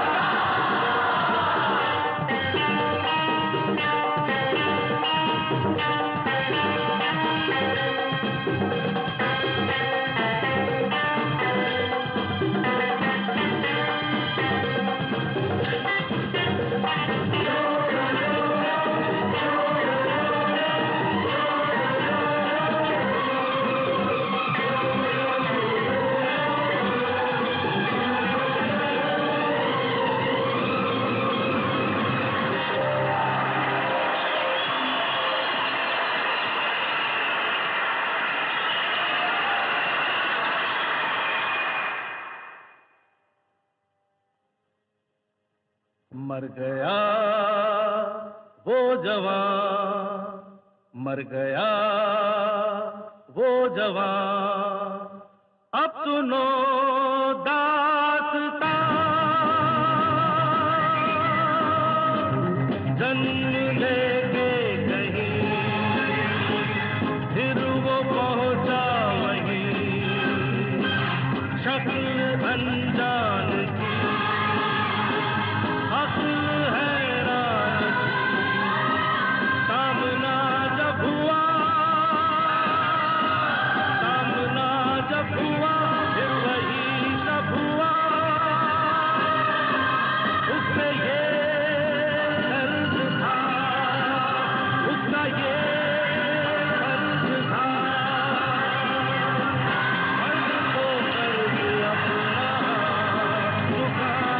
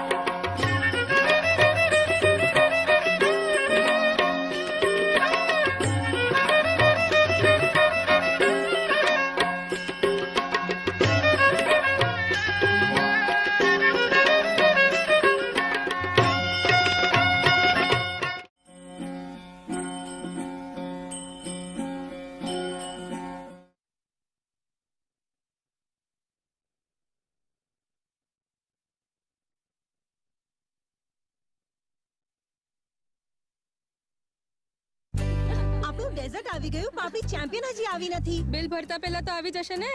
તો ગર્લ્સ શું ચાલી રહ્યું છે? બિલ થઈ રહ્યું છે. ચાલ તારું કાર્ડ આપ.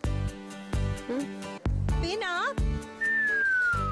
હે આરબીઆઈ કહે છે કે આપનો પિન, ઓટીપી, સીવીવી અથવા ઇન્ટરનેટ બેન્કિંગ પાસવર્ડ કોઈને ના આપો અને ઓનલાઈન બેન્કિંગ ફક્ત પોતાના કમ્પ્યુટર, મોબાઈલ અથવા સુરક્ષિત નેટવર્કથી જ કરો. હે આ ખાવાની ચેમ્પિયનશિપ હતી કે શું?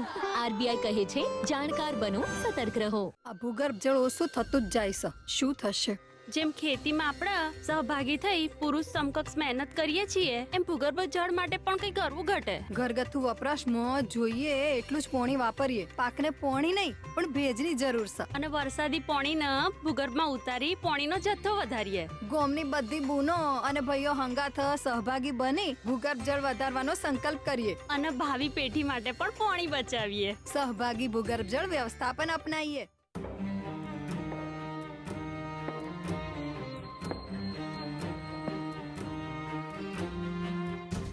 ક્યાં સુધી તમે આમ ભવિષ્યનું ટેન્શન લઈને ચાલતા રહેશો? LIC ના ન્યૂ પેન્શન પ્લસની સાથે આપનો પોતાનો પેન્શન પ્લાન બનાવો, કારણ કે આ પ્લાન આપના ભવિષ્ય માટે માર્કેટ લિંક વેલ્થ ક્રિએટ કરે છે. એના ઉપરાંત આ પ્લાનમાં ગેરંટીડ એડિશનની સાથે પેન્શન મેળવવાના અનેક ઓપ્શન્સ પણ છે, so that you grow young and tension free. LIC, પ્રત્યેક પળે આપની સાથે.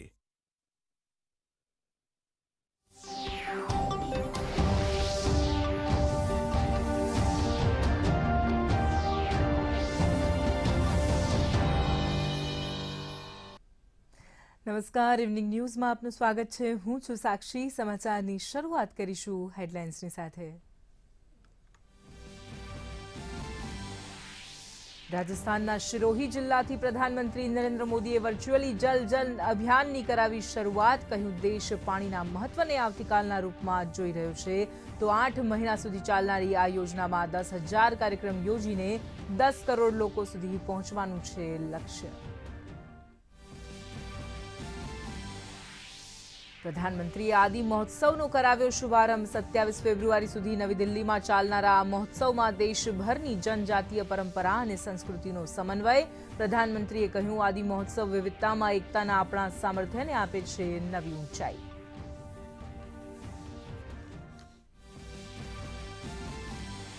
ત્રિપુરા વિધાનસભા ચૂંટણી માટે મતદાન પૂર્ણ. સાંજે 5 વાગ્યા સુધી નોંધાયું 79.34% મતદાન. 2 માર્ચે જાહેર થશે પરિણામ. ચૂંટણી મેદાનમાં મુખ્યમંત્રી માણિક સાહા અને પ્રતિમા ભૌમિક સહિતના મોટા નેતાઓનો સમાવેશ. નાગાલેન્ડ અને મેઘાલયમાં 27 ફેબ્રુઆરીએ યોજાશે ચૂંટણી. રાજ્યપાલ આચાર્ય દેવવ્રતની ઉપસ્થિતિમાં ધારાસભ્યો માટેની સંસદીય કાર્યશાળા થઈ સંપન્ન. વિધાનસભાની કામગીરી, જનપ્રતિનિધિઓના કામોને લઈને ધારાસભ્યોને અપાયા સૂચનો. મુખ્યમંત્રીના મુખ્ય સલાહકાર હસમુખ અઢિયા, GPSCના પૂર્વ ચેરમેન દિનેશ દાસાએ આપ્યું માર્ગદર્શન. રાજ્યવ્યાપી સુજલામ સુફલામ જળ અભિયાનના 6થા ચરણનો ગાંધીનગરના ખોરજથી મુખ્યમંત્રી ભૂપેન્દ્ર પટેલ આવતીકાલે કરાવશે પ્રારંભ. 104 દિવસ સુધી ચાલશે જળ સંચય જળ સંગ્રહ ક્ષમતા વૃદ્ધિનું અભિયાન. વરસાદી પાણીના સંગ્રહથી રાજ્યના ખેડૂતોને સિંચાઈમાં પ્રત્યક્ષ અને પરોક્ષ રીતે મળશે લાભ. ગુજરાતના નવા ચીફ જસ્ટિસ તરીકે સોનિયા ગોકાણીને રાજ્યપાલ આચાર્ય દેવવ્રતે અપાવ્યા શપથ. સુપ્રીમ કોર્ટના કોલેજિયમે સોનિયા ગોકાણીની નિમણૂક કરવાની કરી હતી ભલામણ. વયમર્યાદાને કારણે તેઓ 24 ફેબ્રુઆરીએ થશે નિવૃત્ત.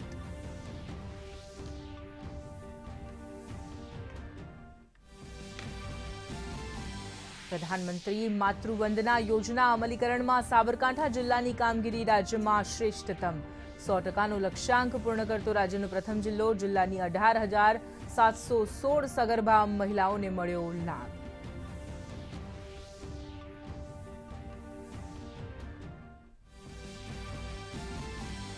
અને રાજ્યભરમાં શિવરાત્રી મહોત્સવની તડામાર તૈયારીઓ શરૂ. શિવાલયોને ખાસ રીતે શણગારવામાં આવ્યા. તો પ્રખ્યાત જૂનાગઢના શિવરાત્રીના મેળાની આજે દીપ પ્રાગટ્ય કરીને વિધિવત શરૂઆત કરતું જિલ્લા વહીવટીતંત્ર.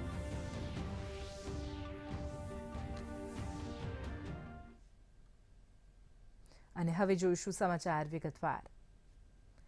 પ્રધાનમંત્રી નરેન્દ્ર મોદી રાજસ્થાનના સિરોહી જિલ્લામાં જલ અભિયાન ઉદ્ઘાટન કાર્યક્રમમાં વર્ચ્યુઅલી ઉપસ્થિત રહ્યા હતા. આ કાર્યક્રમ જલશક્તિ મંત્રાલય અને બ્રહ્માકુમારી સંસ્થાના સંયુક્ત ઉપક્રમે યોજાયો હતો.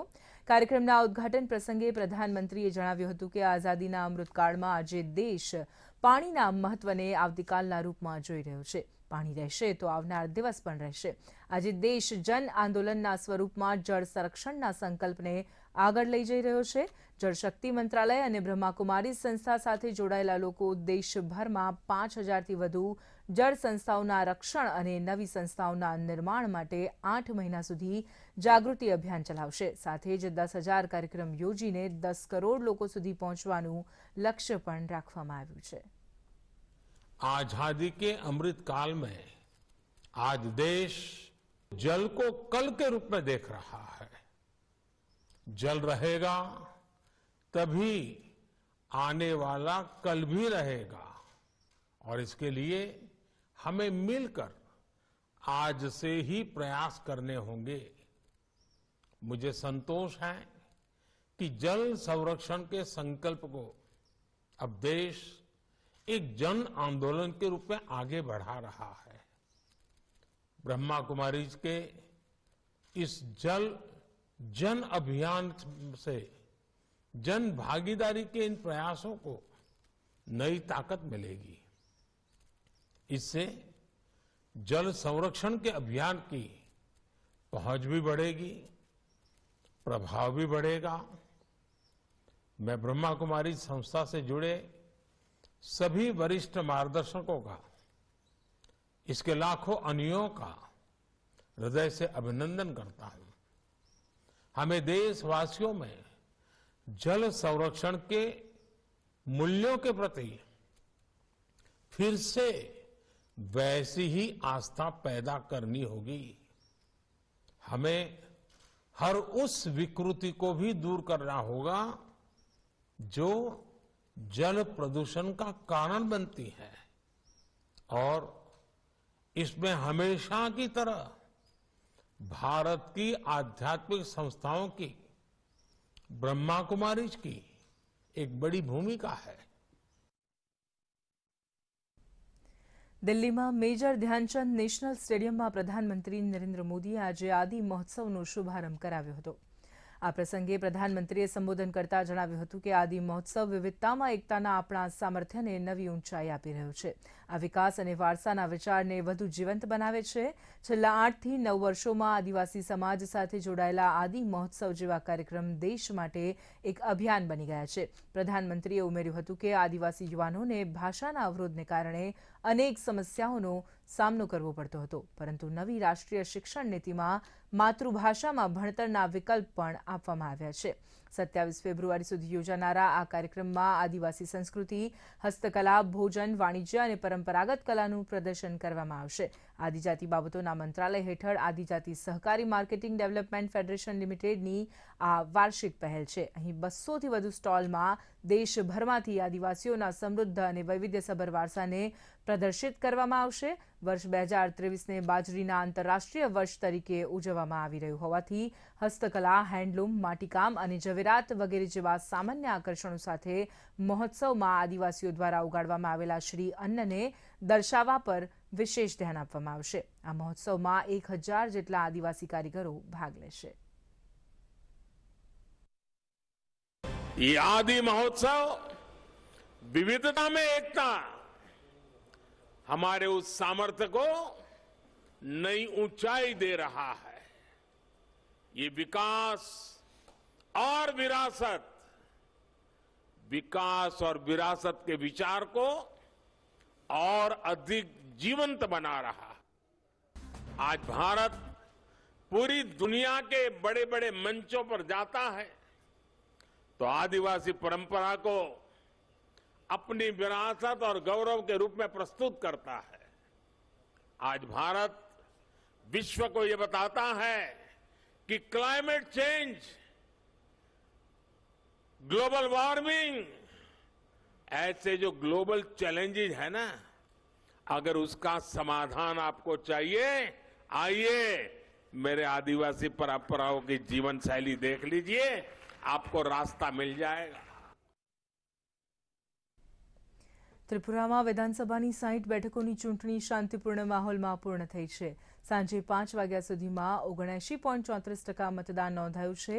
ધલઈમાં સૌથી વધુ 81.47% મતદાન થયું છે, જ્યારે ગોમતીમાં 79.24%, ખોવઈમાં 76.98%, ઉત્તર ત્રિપુરામાં 76.06%, સૈપ હિજાલામાં 77.12%, દક્ષિણ ત્રિપુરામાં 84%, ઉનકોટીમાં 80.60% અને પશ્ચિમ ત્રિપુરામાં 79.81% મતદાન નોંધાયું છે। વિધાનસભાની 60 બેઠકો માટે 22 મહિલા સહિત 259 ઉમેદવારો મેદાનમાં હતા।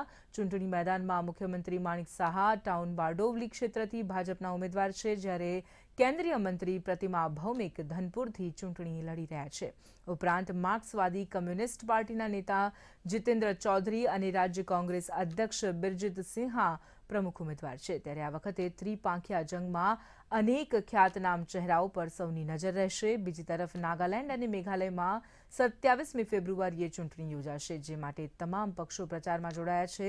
ત્રણેય રાજ્યોનું પરિણામ 2 માર્ચના રોજ આવશે। આજે દિલ્હી પોલીસના 76મા સ્થાપના દિવસ નિમિત્તે રાઇઝિંગ ડે પરેડ કાર્યક્રમનું આયોજન કરવામાં આવ્યું હતું. કાર્યક્રમમાં કેન્દ્રીય ગૃહમંત્રી અમિત શાહ હાજર રહ્યા હતા. ગૃહમંત્રીએ દિલ્હી પોલીસમાં સમાવેશ થનાર 5 મોબાઈલ ફોરેન્સિક વાહનો જનતાને અર્પણ કર્યા હતા. ગૃહમંત્રીએ દિલ્હી પોલીસને શુભકામનાઓ પાઠવી હતી અને સંબોધન કરતા કહ્યું હતું કે 6 વર્ષથી વધારે સજાના અપરાધોમાં ફોરેન્સિક તપાસને જરૂરી કરવામાં આવશે તો આવનાર સમયમાં દરેક રાજ્યમાં નેશનલ ફોરેન્સિક સાયન્સ યુનિવર્સિટીના કેમ્પસ પણ બનાવવામાં આવશે.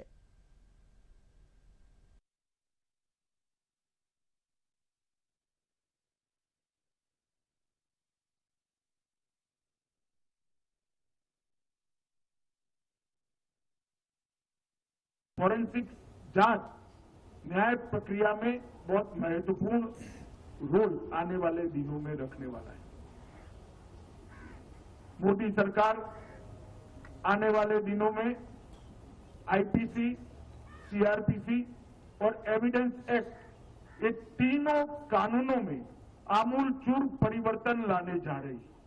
ये तीनों कानूनों में परिवर्तन लाकर उसको हम आज के समय के अनुकूल बनाएंगे, उसको हमारे संविधान की स्पिरिट के अनुकूल बनाएंगे और उसको आंतरिक सुरक्षा सबसे मजबूत हो इस दिशा में इसे अनेक प्रकार के फॉरेंसिक और अन्य साक्ष्य की उपलब्धियों से इसको और मजबूत बनाएंगे.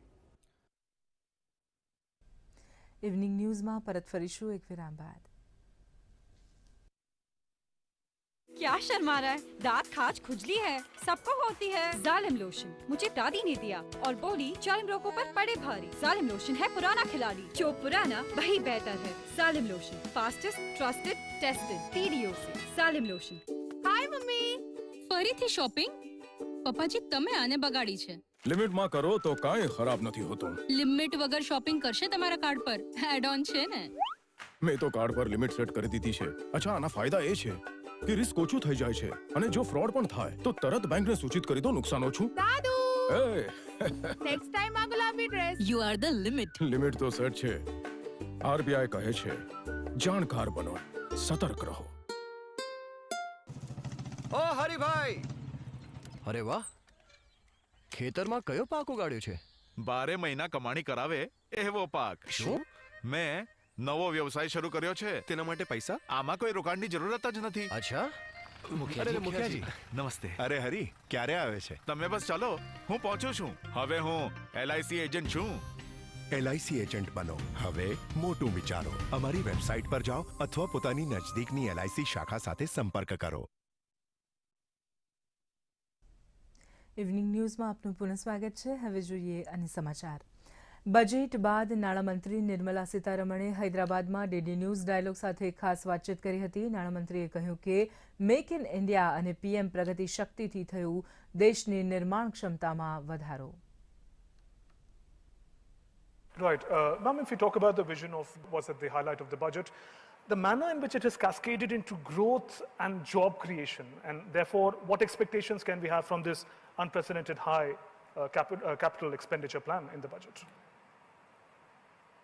Since 2020-21, this emphasis on capital expenditure continues. It started then and it continues. And the incremental addition that we are making is not lesser than what it was before. 30%, 31%, 34%, that is also increasing. If I just can call the absolute numbers, it's some 3.5 lakh crores, 5.5 crores, which is being 1.30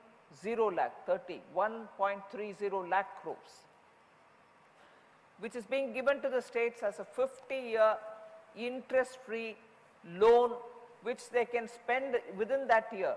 And we are not even saying for which project. Even a project which has been started by the state, but which doesn't have the last mile funding, this money can be used and they can complete that project as well. So the state's participation has also been drawn in, and the rest of the amount goes to the various departments of the center. To pointedly answer that question, we have found that the appetite in the states has actually gone up, and their performance as well, in that the monies that have been given to them have also been near fully utilized. There are some of them who still have to give us utilization certificate, and after all, there's one more month for 23 to end financial. રાજ્યવ્યાપી સુજલામ સુફલામ જળ અભિયાનના છઠ્ઠા ચરણનો ગાંધીનગરના ખોરજથી મુખ્યમંત્રી ભૂપેન્દ્ર પટેલ પ્રારંભ કરાવશે. રાજ્યમાં ભૂગર્ભ જળસ્તર ઊંચા લાવવાના હેતુથી વરસાદી પાણીના મહત્તમ સંગ્રહ માટેના મહત્વપૂર્ણ અભિયાન સુજલામ સુફલામ જળ અભિયાનનો રાજ્યવ્યાપી પ્રારંભ 17 ફેબ્રુઆરીથી થશે. આ અભિયાન તારીખ 17 ફેબ્રુઆરીથી 31મી મે એટલે કે 104 દિવસ સુધી સમગ્ર રાજ્યમાં યોજાવાનું છે. મુખ્યમંત્રીના નેતૃત્વ અને દિશાદર્શનમાં સતત બીજા વર્ષે આ રાજ્યવ્યાપી સુજલામ સુફલામ જળ અભિયાન હાથ ધરાશે. આ અભિયાન અન્વયે 2023ના વર્ષમાં પણ તળાવો ઊંડા કરવા, ચેકડેમ, જળાશયોના ડીલિસ્ટિંગના કામો, રિપેરિંગ કામો તેમજ નવા ચેકડેમ, વન તળાવ અને ખેત તલાવડીના નિર્માણના કામો સહિત નદીઓને પુનર્જીવિત કરવાના અને નહેરોની તેમજ કાંસની સાફ સફાઈના કામો રાજ્યભરમાં કરવામાં આવશે.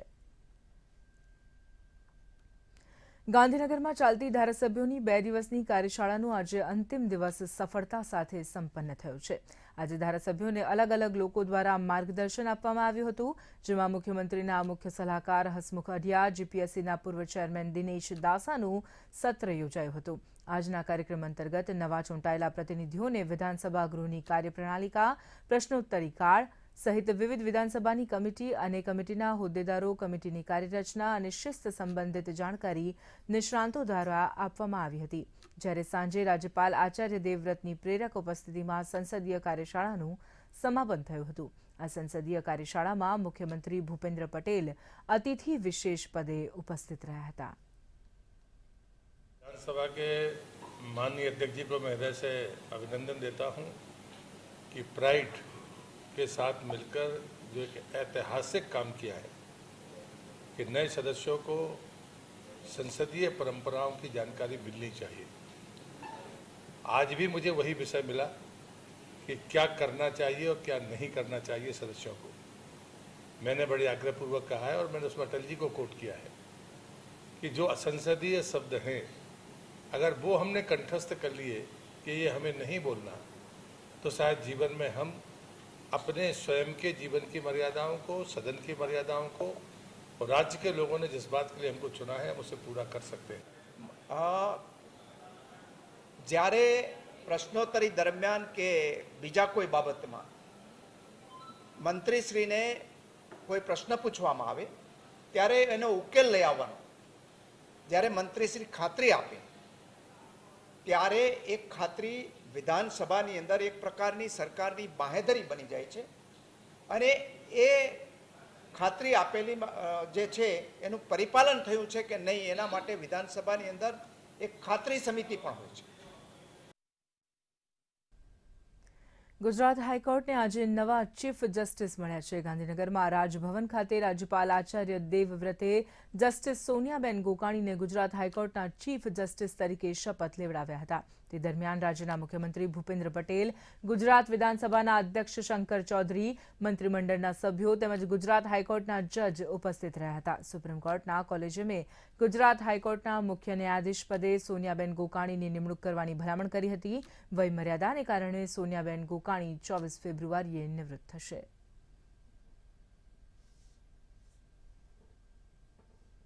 ઇવનિંગ ન્યૂઝમાં પરત ફરીશું એક વિરામ બાદ.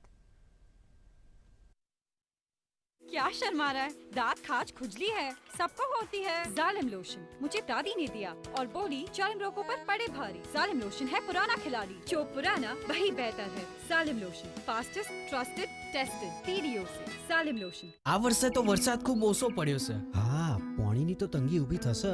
જુઓ, પાણીની આવક અને જાવકનું નિયમન કરીએ એટલે પાણીની તંગીથી બચી શકાય. પાણીની આવક એટલે વરસાદ, જેનો નહેર, તળાવ, ભૂગર્ભ વગેરેમાં સંગ્રહ. જ્યારે જાવક એટલે પીવાનું પાણી, ઘર વપરાશ, ખેતી વગેરેમાં વપરાતું પાણી. હા, એટલે તો પાણીની આવક અને જાવકનું નિયમન કરીએ તો પાણીની તંગી પણ ઊભી ના થાય.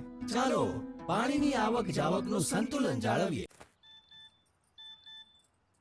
થઈ ગઈ વ્યવસ્થા. શેની? ગુડીની ફીસની. દેખાડ. 20,000ની લોન તરત. ખબર છે કોણ આપી રહ્યું છે? વ્યાજ કેટલું છે? લોન નિયંત્રિત સંસ્થાઓ પાસેથી જ લો, એટલું જ ઉધાર જેટલી જરૂરત, તે પણ તપાસીને. થઈ ગઈ વ્યવસ્થા. પગાર એડવાન્સમાં મોકલ્યો છે. આરબીઆઈ કહે છે, યોગ્ય નાણાકીય વર્તન કરે તમારું રક્ષણ. વિરામ બાદ ઇવનિંગ ન્યૂઝમાં આપનું પુનઃ સ્વાગત છે. હવે જોઈએ અન્ય સમાચાર. જામનગર મહાનગરપાલિકા દ્વારા ઇઝ ઓફ લિવિંગ ઇન્ડેક્સ 2.0ની શરૂઆત કરવામાં આવી છે. ત્યારે જામનગર શહેરને સ્માર્ટ બનાવવા 65,417 લોકોએ મત આપ્યા છે. આથી રાજ્યના 9 શહેરમાં સુરત અને અમદાવાદ બાદ ફીડબેકમાં જામનગર ત્રીજા ક્રમે રહ્યું છે. શહેરનો સ્માર્ટ સિટીમાં સમાવેશ થાય તે માટે જામનગર મહાનગરપાલિકા તેમજ ધારાસભ્યોના પ્રયાસો વચ્ચે 11 દિવસમાં 49,417 લોકો જોડાયા હતા. ચાલુ વર્ષે વસ્તીની દ્રષ્ટિએ જામનગર, જૂનાગઢ અને ભાવનગર વચ્ચે સ્માર્ટ સિટીમાં સ્થાન પામવાની હરીફાઈ છે. કુલ ભારતભરમાં 266 સિટીમાં સ્માર્ટ સિટી અંતર્ગતનો સર્વે કરવામાં આવે તો લોકોના મંતવ્યો જાણવા માટેનો આ સર્વે હતો. ત્યારે જામનગર માટે ખૂબ જ આનંદની ગર્વની વાત એ છે કે ગુજરાતભરમાં કુલ 8 મહાનગરપાલિકામાં જામનગરનો ત્રીજો નંબર આવે છે, પણ 10 લાખથી ઓછી વસ્તીમાં જામનગર શહેરનો પહેલા નંબરનો ક્રમ છે. આના માટે હું જામનગરના નાગરિકો જેમણે આ સર્વેમાં ભાગ લીધો અને ખાસ કરીને નવી જનરેશન જે કોલેજમાં છે, યુવા વર્ગ, એમણે આમાં ખૂબ જ વળી ચડીને ભાગ લીધો. એના કારણે આપણે આ સર્વેમાં સમગ્ર ગુજરાતમાં 10 લાખથી ઓછી વસ્તીમાં પ્રથમ ક્રમે છે. પોરબંદર સહિત દેશના 87 રેલવે સ્ટેશનનો સમાવેશ અમૃત ભારત સ્ટેશન યોજના હેઠળ કરાયો છે. જે અંતર્ગત આ રેલવે સ્ટેશનને વિશ્વકક્ષાના બનાવવાની જાહેરાત કરવામાં આવી છે. કેન્દ્રીય રેલવે મંત્રીને પોરબંદર સહિત રાજકોટ અને સૌરાષ્ટ્ર ગુજરાતના રેલવે સ્ટેશન વિકસાવવા માટે ભલામણ કરવામાં આવી હતી. જે બાદ કેન્દ્રના બજેટમાં પોરબંદર સહિત ગુજરાતના 87 રેલવે સ્ટેશનનો અમૃત ભારત સ્ટેશન યોજના હેઠળ સમાવેશ કરવામાં આવ્યો છે. રેલવે દ્વારા આ કાર્યક્રમ અંતર્ગત ફ્લાયઓવર અને અંડરબ્રિજ બનાવવામાં આવશે તેમજ વન સ્ટેશન વન પ્રોડક્ટ બનાવવાનું આયોજન પણ હાથ ધરાયું છે. ખરેખર ખુશીની વાત છે. ઘણું બધું કામ થયેલું છે અને ભવિષ્યમાં પણ થશે. એ ખરા અર્થમાં સારી થયેલી છે અને તાત્કાલિક કામ થાય તેવી અમારી માગણી છે. અમદાવાદની ઝાયડસ હોસ્પિટલ ખાતે સિનિયર બ્રેઇન સ્ટ્રોક ન્યુરોલોજિસ્ટનો સેમિનાર યોજાયો હતો. સેમિનારમાં ડબલિન આયર્લેન્ડના senior stroke neurologist doctor Michael Blakeway સહિતના અન્ય તબીબોએ ભાગ લીધો હતો. ગ્રામીણ વિસ્તારોમાં બ્રેઇન સ્ટ્રોકની સારવાર મેળવવી ખૂબ જ પડકારરૂપ છે. તેથી ઝાયડસ હોસ્પિટલ અને આયર્લેન્ડની મેટ્રોનિક હોસ્પિટલ હવે ગ્રામીણ વિસ્તારોમાં તાલીમબદ્ધ મેડિકલ સેન્ટર ઊભા કરશે, જેમાં બ્રેઇન સ્ટ્રોકના દર્દીઓને માર્ગદર્શન પૂરું પાડવામાં આવશે.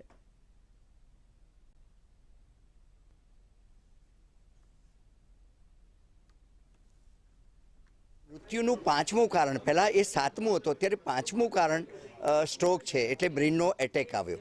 હવે જો આપણે આને રોકી શક્યું તો આ મૃત્યુદરને આપણે ડેફિનેટલી રોકી શકીએ એવું છે.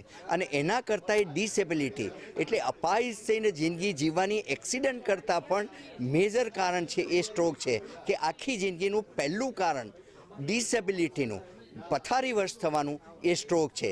તો આ વસ્તુને જો અવેરનેસ પ્રોગ્રામ તરીકે લઈએ અને જો કોઈને સ્ટ્રોક થાય તો એના ગોલ્ડન અવર્સ કે 4 કલાકની અંદર જો પ્રાઇમરી સિટી સ્કેન થઈ અને જ્યાં સેન્ટર ઉપર આ સ્ટ્રોકની ટ્રીટમેન્ટ અવેલેબલ છે એવી જગ્યાએ જો આપણે આ ટ્રીટમેન્ટ કરી શકીએ તો હું માનું છું ત્યાં સુધી આ દેશ માટે ઘણું મોટું કામ થશે. રાજ્ય સરકાર દ્વારા પ્રથમવાર માતા બનતી મહિલાઓ અને તેના કુટુંબની ખુશીમાં સહભાગી થવાના અભિગમ સાથે માતૃવંદના યોજના શરૂ કરવામાં આવી છે. જેના દ્વારા દરેક મહિલાઓ જે પ્રથમ વખત માતૃત્વ ધારણ કરે છે તેને રાજ્ય સરકાર 5,000 રૂપિયાની સહાય આપશે. જેમના ભાગરૂપે સાબરકાંઠા જિલ્લા પંચાયત આરોગ્ય શાખા દ્વારા ઉદાહરણીય કામગીરી કરવામાં આવી છે. રાજ્યભરમાં 100% લક્ષ્યાંક પૂર્ણ કરીને જિલ્લાની 18,716 સગર્ભા મહિલાઓને સીધા તેમના બેંક ખાતામાં સહાયની રકમ આપવામાં આવી હતી. જે સાથે સાબરકાંઠા જિલ્લો માતૃવંદના યોજનાનો 100% લક્ષ્યાંક પૂરો કરતો પ્રથમ જિલ્લો બન્યો છે. અટકાવવા માટે રાજ્ય સરકાર દ્વારા પ્રધાનમંત્રી માતૃવંદના યોજનાનું અમલીકરણ કરવામાં આવ્યું છે. આ યોજનાનું સાબરકાંઠામાં પણ અમલીકરણ કરવામાં આવ્યું છે અને આ યોજના અંતર્ગત સરકારશ્રી દ્વારા ફાળવેલ લક્ષ્યાંક મુજબ 100% કામગીરી સાબરકાંઠા જિલ્લાએ કરી છે. આ યોજના અંતર્ગત કુલ 18,716 સગર્ભા માતાને લાભ આપવામાં આવ્યો છે અને આ સગર્ભા માતાઓને 2,76,00,000 રૂપિયાનું પેમેન્ટ પણ કરવામાં આવ્યું છે. જૂનાગઢમાં વહીવટી તંત્ર દ્વારા શિવરાત્રી મેળાને લઈ ભવનાથ મંદિરના તમામ અખાડાઓને અને સમગ્ર માર્ગોને રોશનીથી શણગારવામાં આવ્યા છે, જેથી રાત્રિના સમય દરમિયાન અહીંનો નજારો અલૌકિક નગરી સમાન જોવા મળી રહ્યો છે. આ મંદિરે લાખો લોકોની સંખ્યામાં દર્શનાર્થે ભક્તો આવતા હોય છે, ત્યારે સાધુ દર્શનનો મહિમા શું છે તે અંગે સ્વયં રુદ્રાક્ષધારી બાબાએ જણાવ્યું હતું.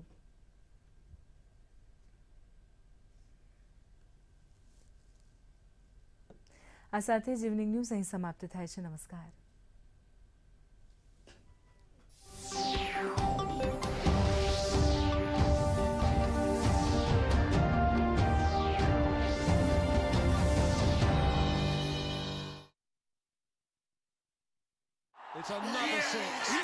જલ્દી રિચાર્જ કરો.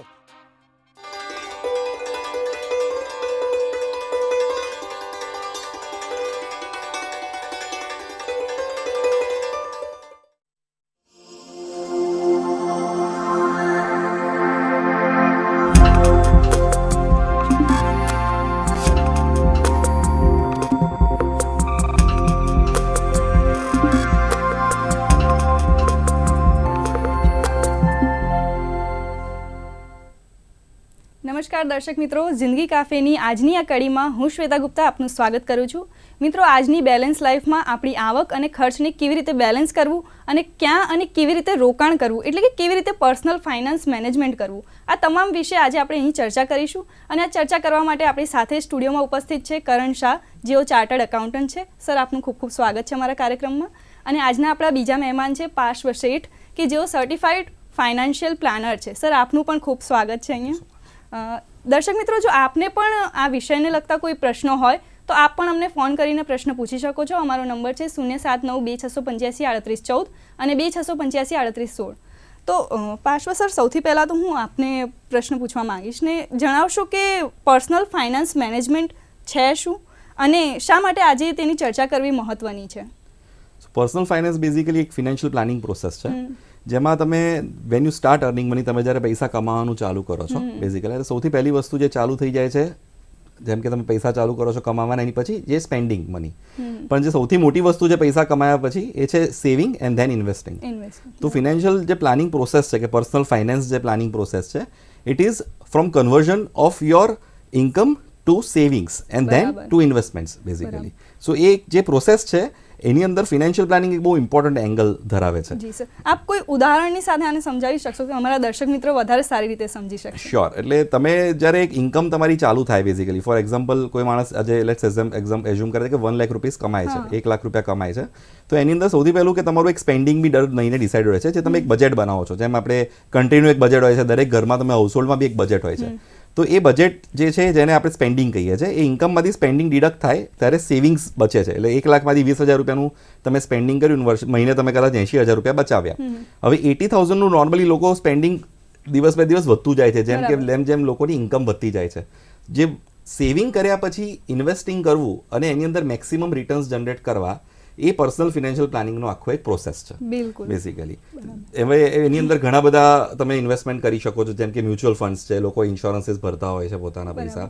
પણ એને સમજવું કે એ પ્રોપરલી કેવી રીતે બજેટિંગ કરવું, કે તમે X રૂપિયા કમાવો છો, Y તમારું સ્પેન્ડિંગ છે, અને Z is the net savings, that is very important. That is wear financial planning process comes into. એટલે ખૂબ અગત્યનું છે financial planning. One of the most important. Karan sir, એક બીજો કન્સેપ્ટ છે KYI, ધારો કે નો યોર ઇન્કમ. તો એ નો યોર ઇન્કમ એટલે આપણી ઇન્કમને કેવી રીતે ઓળખવું, આપણી સાચી ઇન્કમ એ કેવી રીતે નક્કી થાય છે, તેના વિશે જણાવશો? આપણે ઇન્ડિયામાં જોઈએ તો અલગ અલગ ટાઈપના ઇન્કમ સોર્સિસ હોય છે. બિઝનેસ ઇન્કમ છે, કોઈને પ્રોપર્ટી વેચી કે શેર વેચ્યા તો કેપિટલ ગેઇન ઇન્કમ છે. પછી હાઉસ પ્રોપર્ટી ઇન્કમ છે, તમે રેન્ટલ ઇન્કમ જે આવતી હોય છે. પછી એક ઇન્કમ ફોર અધર સોર્સિસ કરીને જે છે, જે તમે ઇન્ટરેસ્ટના કોઈ વ્યાજ કે કમાયા હોય બેંકમાંથી કે બીજે કોઈને ફંડ આપ્યું હોય, તે બધા તમે ઇન્કમ ફોર અધર સોર્સિસ હોય છે. અને એક જે મોસ્ટ પીપલ છે ઇન્ડિયામાં, સેલેરીડ ક્લાસ, જે તમને સેલેરી કાં તો ગવર્મેન્ટ પાસેથી મળે છે કાં તો તમારે પ્રાઇવેટ કંપનીઝ માટે મળે છે. એટલે તમારા all are different heads of income. એટલે તમે જ્યારે બી મંથની જેવી પ્લાનિંગ કરો, કોઈ ખર્ચા કે ઇન્વેસ્ટમેન્ટ્સ કે જે બી તમે કરવા માટે પ્લાનિંગ કરો, ઓલવેઝ પહેલાં તમારી ઇન્કમ કેટલી છે એમાંથી તમે કેટલું સ્પેન્ડ કરશો. અને મોસ્ટ ઇમ્પોર્ટન્ટ પાર્ટ જે હમણાં બી પાછો બી કીધું કે સેવિંગ્સ અને investment is a very important part of financial planning. એટલે જ્યારે બી તમે મંથલી ઇન્કમ પ્લાન કરો ત્યારે એક્સપેન્ડિચર પ્લસ તમારું સેવિંગ અને કેટલા રૂપિયા સેવિંગ માટે રાખવા છે, કેટલા રૂપિયા તમારે ઇન્વેસ્ટમેન્ટ માટે રાખવા છે, એ દરેક ફેમિલીએ પ્લાન કરવું જોઈએ. અને એક બીજું ટેક્સ પણ હોય છે ને એમાં, કે ઇન્કમમાંથી ટેક્સ હા, બાદ કર્યા બાદ એટલે આ બધા જ ઇન્કમ સોર્સિસમાંથી તમને ખબર છે કે tax in any form TDS હોય છે, કોઈકમાં TCS હોય છે, કોઈકમાં તમારે ડાયરેક્ટ વર્ષના એન્ડમાં ગવર્મેન્ટને ટેક્સ આપવાનો હોય છે. અને GST, તમને ખબર કોઈ બી વસ્તુ તમે આજે લો છો કે કોઈ બી સર્વિસ લો તો GST ભરો છો. એટલે આ tax is also very big part of your expenditure. એટલે એ બધું વિચાર્યા પછી જ તમે સેવિંગ અને ઇન્વેસ્ટમેન્ટ વિચારી શકો છો. તો આ પર્સનલ ફાઇનાન્સ મેનેજમેન્ટ કરવાથી લોકોને ભવિષ્યમાં કેવા ફાયદા થઈ શકે છે? આજે તમે એક્ઝામ્પલ છે કે કોઈ બી ફેમિલી હોય તો સૌથી પહેલાં કોઈ બી પેરેન્ટ્સ કે મારો સન કે ડોટર સારા એજ્યુકેશન લે, કે સારી કોલેજમાં કે સ્કૂલમાં ભણે, મોંઘી જે બી જગ્યાએ ભણવું હોય તો they can invest and save and they can make that payment for the universities. પછી કોઈ બી પેરેન્ટ્સ હોય તો એના પર marriage is also big event. આપણે સોસાયટીમાં રહીએ છીએ તો સન અને ડોટરના મેરેજ માટે, અને એક મોટું જે બધાને ખબર કે ઘર, પોતાનું ઘર હોય જે ફેમિલી માટે, એના માટે. તો આ બધી વસ્તુ તમે ક્યારે કરી શકો? એક સ્ટેડી ઇન્કમ હોય પ્લસ એની સાથે તમે પ્લાનિંગ કરો ઇન્વેસ્ટમેન્ટ અને સેવિંગ્સનું, તો જ તમે આ બધી વસ્તુ સારી રીતે કરી શકો. અને over long period of time. અને most important part is retirement planning, કે જે ફંડ તમારે આફ્ટર એજ ઓફ 60-65 જ્યારે તમે કામ નથી કરતા, કાં તો એટલા સક્ષમ નથી કામ કરવા માટે, કાં તમારી ઇન્કમ ડીપ થાય છે, ત્યારે આ બધા પૈસા તમારે એ ટાઈમે યુઝ કરવા મળે છે. આપણી સાથે એક દર્શક મિત્ર જોડાયા છે, તેમનો પ્રશ્ન પૂછવા માંગે છે. જામનગરથી તરલાબેન. હેલો. હા, હેલો, નમસ્તે. નમસ્તે, બોલો આપનો પ્રશ્ન. હા, મારો પ્રશ્ન છે, ઘણા લોકો ટેક્સને પાત્ર આવક ન હોવા છતાં નીલ રિટર્ન બતાવે છે, શા માટે? અને બીજો પ્રશ્ન, ટેક્સને પાત્ર આવક ન હોવા છતાં રિટર્ન ભરવું જરૂરી છે? જી સર, આપ શું કહેવા માંગશો? પહેલી વાત તો રિટર્ન ભરવું જરૂરી નથી, પણ લોકો એટલે રિટર્ન બતાવે છે કે ગવર્મેન્ટ કે બધી જગ્યાએ એનો ટ્રેક રેકોર્ડ થાય, પ્લસ કે જ્યારે બી ફ્યુચરમાં તમારે કોઈ બેંક લોન કે કોઈ બી ઇન્સ્ટિટ્યૂશનમાં ફંડિંગ લેવા ત્યારે લાસ્ટ 3 યર્સના ઇન્કમ એ બેઝિક ક્રાઇટેરિયા થઈ ગયો છે.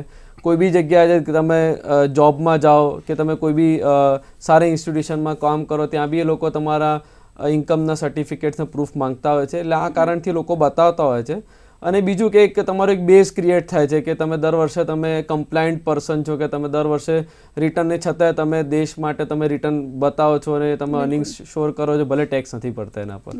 ટેક્સની વાત થઈ એટલે બીજી એક વાત પણ મારે આમાં ઉમેરવી છે કે બજેટમાં હમણાં જ નિર્મલા સીતારમણે કહ્યું હતું, ફાઇનાન્સ મિનિસ્ટર, કે જે નવો ટેક્સ સ્લેબ આવ્યો છે એમાં 7 લાખની જે આવક છે એના પર કર નથી કોઈ પણ પ્રકારનો. અને બીજી તરફ એમ પણ કહ્યું કે 3 થી 6 લાખ સુધીની આવક પર 5% કર છે. તો આ કન્સેપ્ટ શું છે આખો, તેના વિશે દર્શક મિત્રોને જણાવશો. એટલે આ જે બજેટમાં આવ્યું છે થોડા દિવસ પહેલાં, ત્યારે નવી ટેક્સ રિજીમની વાત થઈ હતી. નવી ટેક્સ રિજીમ પહેલાં બી આવેલું છે લાસ્ટ યર. આ વર્ષે એમાં કંઈ સ્લેબ ચેન્જમાં આવ્યા છે. એમાં એવું હતું 0 થી 3 લાખ સુધી 0 ટેક્સ છે, 3 to 6 લાખ મેડમ તમે જેમ કીધું 5% ટેક્સ છે, અને 6 to 9 લાખ 10%, એવી રીતે એવરી ઇન્ક્રીમેન્ટ 5% છે. અને ટિલ 15 lakhs પછી તમારે 30% ટેક્સ ભરવાનો છે. એમાં એક રિબેટ છે 87A. એટલે જો તમે 7 lakhs ઇન્કમ બતાવો અને જો તમે રિબેટ 87A ક્લેમ કરો તો તમારે ગવર્મેન્ટને કોઈ ટેક્સ ભરવાનો આવતો નથી. એટલે જે બી ટેક્સ છે પ્લસ માઇનસ તમે રિબેટ કરશો તો ગવર્મેન્ટને કોઈ ટેક્સ ભરવાનો આવતો નથી. એટલે એ રીતે 7 લાખ સુધી તમારે કોઈ ટેક્સ ભરવાનો નથી આવતો, એ 87A રિબેટના કારણે. જી, એક બીજા દર્શક મિત્ર આપણી સાથે જોડાયા છે, ગાંધીનગરથી મેહુલભાઈ પ્રજાપતિ. જી મેહુલભાઈ, આપનો પ્રશ્ન જણાવશો. હા જી, નમસ્તે સર. નમસ્તે. હા, હવે જનરલી જૂની પદ્ધતિ પ્રમાણે આપણે એફડીમાં ઇન્વેસ્ટ કરતા હોઈએ છીએ, પણ હમણાં આજકાલ મ્યુચ્યુઅલ ફંડની વધારે થોડું બોલબાલા વધી છે. તો મ્યુચ્યુઅલ ફંડમાં જવું જોઈએ એફડી ને એ જે આપણી જે જૂની બચતની પદ્ધતિ છે એને સ્વિચ કરીને, અને જો જવું જોઈએ તો એના શું શું જોખમો છે એ વખતે જો સમજાવો. સો બેઝિકલી છે ને મ્યુચ્યુઅલ ફંડ અને FD is an alternative investment strategies. હવે એફડી જે છે એ તમને કદાચ ખ્યાલ હશે તો એફડીના રેટ્સ આવનારા સિન્સ લાસ્ટ 10 years એફડીના રેટ્સ ઘટતા જ જાય છે. અને મ્યુચ્યુઅલ ફંડ એક અત્યારે તમે એસઆઈપી કરીને એક બહુ જ સરસ એક ગવર્મેન્ટની એક સ્ટ્રેટેજી છે કે તમને ઇન્વેસ્ટિંગ ઇકોનોમીમાં, from savings economy to investing ઇકોનોમીમાં તમે ટ્રાન્સફર થઈ રહ્યા છો. હવે તમે જો નોર્મલી જોવા જાઓ ને તો એસઆઈપી લોંગ ટર્મ અવધિ માટે બહુ સરસ વસ્તુ છે, પણ તમારે તમારું રિસ્ક એલોકેશન કરવાની બહુ જરૂર છે. સો યુ કેનોટ, તમે જો 100 રૂપિયા કમાતા હો તો ઘણા લોકો એવું કરતા હોય છે કે ભાઈ 50 કે 60 રૂપિયા જે પૈસા બચે છે 60 રૂપિયાને એ લોકો મ્યુચ્યુઅલ ફંડ એસઆઈપીમાં ઇન્વેસ્ટ કરી દે છે. હવે જે મ્યુચ્યુઅલ ફંડ એસઆઈપી છે અલ્ટિમેટલી ઇક્વિટી માર્કેટ્સમાં ઇન્વેસ્ટ કરતા હોય છે, તો તમને ઇક્વિટી માર્કેટ્સના જોખમ ખ્યાલ આવવા જોઈએ કે ઘણીવાર એવું બી થાય કે 2-3 વર્ષ ઇક્વિટી માર્કેટ સારું પરફોર્મ ના બી કરે, અને તમે કદાચ તમારા નેગેટિવ રિટર્ન્સ બી એકવાર તમે તમારા પોર્ટફોલિયોમાં જોઈ શકો. તો લંબી અવધિ માટે 100% ઇક્વિટી એસઆઈપી કે મ્યુચ્યુઅલ ફંડ એસઆઈપી બહુ જ સરસ વસ્તુ છે, પ્રોવાઇડેડ કે તમે તમારું રિસ્ક એલોકેશન અને તમારું જે એસેટ્સ છે એને પ્રોપરલી ડાયવર્સિફાઈ કરો છો. તો એફડી ના કરવી એ બહુ સમજદારી નથી, પણ મ્યુચ્યુઅલ ફંડ 100% કરવું જ જોઈએ. એનો એક સ્મોલ કે એસેન્શિયલ પાર્ટ તમારા ઇન્વેસ્ટમેન્ટમાં હોવો જ જોઈએ. બિલકુલ. હવે બીજો પ્રશ્ન એ થાય કે રોકાણ કરવું છે પણ ક્યાં કરવું, કેવી રીતે કરવું એ પણ હજુ ખબર નથી, હજુ શરૂઆત જ કરવી છે, તો કેવી રીતે કરીશું આગળ અને ક્યાં રોકાણ કરવું જોઈએ? ખાસ સૌથી મોસ્ટ ઇમ્પોર્ટન્ટ થિંગ જે સૌથી પહેલું છે, તમે કોઈ ફિનાન્શિયલ પ્લાનર કે એક ફિનાન્શિયલ એડવાઇઝર જોડે બેસો. બીકોઝ વોટ હેપન્સ કે તમને બેઝિક આઈડિયાઝ ખાલી એફડીનો કે પીપીએફનો તમને તમારા ફ્રેન્ડ્સને એમાંથી મળી જાય છે, પણ હવે ઘણા બધા એવેન્યુઝ ઇન્વેસ્ટમેન્ટના ખુલી ગયા છે, જેમ કે મ્યુચ્યુઅલ ફંડ છે, આરઈઆઈટીસ છે, લોકો ડાયરેક્ટ ઇક્વિટીમાં બી ઇન્વેસ્ટમેન્ટ કરે છે, ગવર્મેન્ટ છે, પર્સનલ બોન્ડ્સ હોય છે, એ બધી ટાઈપના ઘણા બધા એવેન્યુઝ હોય છે. એટલે તમે કોઈ ફિનાન્શિયલ એડવાઇઝર કે ફિનાન્શિયલ પ્લાનર જોડે બેસો તો એ તમારું પહેલાં એક ફિનાન્શિયલ પ્લાનિંગ કરશે. બેઝિકલી એ તમને તમારા રિસ્ક એસેસ કરાવડાવશે, તમારી લાયબિલિટીઝ એક પ્રોપરલી એસેસ કરાવડાવશે. ઘણીવાર આપણે 100 rupees, if a person is earning only 100 rupees, કોઈ 100 રૂપિયા જ કમાય છે, તો તમે કહી એને 100 રૂપિયામાંથી એનું સ્પેન્ડિંગ જ 90 રૂપીઝ છે, તો બિચારાને 10 રૂપીઝમાં તમે એનું સેવિંગ શું કરશો બેઝિકલી? તો ફર્સ્ટ ઓફ ઓલ તો એનો એક ફિનાન્શિયલ પ્લાન રેડી કરવો બહુ ઇમ્પોર્ટન્ટ છે. તમે જાતે કરી શકો છો, ક્યાં તો તમે કોઈ ફિનાન્શિયલ એડવાઇઝરને મળી અને એક ફિનાન્શિયલ પ્લાન બનાવી શકો છો. ફિનાન્શિયલ પ્લાન બન્યા પછી તમે ઇન્વેસ્ટમેન્ટની જર્ની શરૂ કરો તો એ જર્ની લાંબી રહેશે અને સુખદ રહેશે. બીજું એ થાય કે સારું મેનેજમેન્ટ કેવી રીતે કરવું?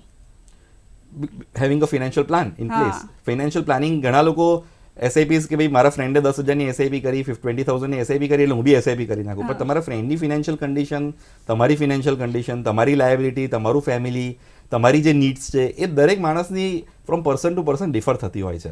તો ઇટ ઇઝ વેરી ઇમ્પોર્ટન્ટ કે તમે પહેલાં તમારી નીડ્સ, તમારા આવનારા 10 વર્ષ, 20 વર્ષ ને 30 વર્ષ એનું એક પ્લાનિંગ કરો. હવે અમુક વસ્તુ એસેન્શિયલ છે, રિટાયરમેન્ટ દરેક માણસનું આવવાનું જ છે, છોકરાઓના લગ્ન કરાવવાના જ છે, એનું ભણવાનું આવવાનું જ છે, અમુક વસ્તુઓ ફિક્સ જ છે, તમે માદા પડવાના જ છો તો એના એક્સપેન્ડિચર થવાના જ છે. તો having a very good mediclaim is very important. Having an adequate life insurance is very important. બિલકુલ. હેલ્થ અને એજ્યુકેશન બહુ જ ઇમ્પોર્ટન્ટ છે, આપનું કેવું? 100%. One of the most important. આ ફાઇનાન્શિયલ જે મેનેજમેન્ટ આપણે કરીએ છીએ તેનાથી આવક અને ખર્ચનું પણ બેલેન્સ જળવાઈ રહે છે. આપણે એવી રીતે પ્લાન કરવું જોઈએ. બિલકુલ. બીજો પ્રશ્ન એ થાય કે આ જે ફાઇનાન્શિયલ મેનેજમેન્ટ છે એ ફક્ત પુરુષો માટે નથી, મહિલાઓ પણ કરી શકે છે. તો આપ શું કહેવા માંગશો, મહિલાઓ કેવી રીતે કરી શકે? અમને હમણાં ઘણી બધી ક્વેરીઝ વુમેનમાંથી જ આવતી, લેડીઝમાંથી જ આવતી હોય છે, બિકોઝ હવે આજની જે લેડીઝ છે એ લોકો they are very financially aware, અને ઓબ્વિયસલી ધ અર્નિંગમાં હવે પહેલાં શું હતું કે ડિસ્પેરિટી હતી કે મેલ યુઝ ટુ અર્ન મોર, જે પુરુષો હતા એ વધારે કમાતા હતા. હવે એ ડિસ્પેરિટી રહી નથી. બેઝિકલી લેડીઝ ને જેન્ટ્સ બંને બહુ સરસ પૈસા કમાતા હોય છે, પોતાના કેપેબિલિટી કરતા હોય છે, અર્ન કરતા હોય છે. પ્રોબ્લેમ એ છે કે તમે કેટલું જલ્દી તમારો ફિનાન્શિયલ પ્લાન બનાવી અને કેટલો જલ્દી એક્ઝિક્યુટ કરો છો. તમે જો 40 વર્ષે ઇન્વેસ્ટમેન્ટની જર્ની ચાલુ કરશો તો તમારી જે પીરિયડ ઓફ સેવિંગ છે એ ખાલી 20 વર્ષ જ છે. 30 વર્ષે કરશો તો ઓબ્વિયસલી તમારું પીરિયડ ઓફ ઇન્વેસ્ટિંગ 30 વર્ષનું રહેશે, અને 25 કરશો તો it is always very beneficial. Plus તમે જોશો તો અર્નિંગ એજ હવે બહુ ઓછી થઈ ગઈ છે, લોકો 20-22 વર્ષે બી કમાવાના ચાલુ કરી કાઢે છે, જે પહેલાના વર્ષોમાં એવું હતું કે લોકો 25-30 વર્ષ સુધી સેટ જ નતા થતા.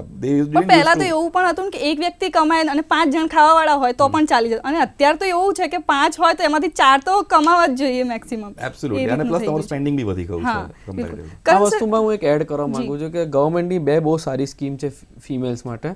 એક આપણે સુકન્યા સમૃદ્ધિ કરીને સ્કીમ છે જે ડોટર્સ માટે છે, કે તમે કોઈ બી ફિમેલ ડોટર એટલે તમારી ડોટર હોય એના માટે તમે 18 વર્ષ સુધી ઇન્વેસ્ટ કરો અને એના પર તમને ગવર્મેન્ટ રિટર્ન આપે છે at the after age of 8% after age of 18 for a daughter. Plus હમણાં બી આ બજેટમાં બી એક વુમેન સેવિંગ ડિપોઝિટ સ્કીમ લાયા છે ગવર્મેન્ટ. એટલે આ બધા ગવર્મેન્ટ બી ઘણા બધા સ્ટેપ્સ લાવે છે બિકોઝ એમને ખબર કે આજકાલની જે નવી જનરેશનની જે વુમેન્સ છે are going out of their house અને અર્નિંગ કરે અને ઇવન ઘરે બી એ લોકો બેસીને અર્નિંગ કરતા હોય છે. એટલે હવે ફિમેલ્સ બી ઓલ્સો બહુ અવેર થઈ ગયા છે કે બી મારા આટલી બચત છે તો સામે કઈ જગ્યાએ ઇન્વેસ્ટ કરું મને કયા રિટર્ન્સ. એમાં ગવર્મેન્ટ બી સારી ઘણી પોલિસીઝ આપી છે અને કરવું જ જોઈએ 100% કે મેલ્સ હોય બંને પ્લાનિંગ કરવું જોઈએ. બીજું એક આવક અને ખર્ચનું સારું બજેટ બનાવી લીધું પણ વચ્ચે આકસ્મિક ખર્ચા આવી ગયા, હેલ્થ રિલેટેડ હોય, એજ્યુકેશન રિલેટેડ હોય, કાં તો કોઈ પ્રસંગ આવી ગયો, તો એને કેવી રીતે મેનેજ કરવું જોઈએ? પાછો બી એ બી હમણાં તમને સમજો ફાઇનાન્શિયલ પ્લાન, જ્યારે બી ક્યારે બી કોઈ માણસ ફાઇનાન્શિયલ પ્લાન કરે ત્યારે એક અમાઉન્ટ હોય છે જે અનસર્ટનિટી માટે લોકો રાખતા હોય છે. કોઈ બી અનસર્ટન ઇવેન્ટ આવી જાય લાઈફમાં, આજે તમને નથી કહો કાલે તમને કોઈ નાનો મોટો એક્સિડન્ટ થઈ ગયો, એના કારણે સર્જરી આવી ગઈ અને જે રીતે ઇન્ફ્લેશન ને જે રીતે મેડિકલ એક્સપેન્સ વધી રહ્યા છે એ તમારે અનસર્ટનિટી બધાએ પ્લાન કરી રાખવું પડે. એટલે લોકો શું કરે છે કે અનસર્ટનિટી વાળી જે અમાઉન્ટ છે એ પહેલાંથી જે લોકો પ્લાન કરે છે એ અલગ જ સેવિંગમાં રાખે છે અને બાકીની અમાઉન્ટ પર એ સ્પેન્ડિંગ અને એક્સપેન્ડિચરનું વિચારે છે. એટલે ઇવન અનસર્ટનિટી જે અમાઉન્ટ રાખે છે એ અન્ડરસ્ટેન્ડિંગ બી તમે ફાઇનાન્શિયલ પ્લાન કરો ત્યારે જ તમે કરો તો બહુ બેનિફિશિયલ છે. બિલકુલ. અને અમુક વાર કેવું થાય છે કે આવક કરતાં ખર્ચા વધી જાય છે, એ સમયે લોકો છે ને લોન તરફ વળે છે, લોન લેવા માંગે છે અને બજારમાં પણ લોન મળતી હોય છે. તો એ આપના મતે કેટલું યોગ્ય છે? બજારથી ઓનલાઈન ડિજિટલી બી લોન ઉપલબ્ધ છે, તો એ લેવું જોઈએ કે ના લેવું જોઈએ? આજકાલના જે આપણે 21st સેન્ચુરીમાં રહીએ છીએ કે બી ફાઇનાન્સ લેવું અને મળવું બહુ ઇઝી થઈ ગયું છે કે આજે તમે એક દિવસની અંદર તમને નાનો મોટો ફાઇનાન્સ મળી જાય છે. ઓનલાઈન તમે જો કોઈ ઘણા બધા મોબાઈલ એપ્સ છે કે તમારે અમુક ડિટેલ્સ આપો તો તમને અમુક અમાઉન્ટ સુધી તો તમને તરત લોન આપી દે છે. ઇવન આજે તમે યંગસ્ટર્સ મોબાઈલ લેવા જાય કે કશામાં એમાં બી EMI ઓપ્શન્સ તરત આપી દેતા હોય છે. એટલે હું એમ નથી કહેતો કે તમે લોન ના લો, પણ હું એમ કહું છું કે જેટલું તમારી રિપેમેન્ટ કેપેસિટી હોય એટલી જ વસ્તુ એટલી જ તમે EMI ને એટલા જ તમે લોન લો કે તમને બીજા કોઈ ફાઇનાન્શિયલ સ્ટ્રેસમાં તમે કે તમારી ફેમિલી ના આવી શકે. કારણ કે તમારે જો તમે ઓનલી અર્નિંગ મેમ્બર હશો કે તમારા પર ઘર ડિપેન્ડન્ટ હશે તો તમારા આ કોઈ મિસ્ટેક કે તમારા ઇશ્યુના કારણે આખું ફેમિલીને તકલીફ ના પડે. એટલે એટલી જ લોન લો જેટલું તમે રીપે કરી શકો અને તમે એટલી સામે સ્ટેડી ઇન્કમ હોય. બિલકુલ. એટલે જેટલી જરૂર હોય અને જેટલું આપણે રીપે કરી શકીએ એટલું જ લેવું, બાકી નહીં. અને બીજું એ કે લોન લીધી હોય તો ક્રેડિટ સ્કોર જાળવવાનું એક આવતું હોય છે, તો એ શું કન્સેપ્ટ છે ક્રેડિટ સ્કોરનું અને એ જાળવવું કેમ ઇમ્પોર્ટન્ટ છે? થોડા વર્ષો પહેલાં બેન્કિંગ સિસ્ટમમાં તમને ખબર છે પહેલાં બહુ બધા ડિફોલ્ટ્સ થઈ ચૂક્યા છે પર્સનલ લેવલ અને કોર્પોરેટ લેવલ્સ પર. એટલે એના પછી મેન્ડેટરી થઈ ગયું છે બેન્ક્સમાં RBI તરફથી કે ભાઈ ક્રેડિટ સ્કોર જેનો સારો હોય કેટેગરી વાઇઝ હોય છે એના પ્રમાણે એ લોકોને અમાઉન્ટ અને વ્યાજનો દર નક્કી કરવામાં આવે છે. એટલે જે લોકો સારી રીતે વસ્તુ રીપે કરે છે પ્લસ એની લોનની લાયબિલિટી ટાઈમસર રીપે કરે, ઘણા પ્રીપેમેન્ટ કરે છે, એ લોકોનો ક્રેડિટ સ્કોર ઓલવેઝ સારો હોય છે. અને જે લોકો ડિફોલ્ટ કરે છે કે ડિલે કરે છે એ લોકો ક્રેડિટ સ્કોર નેગેટિવમાં જાય છે. એ નેગેટિવ જવાના કારણે ફ્યુચરમાં જે કોઈ લોન લેવી હોય તો કાં તો લોન ના મળે કાં તો વ્યાજનો દર વધી જતો હોય છે. એટલે ક્રેડિટ સ્કોર જાળવો બહુ ઇમ્પોર્ટન્ટ છે આજના જનરેશન માટે. જી સર. પાર્શ્વ સર, આપને હું પૂછવા માંગીશ કે આવક વધી જાય, હમણાં આપણે ખર્ચ વધવાની વાત કરી, હવે આવક વધી ગઈ છે તો એ પૈસાને ક્યાં રોકવા, કેવી રીતે આપણને એનું રિફંડ પછી ભવિષ્યમાં મળી શકે? તો આને તમે જે કહો છો ને રિટાયરમેન્ટ પ્લાનિંગ કહેવાય. ઓકે, હા. સો રિટાયરમેન્ટ પ્લાનિંગમાં કેવું છે કે તમે તમારા દર મહિનાની આવકમાંથી એક ફિક્સ્ડ એલોકેશન તમે ક્યાં તો એનું મ્યુચ્યુઅલ ફંડ કરો, ક્યાં તો તમે એની અલગ કોઈ બી ડેટ ઇન્સ્ટ્રુમેન્ટ્સમાં તમે ઇન્વેસ્ટ કરી શકો છો બેઝિકલી. હવે તમે જો આજે એલોકેશન વિચારશો તો તમે 3 સેક્ટર્સમાં પ્રાઇમરીલી વધારે લોકો ઇન્વેસ્ટ કરતા હોય છે. એક છે FD, જે આજે તમે જોશો તો લગભગ FDનું સ્તર લગભગ 40-50 લાખ કરોડ રૂપિયા FD ઇન્વેસ્ટમેન્ટ્સમાં કર્યા છે. જ્યારે જો ઇક્વિટી મ્યુચ્યુઅલ ફંડ્સની વાત કરીએ તો 16 લાખ કરોડનું ઇક્વિટી મ્યુચ્યુઅલ ફંડ્સનું અત્યારે ટોટલ લોકોનું રોકાણ છે બેઝિકલી. ત્રીજું સૌથી મોટી ઇમ્પોર્ટન્ટ વસ્તુ જે આપણે ભૂલી જઈએ છીએ રિટાયરમેન્ટ પ્લાનિંગ કરતા વખતે એ છે ઇન્સ્યોરન્સ. કારણ કે ઇન્સ્યોરન્સમાં એવું છે કે તમે ત્યાં જોશો તો તમે મેડિકલ એક્સપેન્ડિચર્સ જોશો તો એ દિવસ બે દિવસ રાઈઝ થતા જાય છે. આજે સ્વાભાવિક રૂપે જે પહેલાં જે બિલ 50,000 લાખ રૂપિયાનું આવતું હતું આજે 2-3 લાખ રૂપિયા 4 લાખ સુધી પહોંચી ગયું છે. તો એક માણસને કોઈને એન્જિયોપ્લાસ્ટી આવે તો આજે 4-5 લાખનું બિલ એનું થઈ જાય છે. તો તમે આની પહેલા મને એક સવાલ પૂછ્યો હતો કે ઇમરજન્સી ફંડ એ સૌથી ઇમ્પોર્ટન્ટ વસ્તુ છે. કારણ કે ઇમરજન્સી ફંડ તમારી પાસે એક પર્યાપ્ત ટાઈમે at any given point of time FD રૂપે કે આ તો સેવિંગ બેંક એકાઉન્ટમાં હોવું જ જોઈએ. કારણ કે જ્યારે ઇમરજન્સી એક્સપેન્ડિચર આવે ત્યારે તમારી પાસે ફંડ જ નહીં હોય જેનાથી તમે આ ઇમરજન્સીને ટેકલ કરી શકશો. એટલે પહેલાથી જ ઇમરજન્સી ફંડ રાખવું the most important thing first is to create emergency fund. પછી રિટાયરમેન્ટ પ્લાનિંગ ને પછી બાકી બધું. કારણ કે માંદગી તો કોઈને કહીને નથી આવતી, પણ રિટાયરમેન્ટ આવવાનું છે એ નક્કી છે, એ સર્ટેન એજ પર આવવાનું જ છે. આપના મતે યંગ એજના લોકો છે, ધારો કે 25 વર્ષના લોકો હોય, એમને અત્યારથી ઇન્વેસ્ટમેન્ટ કરવું હોય તો કેવી રીતે કરી શકે? First of all create emergency fund સૌથી પહેલું તો, કારણ કે તમને અને ગેટ એન ઇન્સ્યોરન્સ. તમારી પાસે એક એડિક્વેટ હેલ્થ ઇન્સ્યોરન્સ તો સૌથી પહેલા હોવો જ જોઈએ. Then you start allocating your money into 3 parts. 3 પૈસા જે સપોઝ 100 રૂપિયામાંથી તમે સપોઝ 70 રૂપિયા બચાવો છો કે 60 રૂપિયા તમે બચાવો છો, તો 20-20-20 નો રૂલ ફોલો કરો. 20 રૂપીસનું તમે એસઆઈપી કરી કાઢો મ્યુચ્યુઅલ ફંડમાં, 20 રૂપીસને તમે ડેટ કમ્પોનન્ટમાં રાખો અને બાકીના 20 રૂપીસને તમે ઇમરજન્સી ફંડ ને ઇન્સ્યોરન્સમાં ડિપ્લોય કરો. આ 3 ડિવિઝન કર્યા પછી તમે આગળ ફિનાન્શિયલ જર્ની ચાલુ કરો. બરાબર છે. બીજું હમણાં તમે રિટાયરમેન્ટની વાત કરી હતી, તો હું એમ કહીશ કે અર્લી એજ રિટાયરમેન્ટ હોય તો એના માટે કેવી રીતના આગળ પ્રોસેસ કરવી? તો અર્લી એજ રિટાયરમેન્ટ કરવું હોય તો તમારે અર્લી સેવિંગ્સ એ રીતે પર્સન્ટેજ વધારવા જોઈએ. અત્યારે અમે જ્યારે ફિનાન્શિયલ પ્લાન્સ બનાવતા હોય ત્યારે અમે લોકો એ વસ્તુ બહુ જ કોમનલી જોઈએ છે કે જે માણસ 20% વધારે સેવિંગ્સ કરી જ નથી શકતો, તો તમારે અર્લી રિટાયરમેન્ટ કરવું છે, તમારે તમારું જે 20%નું સેવિંગ્સ રેટ છે એને 40-50% સુધી લઈ જવું પડે. એના માટે તમારે તમારું સ્પેન્ડિંગ કંટ્રોલ કરવું પડે, તમારું પ્રોપર બજેટિંગ કરવું પડે, ખર્ચાને કંટ્રોલ કરવો પડે, સરળ ભાષામાં કરી શકીએ. બિલકુલ. કરણ સર, આપને હું પૂછવા માંગીશ કે આપણે જોઈએ છે કે જે મહત્વનું હોય વ્યક્તિના જીવનમાં એ હેલ્થ અને એજ્યુકેશન, એ બંને જ વસ્તુઓ કોસ્ટલી છે હાલ આપણે એમ ધ્યાનમાં લઈએ છીએ. તો આપ શું કહેવા માંગશો કે આમાં આગળ શું થવું જોઈએ? એટલે હેલ્થ માટે તો સૌથી બેસ્ટ વસ્તુ છે મેડિક્લેમ, જે છે તમે સેવિંગ કરો એમાંથી મેડિક્લેમમાં ઇન્વેસ્ટ કરો, પ્લસ તમારો LICમાં ઇન્વેસ્ટ કરો, કારણ કે એ બંને તમારે હેલ્થ રિલેટેડ છે સેવિંગ્સ. પ્લસ ઘણા બધા એવેન્યુઝ છે, ગવર્મેન્ટ સ્કીમ છે, પછી મ્યુચ્યુઅલ ફંડ્સ છે. હું શેર માર્કેટ અને એ રિસ્કી છે, એટલે હેલ્થ રિલેટેડ જે બી હું એમ કહું છું કે સેફ ઇન્વેસ્ટમેન્ટ્સ કરો તમે, કારણ કે એકચ્યુઅલી તમારે જરૂર પડશે ત્યારે પૈસા તમને મળશે. શેર માર્કેટ ને પ્રોપર્ટી અનસર્ટેનિટી છે, પ્રોપર્ટી ભાવ વધશે પણ પ્રોપર્ટી વેચાય ત્યારે પૈસા તમે બહાર કાઢી શકો છો. પ્રોપર્ટી ના વેચાય તો ખાલી વેલ્યુ જ પેપર પર છે. શેર માર્કેટમાં બી આજે 100 રૂપિયાનો શેર છે, કાલે 50 થઈ છે, 150 બી થઈ શકે. એટલે જે હેલ્થ અને એજ્યુકેશન જે મોસ્ટ ઇમ્પોર્ટન્ટ પાર્ટ જે તમારા જે એ આઈ થિંક સેફ ઇન્વેસ્ટમેન્ટ્સના ફોર્મમાં હોવા જોઈએ. મેડિક્લેમ અને લાઈફ ઇન્સ્યોરન્સ ફોર તમારે હેલ્થ માટે, અને પછી જે મ્યુચ્યુઅલ ફંડ્સ છે, પછી ઘણા બધા પ્રાઇવેટ સ્કીમ્સ છે, હમણાં બી પાછો વાત કરી છે, અને બીજા બધા બી ગવર્મેન્ટ રિલેટેડ સ્કીમ્સ છે જેમાં તમને શોર્ટ રિટર્ન્સ મળે છે અને જે તમને પ્રિન્સિપલ અમાઉન્ટ બી પાછો આવવાનો છે. એ બધા ઇન્વેસ્ટમેન્ટ તમે કરવા જોઈએ ફોર યોર ચાઇલ્ડ એજ્યુકેશન માટે. અને બાકી તો તમારે જે આજે આટલા ટાઈમથી આપણે વાત કરી રહ્યા છે છેલ્લા 15-20 મિનિટથી કે ભાઈ એક્સપેન્ડિચર તમારો કટ ડાઉન કરો, તમે સેવિંગ્સ વધારે કરશો તો તમે ફ્યુચરમાં એ બધા પૈસા યુઝ કરી શકશો.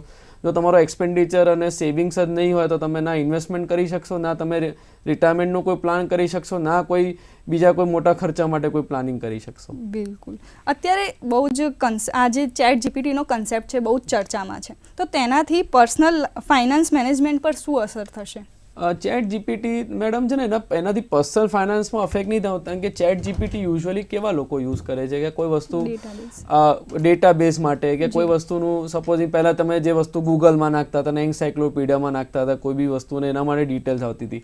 ChatGPTમાં તમે કોઈ બી ટોપિક નાખશો તો એના માટે તમે કોઈ સ્પેસિફિક કહો છો કે આના પર આટલા વર્ડ્સના રાઇટઅપ જોઈએ કે આ જોઈએ. મોર ફોર કન્ટેન્ટ ક્રિએશન્સ ઓર ગેટિંગ ઇન્ફોર્મેશન ઓર ડેટાબેઝ માટે ChatGPT યુઝ થાય છે, નોટ ફોર પર્સનલ ફાઇનાન્સ. અને હું તો હજુ બી માનું છું કે તમે કોઈ બી પર્સનલ ફાઇનાન્સ એક એક્સપર્ટ કે એડવાઇઝરને મળીને કરો કે is more aware, is more knowledgeable than your internet. Because ઇન્ટરનેટને તમારે બીજી કોઈ ડિટેલ્સ નથી ખબર. આજે તમે કઈ બી વસ્તુ સર્ચ કરશો તો લિમિટેડ વસ્તુની ડિટેલ્સ આપશો, પણ તમે આજે કોઈ એડવાઇઝરને મળશો કે એક્સપર્ટને મળશો, એ તમારો આખો કેસ સ્ટડી કરશે, તમારી બધી વસ્તુ સમજશે, પ્લસ બિહેવિયર પેટર્ન. આપણે ઇન્ડિયામાં કે કોઈ બી ઇન્વેસ્ટમેન્ટમાં કે સેવિંગમાં બિહેવિયર પેટર્ન બહુ ઇમ્પોર્ટન્ટ રોલ પ્લે કરે છે. એટલે એ બધી વસ્તુ એક્સપર્ટને એડવાઇઝર જ સમજી શકે. ઓનલાઈન તમે આ બધી વસ્તુ નહીં સમજી શકો અને એની પ્રોપર ડિટેલ્સ બી નહીં મળી શકે. શું ChatGPT જે છે ને એ પ્લેટફોર્મ, તમે જે ChatGPT વિશે વાત કરો છો તો બેઝિકલી Quora.com ને એ બધી જે ડેટાબેઝની તમે સિસ્ટમની વાત કરો એ તમને ખાલી ઇન્ફોર્મેશન જ આપશે. બિલકુલ. અને એમાં પણ 2019 સુધીના ડેટા અવેલેબલ છે એવું. હવે તમે બેઝિકલી, મને ChatGPT વિશે આઈડિયા નતો, પણ અમે લોકો આને ફિનાન્શિયલ ભાષામાં અમે લોકો વ્લોગ્સ ને બ્લોગ્સ ને બધું કહેતા હોઈએ છીએ આને. જે લોકો લખતા હોય છે ફિનાન્શિયલ જર્નલ્સ ને બધું લખતા હોય છે, પણ ફિનાન્શિયલ જર્નલ્સમાં કેવું હોય છે કે આજે એ લોકો કેસ સ્ટડી પોતાના પ્રમાણે બનાવે છે, અને મેં તમને કીધું કે દરેક માણસની પોતાનું ફિનાન્શિયલ પ્લાનિંગ પ્રોસેસ અલગ છે, પોતાની સોચ અલગ છે, પોતાની નીડ્સ અલગ છે. તો એ તમે તમારું પર્ટિક્યુલરલી એનાલાઇઝ તમારે પોતે કરી અને તમે તમારા યુનિક ફિનાન્શિયલ પ્લાન બનાવો બહુ જ એસેન્શિયલ છે. Than only you can create, because financial GPT will only give you a guidance. તમને ખાલી ગાઈડન્સ આપશે કે આ રસ્તો ફોલો કરો, પણ તમારા ડેસ્ટિનેશન શું છે એના માટે તમારે ફિનાન્શિયલ એડવાઇઝર કરતા આનાની જરૂર છે. આપણી સાથે એક દર્શક મિત્ર જોડાયા છે વ્યારાથી, દિનેશભાઈ. હેલો જી દિનેશભાઈ, આપનો પ્રશ્ન જણાવશો? હા, મારો પ્રશ્ન એ છે કે હું રિટાયર થયો, મને 6 વર્ષ થઈ ગયા છે અને અત્યારે મને પેન્શન મળતું છે 19,500.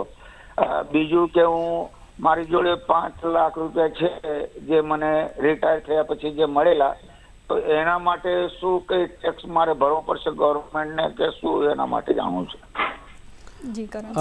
જે તમે 5 લાખ રૂપિયા જે તમને મળ્યા હતા રિટાયરમેન્ટ ટાઈમના, એ કોઈ પીએફ કા ગવર્મેન્ટ પીએફ કે પીપીએફ એ બધાના પોઈન્ટથી મળ્યા હતા 5 લાખ રૂપિયા, કે તમારા એમ્પ્લોયરે તમને આપ્યા હતા, કોઈ જગ્યાએ તમે જોબ કરતા હતા?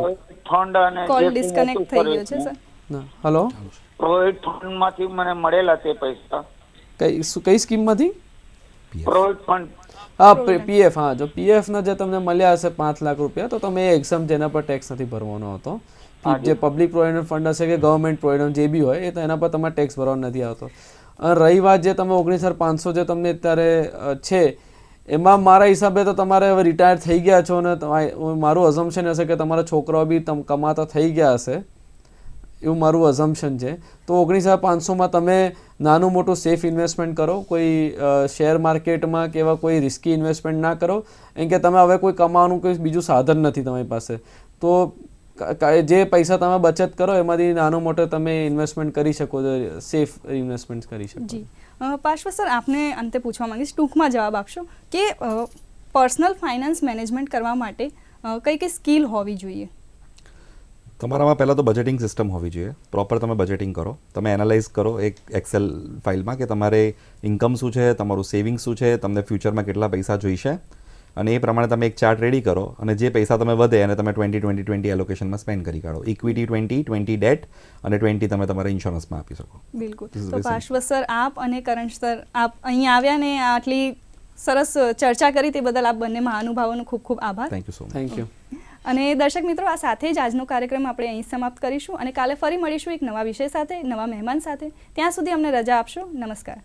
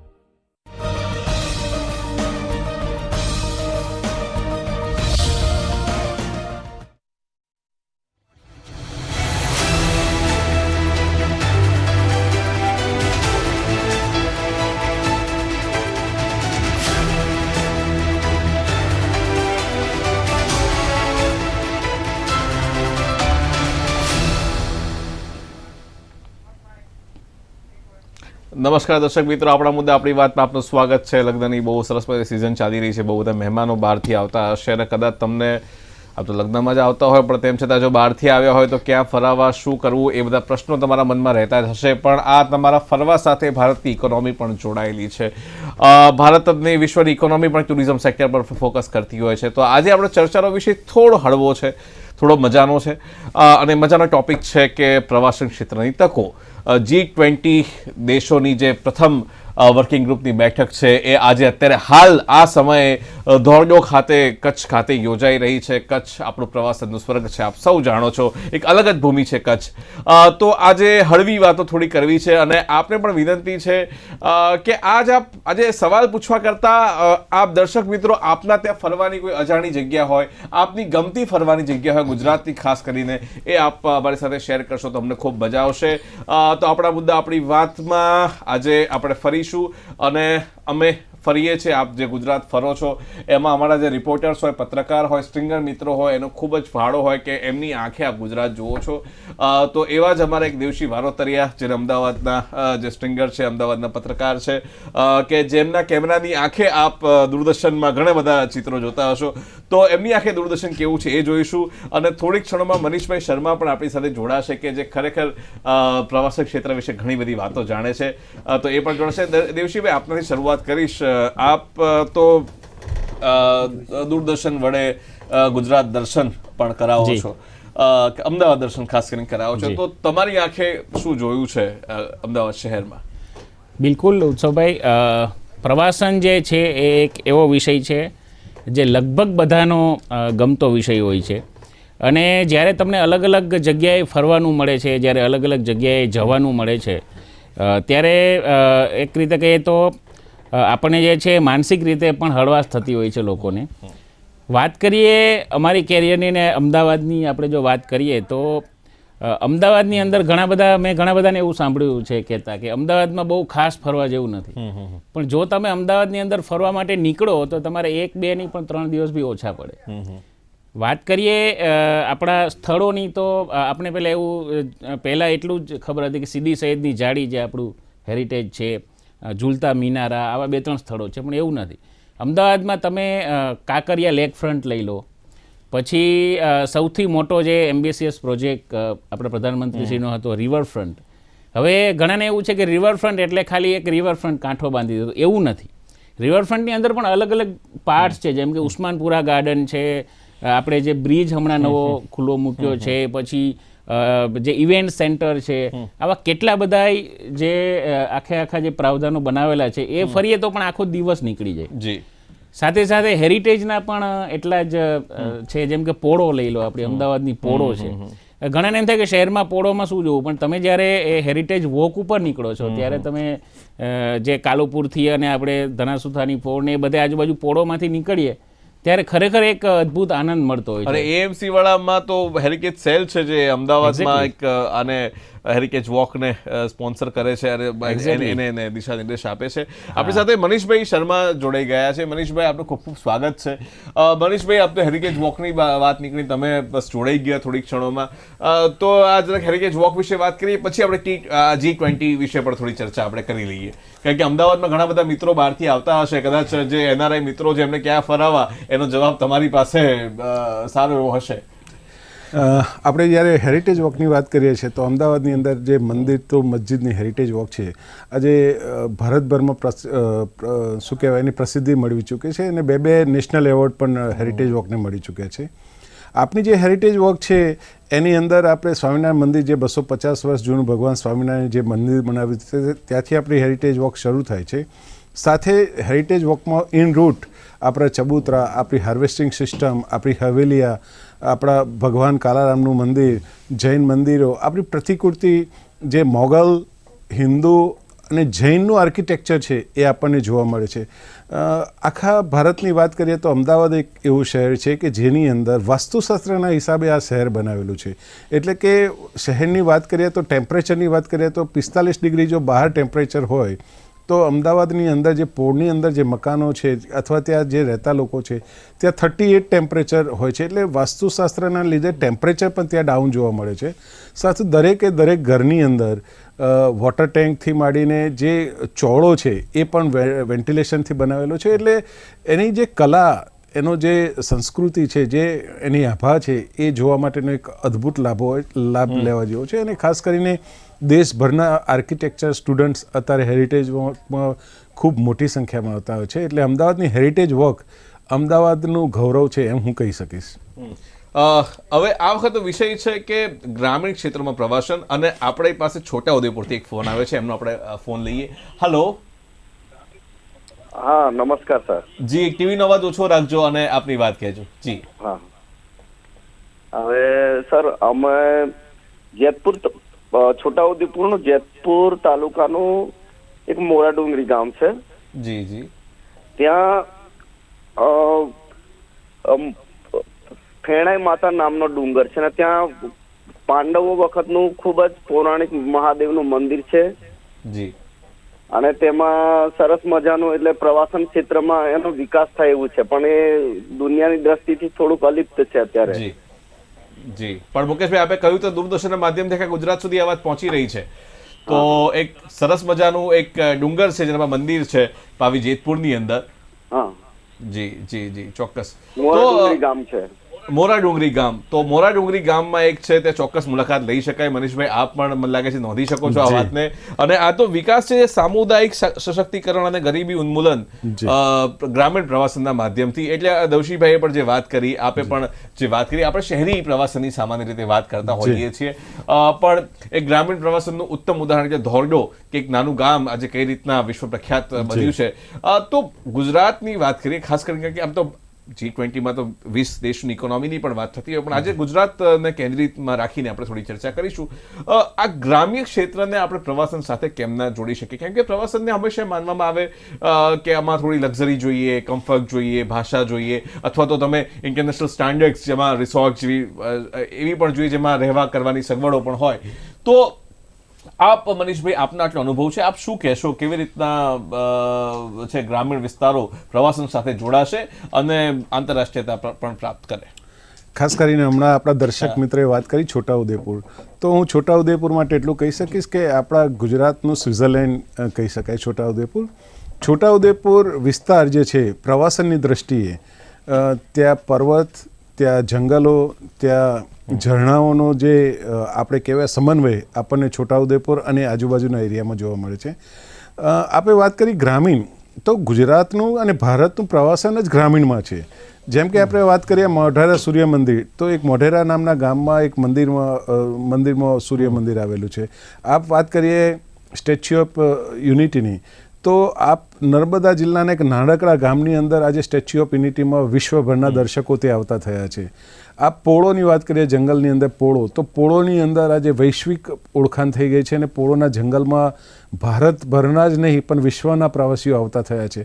આવા તો ગુજરાતના દરેક જિલ્લામાં, દરેક તાલુકા લેવલે એક ગ્રામ્ય એવું છે કે જ્યાં પ્રવાસન ધબકતું રહ્યું છે અને આવનાર વર્ષોમાં માનનીય પ્રધાનમંત્રીની દ્રષ્ટિકોણથી એ સ્થળોનો વિકાસ થઈ રહ્યો છે. જેમ કે આપણે નડાબેટની વાત કરીએ, તો બનાસકાંઠાની સરહદે આવેલું નડાબેટ ગામ એક નાનકડું ગામ જેની અત્યાર સુધી ભારતના નકશામાં એક નોંધ સુદ્ધા નથી લેવાઈ. આજે ત્યાં નડાબેટની અંદર ભારત પાકિસ્તાન બોર્ડર બનીને તૈયાર છે અને રોજના 5000થી વધારે પ્રવાસી ત્યાં આવતા થયા છે. આજુબાજુના ગામમાં રોજગારની અસંખ્ય તકો ઊભી થઈ છે. સાથે ત્યાં રિસોર્ટથી લઈને ત્યાં નવી નવી ઉપલબ્ધિઓ અત્યારે આપણને જોવા મળી છે. આપણે ધોરડોની તો વાત કરી છે, તો ગુજરાતની અંદરની જ વાત કરીએ તો આજે ધરોઈથી લઈને સાસણમાં વાત કરીએ, સાસણના નાના ગામડાઓની વાત કરીએ કે કચ્છના નાના ગામડાઓની વાત કરીએ, તો પ્રવાસન ક્ષેત્રે ગુજરાતના દરેક ગામડાઓ ધબકતા થયા છે અને લાખો પ્રવાસી ગુજરાતમાં આવતા થયા છે. અને ખાસ કરીને વિશેષ તો તમને એ વાત કહું કે કોરોનાની અંદર જ્યારે ઇન્ટરનેશનલ અને ડોમેસ્ટિક ડેસ્ટિનેશન બંધ થયા ત્યારે ગુજરાતનો ગુજરાતી ગુજરાતમાં ફરતો થયા છે. એ આપણા માટે સૌના માટે ગૌરવની વાત છે. મુકેશભાઈ, બહુ સરસ બધી વાત. આપણા દર્શકો એટલે ઉત્સાહિત છે પોતાના ગામની વાત કહેવા માટે. બાલાસિનોરથી આપણી પાસે રૈયોલી ગામથી જ એક દર્શક આપણી સાથે જોડાયા છે. જી કહો, શું છે આપતા ત્યાં ફરવા જેવું? અમે ક્યાં આવીએ? હા, નમસ્તે સાહેબ. જી જી. હેલો. જી જી, આપણે ટીવીનો વોલ્યુમ ઓછું રાખજો. હા, નમસ્તે સાહેબ. બાલાસિનોર તાલુકાનો રહેવાસી છું. અહીંયા મારા ગામની નજીક રૈયોલી ગામ છે. આપણે ભારતનું પહેલું fossil park city, dinosaur fossil park city છે. જે વિજ્ઞાન વિષયક વાળા લોકો જ હોય, જેમાં વિજ્ઞાનમાં જે રસ રુચિ ધરાવતા હોય એ લોકોને અહીં આવવા જેવું છે. આ સ્થળ ઉપર મુલાકાત એક વખત લેવા જેવી છે. જી જી જી અંકુરભાઈ, બાલાસિનોરની જો વાત કરું, હું તો પોતે મને તો રસ છે એટલે ત્યાં ગયેલો છું. જે ડાયનાસોરના ઈંડા આટલા મોટી માત્રામાં જો ક્યાંય મળ્યા હોય તો વિશ્વના 1-2 જગ્યાઓ છે, એમાં બાલાસિનોર એ જગ્યા આવે જે જુરાસિક મતલબ કે ડાયનાસોરનો અંત જે સમયમાં થવા આવ્યો હતો એ સમયની અંદરના ત્યાં વસ્તુ છે.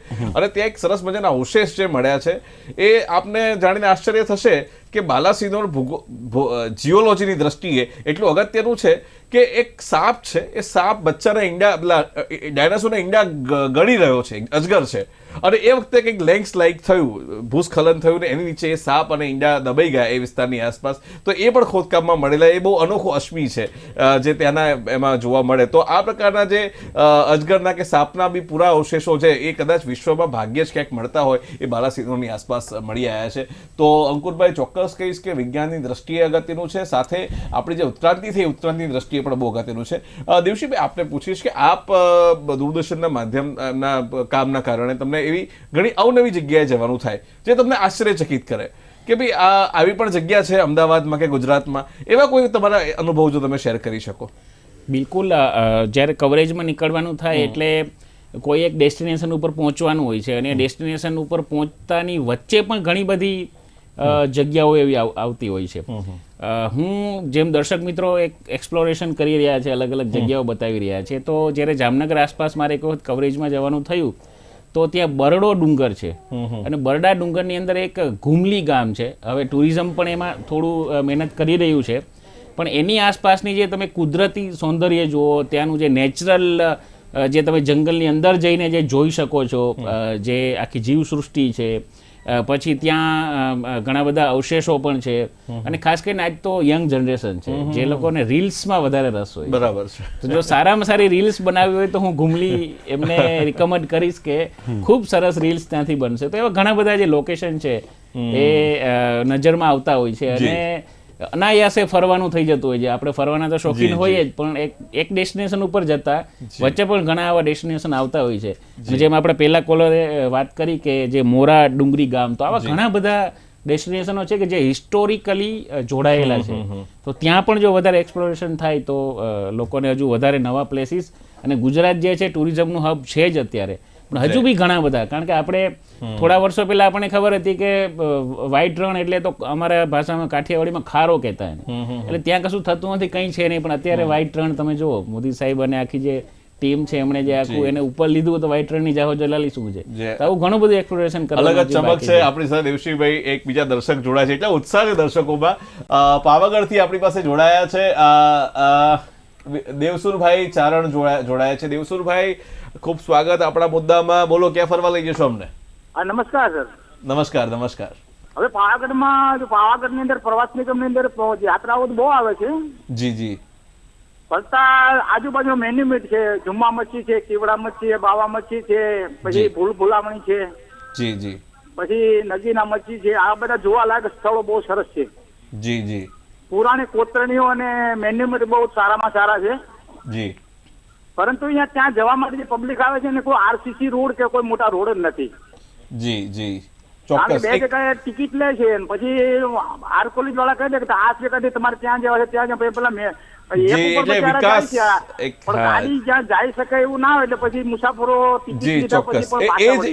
દેવસુરભાઈ, આ બધી જે સંવાદ થયાનું આ જ ફોકસ છે જે વાત કરી એ પ્રમાણે. મનીષભાઈ, આપ શું કહેશો? જે પ્રકારે ગામડાઓનો વિકાસ કરવાની વાત છે, અંતરિયાળ વિસ્તારો કેટલાક જોડાયા છે, કેટલાક જોડાઈ રહ્યા છે, કેટલાક વિકાસના તબક્કામાં છે, તો ગુજરાતની અંદર આવી બધી સંભાવનાઓ કેટલી? કેમ કે હમણાં એક રિપોર્ટ જે વાંચી રહ્યો હતો એમાં લખ્યું છે 2030 સુધી લગભગ 14 કરોડ જેટલી નોકરીઓ ઊભી થશે, અને જે હમણાં પણ બજેટની અંદર કેપિટલ એક્સપેન્ડિચર જે કરવાની કે ઇન્વેસ્ટમેન્ટ કરવાની પણ ભારત સરકારે વાત કરી છે કે આપણે આ ક્ષેત્રમાં રોકાણ દ્વારા, માળખાકીય સુવિધાઓમાં રોકાણ દ્વારા આપણે રોજગાર સર્જન કરીશું અને આવકનું પણ સર્જન કરીશું, અને જેથી આ પાવાગઢ જેવી જે જગ્યાઓ છે એ જગ્યાઓની અંદર પણ આપણે લોકોને વધારે એક્સેસ આપી શકીએ. તો આપ શું કહેશો? ખાસ કરીને આપણે વાત કરીએ તો પ્રવાસન એટલે સૌથી વધારે જીડીપીમાં રેવન્યુ જનરેટ કરવાવાળું સેક્ટર એટલે પ્રવાસન, જેમાં રોજગારીની અસંખ્ય તકો ઊભી છે, ગામ્ય લેવલથી લઈને શહેરી લેવલ સુધી. ક્યાંકના ક્યાંક આપણે એના પર ફોકસ નથી કર્યું, ક્યાંકના ક્યાંક આપણે એને નજરઅંદાજ કર્યું છે. આવનાર વર્ષની અંદર, આવનાર સમયની અંદર ભારત સરકાર, ગુજરાત સરકારના સંયુક્ત ઉપક્રમે જ્યારે પ્રવાસન સેક્ટર ઉપર આટલી બધી મહેનત કરવામાં આવી રહી છે, ત્યારે ઓબ્વિયસ રોજગારીની ખૂબ મોટી તકો ઊભી થવાની છે. અને જ્યાં સુધી ગ્રામ્યની વાત કરીએ છીએ આપણે, કે આપણે ડાંગ જિલ્લો કહીએ કે પંચમહાલ જિલ્લો કહીએ કે આપણે બનાસકાંઠા, સાબરકાંઠા જિલ્લાની વાત કરીએ કે જે ગ્રામ્ય વિસ્તારોની અંદર આપણું પ્રવાસન ભરીને ભરેલું છે. આવા વિસ્તારોની અંદર વાત કરીએ આપણે કે રોડની, પાકા ઇન્ફ્રાસ્ટ્રક્ચરની, તો એ ઇન્ફ્રાસ્ટ્રક્ચર પાકું થઈ ગયા પછી અથવા વધારે સારું થઈ ગયા પછી એ પ્રવાસનની જે મજા હોય એ નથી રહેતી. અત્યારે એકચ્યુઅલી પ્રવાસનની મજા તમને એમ છે કે ડાંગ જિલ્લાના એક ગામડામાં તમે જતા હોય, રસ્તો ઉબડ-ખાબડ હોય, ત્યાં જઈને તમે જ્યારે એકચ્યુઅલી પ્રાણીઓ વચ્ચે કે તેના નૈસર્ગિક વાતાવરણને માણો છો, તો એ સાચું પ્રવાસન છે. પ્રવાસન એટલે ખાલી 5 સ્ટાર હોટલ કે લક્ઝરી કાર કે લેવિશ ડિનર કે લંચ, એ પ્રવાસન નથી. પ્રવાસન એ છે કે તમે કુદરત સાથે જોડાઓ, તમે તમારા સૌંદર્યને માણો. તમારી જે શહેરી વિસ્તારમાંથી માણસ ક્યાં જાય છે? ગ્રામ્ય વિસ્તારમાં. કેમ? પ્રવાસન માનવા. ગામડાવાળો ક્યાં જાય છે? કે શહેરમાં. કેમ? પ્રવાસન માનવા. શહેરવાળો એમ છે કે આપણે દરિયા કિનારે જઈએ, દરિયા કિનારાવાળાને એમ છે કે આપણે પર્વત ઉપર જઈએ, પર્વતવાળાને એમ છે કે આપણે મંદિરના દર્શન કરીએ, મંદિરવાળાને એમ છે કે આપણે કોઈક જગ્યાએ જઈને નદી કિનારે સરસ એન્જોય કરીએ. પ્રવાસન એટલે સતત એને શું કહેવાય કે ધબકતું, સતત એની આગળ વધતી પ્રક્રિયા છે. એટલે માણસ સહજ એને કંઈક નવું જોઈએ છે, માણસ સહજ એને નવી વસ્તુઓ જોઈએ છે. એટલે જે વસ્તુ જે એના મૂળ સ્વરૂપમાં છે એ જ એનો સાચો પ્રવાસનનો જે કહેવાય આપણે કે આપણે એનો લાભ લઈ શકીએ છીએ. બાકી બધું જ જો આપણે એમ વિચારીએ કે અર્બનની જેમ ગ્રામ્યમાં પણ ડેવલપ થઈ જાય તો એ પ્રવાસન ના કહેવાય. એ પછી એ તમને પ્રવાસન, આજે 5 સ્ટાર હોટલમાં તમે શહેરમાં રહો છો પણ ગ્રામ્ય જીવનમાં જઈને, આજે ધોરડોમાં જઈને તમે ટેન્ટમાં રહો અથવા તમે ત્યાં આગળ જઈને જે ભૂંગામાં રહો છો, તો એનું તમે ત્યાંની સંસ્કૃતિને માણી શકો છો, તમે ત્યાંના કલ્ચર સાથે જોડાઓ છો, અને એ જ આપણું સાચું પ્રવાસન છે. ત્યાંના હેન્ડીક્રાફ્ટને તમે એન્જોય કરો છો, એ પ્રવાસન છે. તો એકચ્યુઅલી પ્રવાસન એટલે સતત ધબકતી પ્રક્રિયા, એનું નામ જ પ્રવાસન છે. મનીષભાઈ, બહુ સરસ આપણે વાત કરી. મહીસાગરથી એક દર્શક આપણી સાથે જોડાયા છે. હલો. હા જી, નમસ્કાર. જી નમસ્કાર. આપ અમને ક્યાં ફરવા લઈ જશો? હા જી, હું મહીસાગરથી કડાણા તાલુકાના મુનપુર ગામથી બોલું છું સાહેબ. જી. અમારા મુનપુર ગામથી 2 કિલોમીટર દૂર મહીસાગર નદીના કિનારે મુનપુરિયા રણછોડજી મંદિર આવેલું છે સાહેબ. જી. હવે એ મંદિર બહુ પ્રાચીન સમયથી છે. મારા વડવાઓના સમયથી હું જાણું છું કે ત્યાં મંદિરનું બહુ જૂનું છે. દ્વારકાધીશની જે મૂર્તિઓ છે એ ટાઈપની ત્યાં મૂર્તિઓ છે.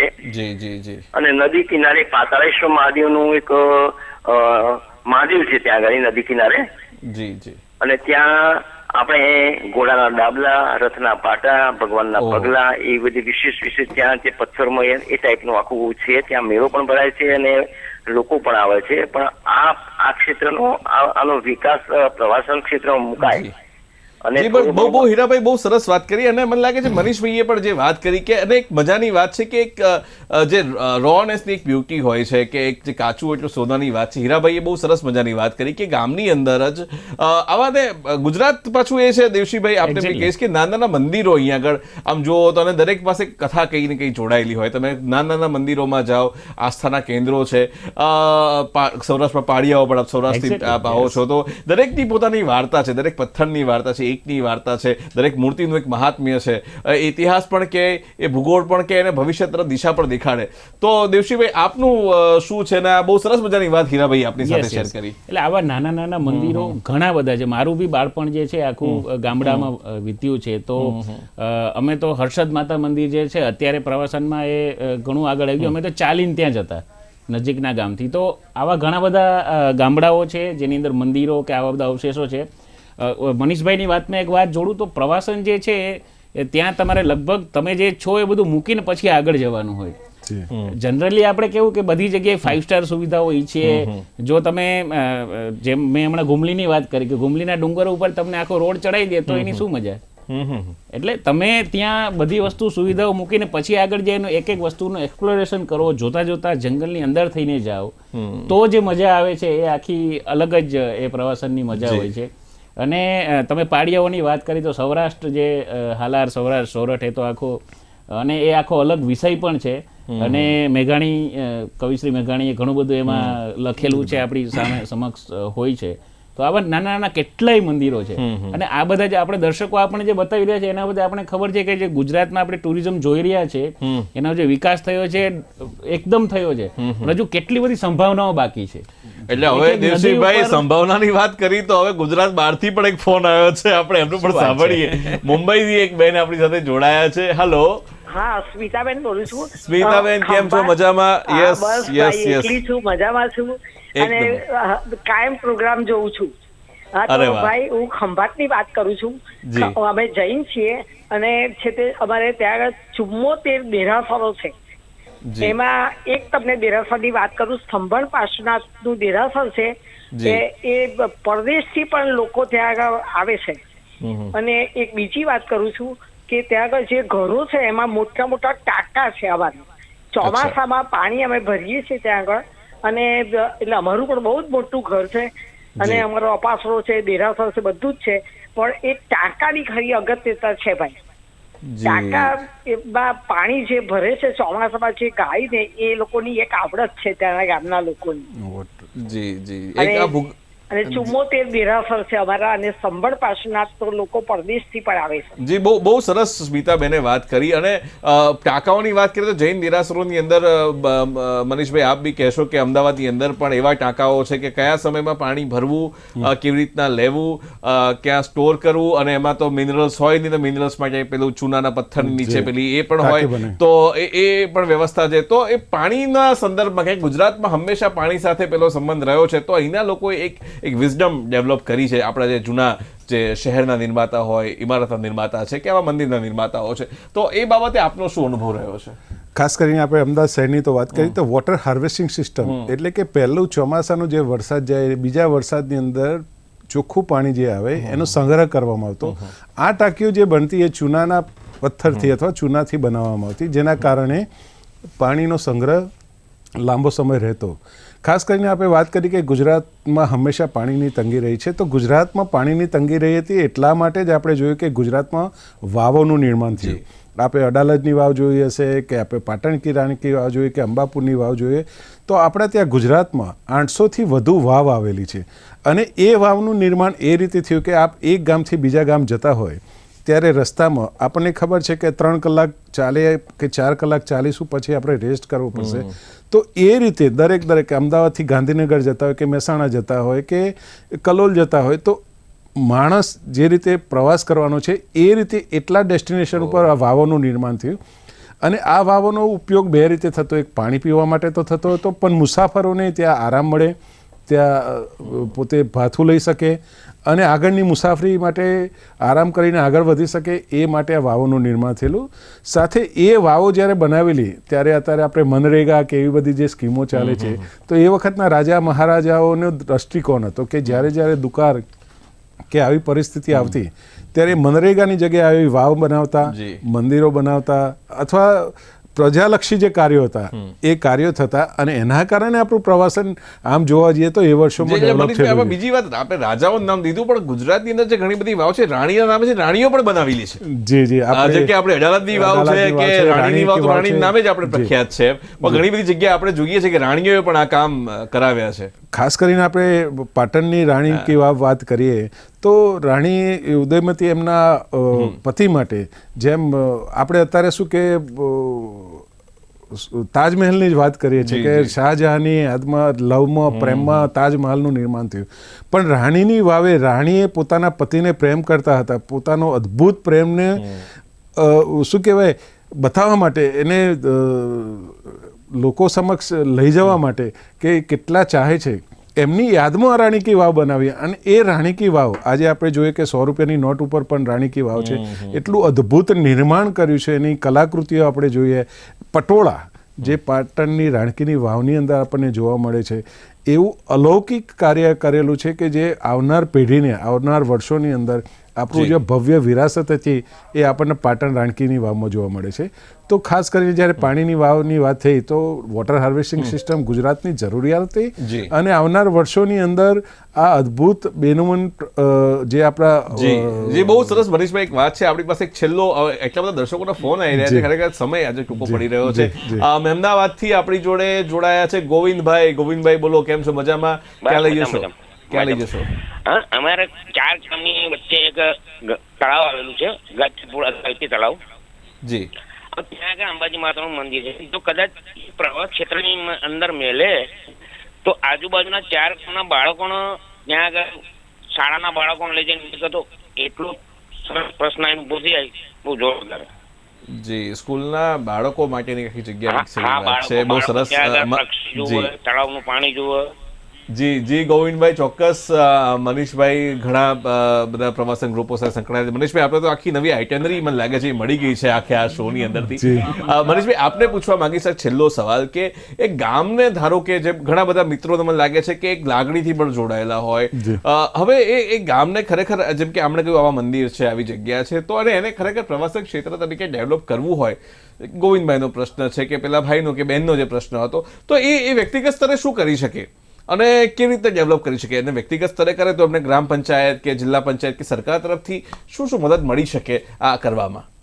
ખાસ કરીને ગુજરાત પ્રવાસનની ઘણી બધી પ્રવાસન લગતી પોલિસીસ છે, જેની અંદર ગ્રામ્યની અંદર જે હેરિટેજ અથવા જે પણ ટુરિઝમ પ્રવાસન ક્ષેત્રોને વિકાસ કરવો હોય તો એના માટે સ્પેશિયલ સબસિડીનું સાથે સાથે એનો જે પણ સહકાર છે એના માટેનું પ્રાધાન્ય છે એ કદાચ ગાઈડલાઈન વાંચવી પડે, એમાં બધું જ ઉપલબ્ધ છે. પણ ખાસ કરીને જ્યારે ગુજરાતની વાત કરું છું તો ગુજરાતના ગ્રામ્ય જીવન જે છે એ આપને આપમાં એક પ્રવાસન છે અને નાના મેળાથી લઈને ત્યાં થતી એક્ટિવિટી એ પ્રવાસન ક્ષેત્રને એક નવું બૂસ્ટ આપે છે. અને આ ક્ષેત્ર ઉપર જો આપણે પૂરેપૂરું ફોકસ કરવામાં આવે તો આવનાર સમયની અંદર આપણું પ્રવાસન 100% ડેવલપ થઈ શકે એવું છે અને ગ્રામ્યમાં રોજગારીની તકો પણ ઊભી થઈ શકે એવી છે. જી ચોક્કસ. તો બહુ સરસ અહીંયા ચર્ચા થઈ. એમ થાય કે આપણે વાત કરીએ જ રાખીએ અને દર્શકો એટલી બધી સરસ જગ્યાઓ આપણે આપી દીધી છે ફરવા માટેની. મને લાગે છે ફરી આપણે ચર્ચા રાખીએ તો થાય, પણ આ ચર્ચાને આપણે અહીંયા વિરામ આપવો પડશે કેમ કે સમય થઈ ગયો છે અને બાકી આપણને બી એમ થાય કે ફરવા જઈએ અહીંયાથી કશેક.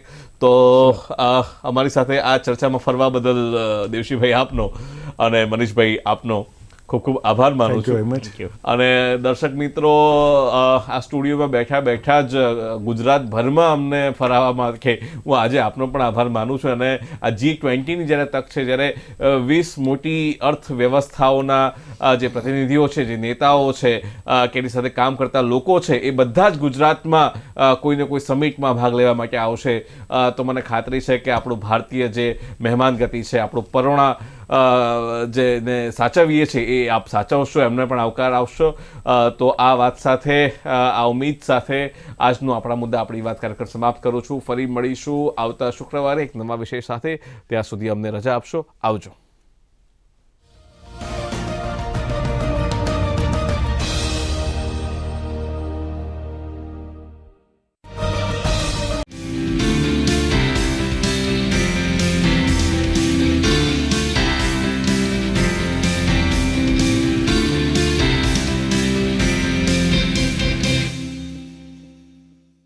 नमस्कार दर्शकों, आज एक खास मेहमान से हम मिलेंगे. आज हम जिनसे मिलने जा रहे हैं उसको कहते हैं मिलेट मैन ऑफ इंडिया.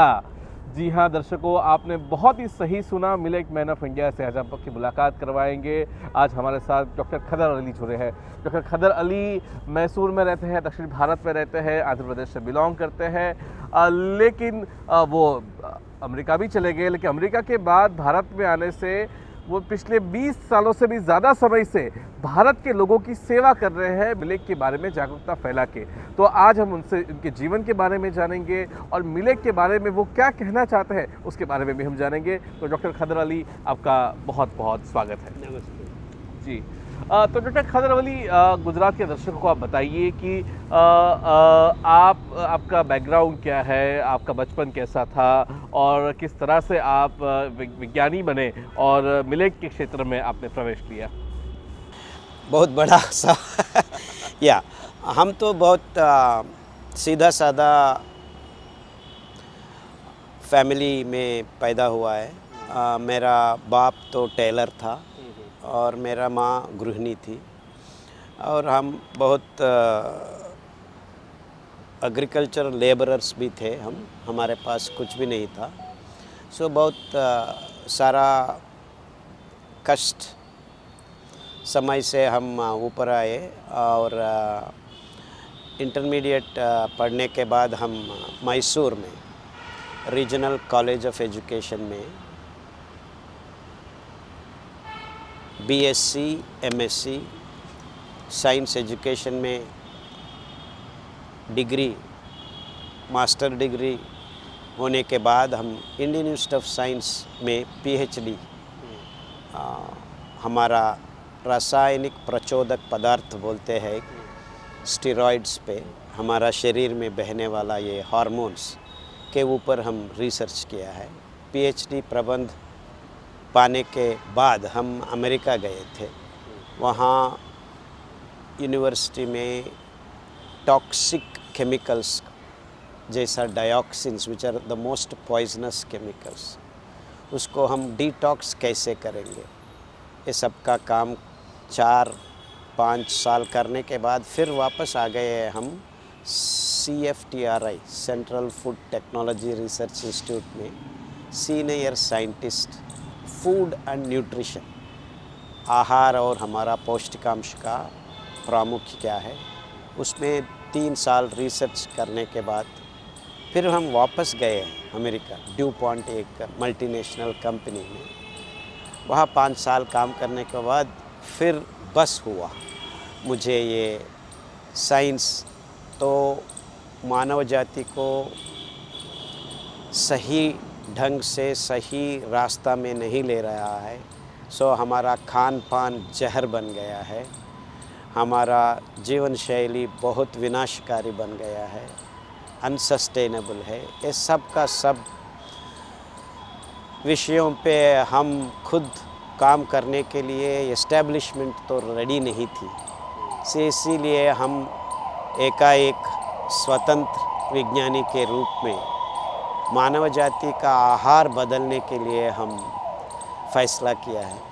सो हम सोचा आजकल मॉडर्न ह्यूमन बीइंग्स फूड सही नहीं है। सो आधुनिक मानव का आहार वैज्ञानिक नहीं है,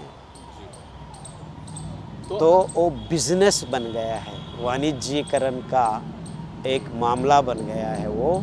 सो उसको बदलाव लाने के लिए वैज्ञानिक आहार क्या है हमारा पचन नाल के लिए, इस दौर में हम हमारा देसी आहार क्या था, हज़ारों के साल पहले हमारा पारंपरिक देसी आहार क्या था, हमारा रिसर्च में ये निकल गया कि वही सही खाना है मानव जाति के लिए। तो आपको ये कैसे पता लगा है कि मिलेट सही है या कुछ चीज़ें सही है कुछ चीज़ें सही नहीं है, उसका क्या आधार है, कौन से बेस को लेकर आपने ये पता लगाया कि नहीं ये खाना सही है?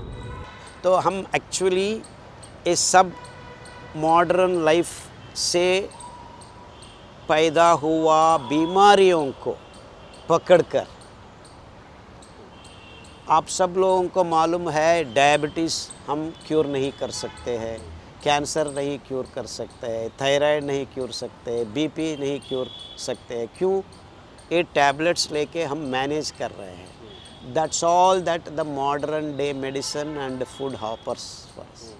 सो ये सही नहीं मेरे ख्याल में। आपका साइंस सही है तो हम धीरे धीरे ये सब बीमारियों को हमारा शरीर से निकलना चाहिए। सो हमको हमारा साइंस विज्ञान सही है तो हमारा हॉस्पिटल्स का नंबर कम होना चाहिए, वो तो नहीं हो रहा है। सो इस दौर में हमारा चिंतन कहाँ ले गया हमको, तो हमको मालूम है ये चावल, दूध, चीनी, गेहूँ, हम एक घोष सब खा रहे हैं, वही मूल कारण है हमारा बीमारियों का। इसीलिए हमको गैंग्रीन हो रहा है, डायबिटीज़ हो रहा है, बीपी हो रहा है, किडनी प्रॉब्लम्स हो रहा है, वो कम नहीं हो रहा है, तो होता है एक प्रॉब्लम। सो वैज्ञानिक रूप में हम विश्लेषण करके परिष्कार मार्ग अन्वेषण करने के बाद वो प्रॉब्लम कम होना है। सो 50 साल से हम देख रहे हैं एक बीमारी भी कम नहीं हो रहे हैं मानव जाति में, उसके ऊपर हर शहर में डायबिटीज़ फैल रहा है, कैंसर फैल रहा है, 40%, 20%, 15%, ऐसा बहुत ज़्यादा नंबर्स में हम देख रहे हैं। और मल्टी स्पेशलिटी हॉस्पिटल्स तो एक के ऊपर एक हम बना रहे हैं। So this is the proof that we are going in the wrong direction. हम गलती दिशा में जा रहे हैं। सही दिशा आपके अनुसार है कि मिलेट एक सही दिशा है, लेकिन दर्शकों को ये बताइए कि मिलेट होता क्या है, कि बहुत सारे लोग और युवा पीढ़ी के लोग तो शायद नहीं जानते हैं कि क्या है। तो मिलेट क्या होता है, कहाँ मिलता है, किसको मिलेट बोले, किसको अनाज बोले, किसको सीरियल बोले, ये भी छोटी छोटी बातें नहीं पता है, तो दर्शकों को अगर बता दे। There is lot of misinformation spread by these companies. हमारा खाना को ये लोग कोर्स ग्रेन्स बोलते हैं। आजकल आप सब लोग हिंदी में ये मोटा अनाज का नाम सुनते हैं जी। ये मोटा अनाज मने मतलब छोटा अनाज भी है। वो छोटा अनाज हमारा थालियों से हमारा किसानों का खेती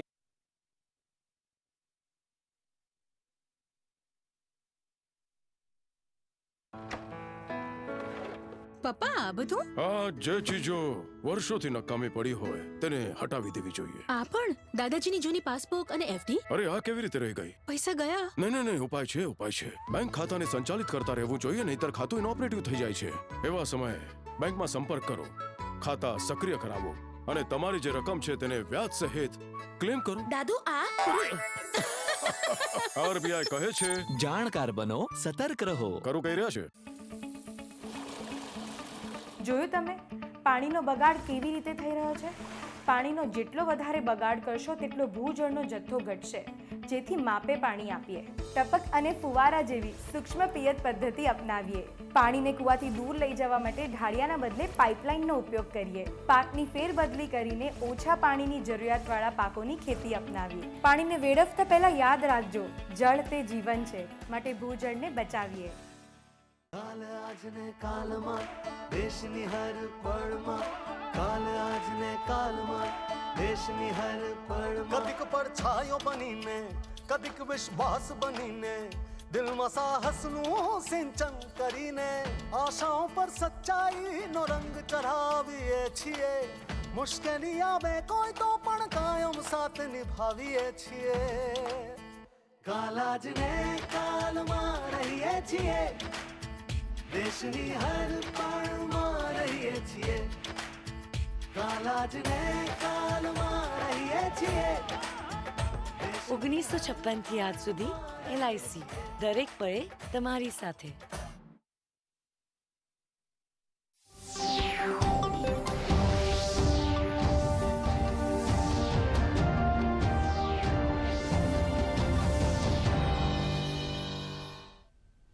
નમસ્કાર, ન્યૂઝ ફોકસમાં આપનું સ્વાગત છે। હું છું સાક્ષી। સમાચારની શરૂઆત કરીશું હેડલાઇન્સની સાથે।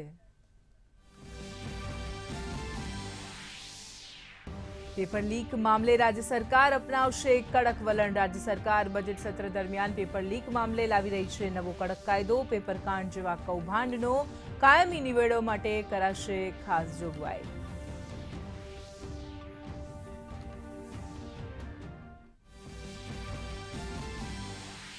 ધારાસભ્યોની 2 દિવસની કાર્યશાળાનું આજે બીજા દિવસે સમાપન। કાર્યશાળા દરમિયાન ધારાસભ્યોએ ખૂબ રસથી લીધો ભાગ। મુખ્યમંત્રીના મુખ્ય સલાહકાર હસમુખ અઢિયા અને GPSCના પૂર્વ ચેરમેન દિનેશ દાસાએ આપ્યું માર્ગદર્શન, તો કાર્યશાળાના અંતે રાજ્યપાલે કર્યું સંબોધન।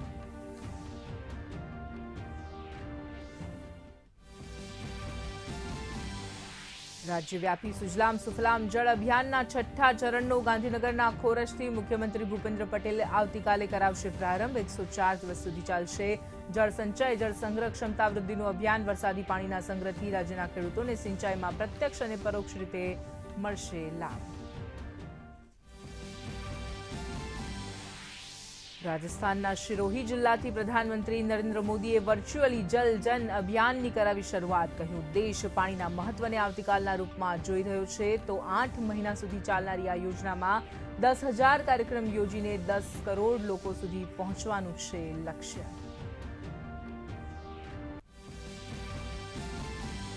પ્રધાનમંત્રીએ આદિ મહોત્સવનો કરાવ્યો શુભારંભ। 27 ફેબ્રુઆરી સુધી નવી દિલ્હીમાં ચાલનારા આ મહોત્સવમાં દેશભરની જનજાતીય પરંપરા અને સંસ્કૃતિનો સમન્વય। પ્રધાનમંત્રીએ કહ્યું આદિ મહોત્સવ વિવિધતામાં એકતાના આપણા સામર્થ્યને આપે છે નવી ઊંચાઈ।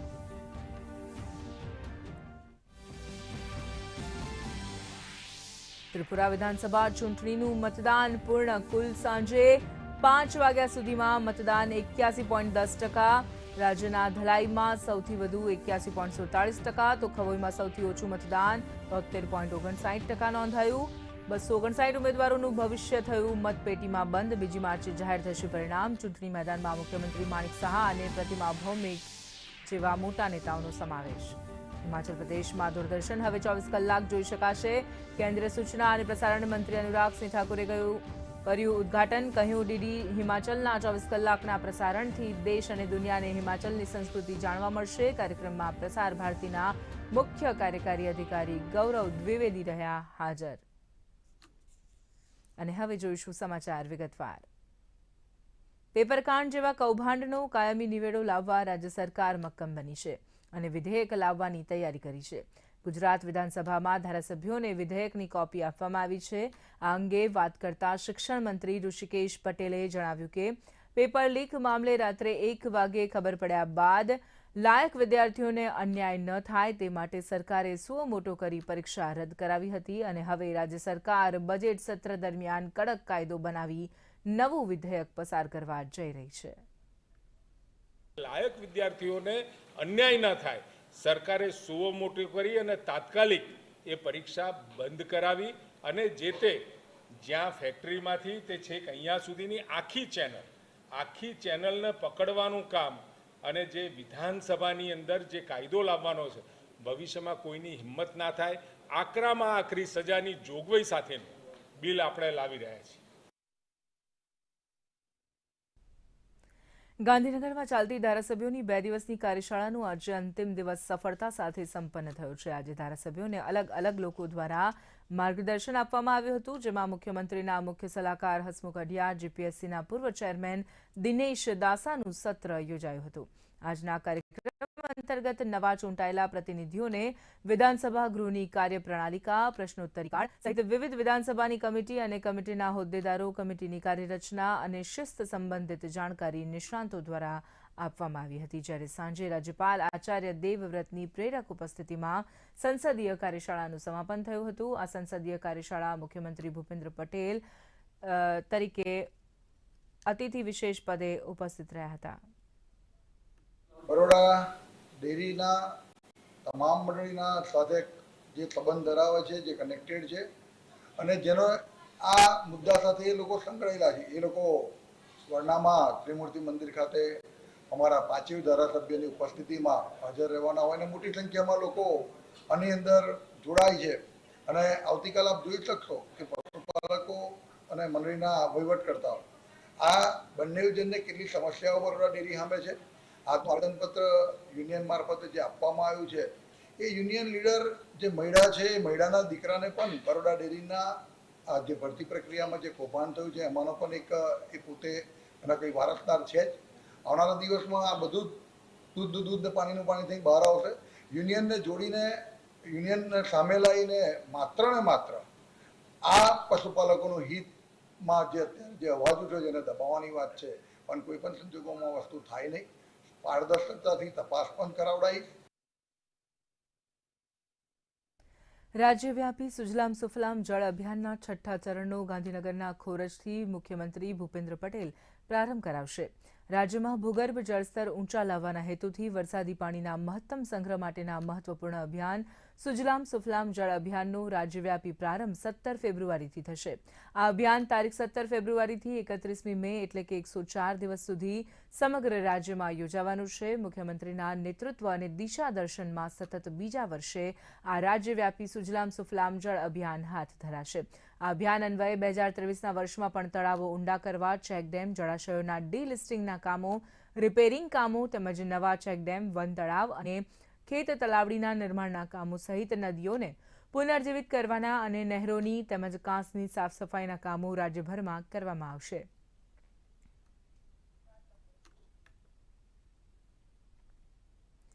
પીઆઈબી કાર્યાલય દ્વારા તમિલનાડુના પત્રકારોની એક ટુકડી 2 દિવસીય નર્મદા જિલ્લાની મુલાકાતે છે. આજે બીજા દિવસે તેઓએ નર્મદા નદી ખાતે ચાલતા રિવર રાફ્ટિંગની મજા માણી હતી. ઉપરાંત તેમણે જંગલ સફારીની મુલાકાત લઈ દેશ વિદેશના પશુ પક્ષીઓને નિહાળ્યા હતા. સાથે જ સ્ટેચ્યુ ઓફ યુનિટી એકતાનગર ખાતેની અખંડ ભારતના શિલ્પી લોહ પુરુષ સરદાર સાહેબની વિશ્વની સૌથી વિરાટ પ્રતિમાના દર્શનનો લાહવો પણ તેમણે લીધો હતો.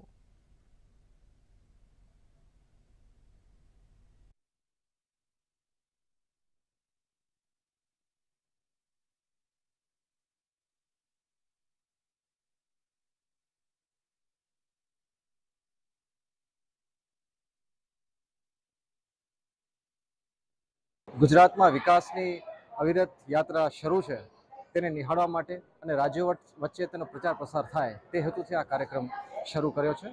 અને ભારત સરકારનો પ્રોજેક્ટ છે કે રાજ્યો વચ્ચેની આ જે વિકાસની યાત્રા છે તેની માહિતી મળે અને સંકલન થાય.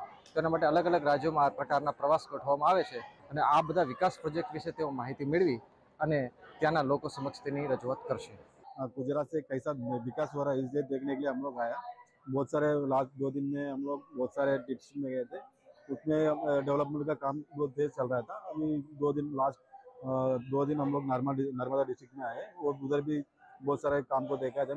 क्या क्या फैसिलिटीज है टूरिज्म के लिए अट्रैक्शन के लिए क्या क्या है वो देखा. आज हम लोग SOU की तरफ स्टेच्यू ऑफ यूनिटी की तरफ आए.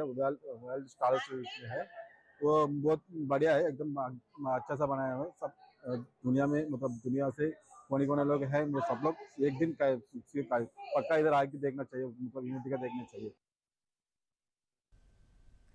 સર્વ વિદ્યાલય કેળવણી મંડળ સંચાલિત SK Patel institute of management and computer studies ગાંધીનગરે ગુજરાતની સૌપ્રથમ સેલ્ફ ફાઇનાન્સ MBA અને MCA 25મા વર્ષમાં પ્રવેશ કર્યો છે, જેમાં દર વર્ષે યોજાતો બિઝનેસ અને ટેકનિકલ ઇવેન્ટ એ 2003થી કોલેજનો મુખ્ય કાર્યક્રમ છે, જેમાં આ વર્ષે ગુજરાતના 20 અલગ અલગ જિલ્લાઓમાંથી સ્પર્ધકોએ કાર્યક્રમમાં ભાગ લીધો હતો. આ કાર્યક્રમમાં વિદ્યાર્થીઓનો સર્વાંગી વિકાસ સુનિશ્ચિત કરવાની આ કટિબદ્ધતાને ધ્યાનમાં રાખી આ કાર્યક્રમનું આયોજન કરવામાં આવ્યું હતું, જેમાં 100થી વધારે કોલેજોમાંથી 2500થી વધારે વિદ્યાર્થીઓએ ભાગ લીધો હતો. આ કાર્યક્રમમાં ગુજરાત સરકારના ઉદ્યોગ કમિશનર RD બારહટ તેમજ ગુજરાતી ફિલ્મના અભિનેતાઓએ હાજરી આપી હતી. પહોંચાડવા માટેનો મારો પ્રયાસ છે, કારણ કે એ નવી જનરેશન માટે બનેલી ફિલ્મ છે, નવા યંગસ્ટર્સની સાથે. હમણાં સુધી એમ કહેવાતું ગુજરાતીની અંદર આપણે એક્સપેરિમેન્ટ નથી કરતા કે જોનર બદલતા નથી, પણ આ થ્રિલર જોનરની બહુ સુંદર મજાની એક કથા છે, જે કથા આ ટીમ સાથે મળીને બનાવીને તમારી સમક્ષ લઈ આવ્યો છું.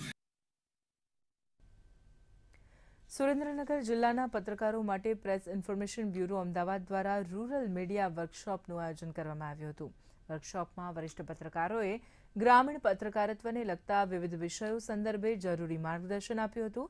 આ પ્રસંગે સુરેન્દ્રનગર જિલ્લાના પ્રિન્ટ અને ઇલેક્ટ્રોનિક મીડિયાના પત્રકારો ખાસ કરીને ઉપસ્થિત રહ્યા હતા.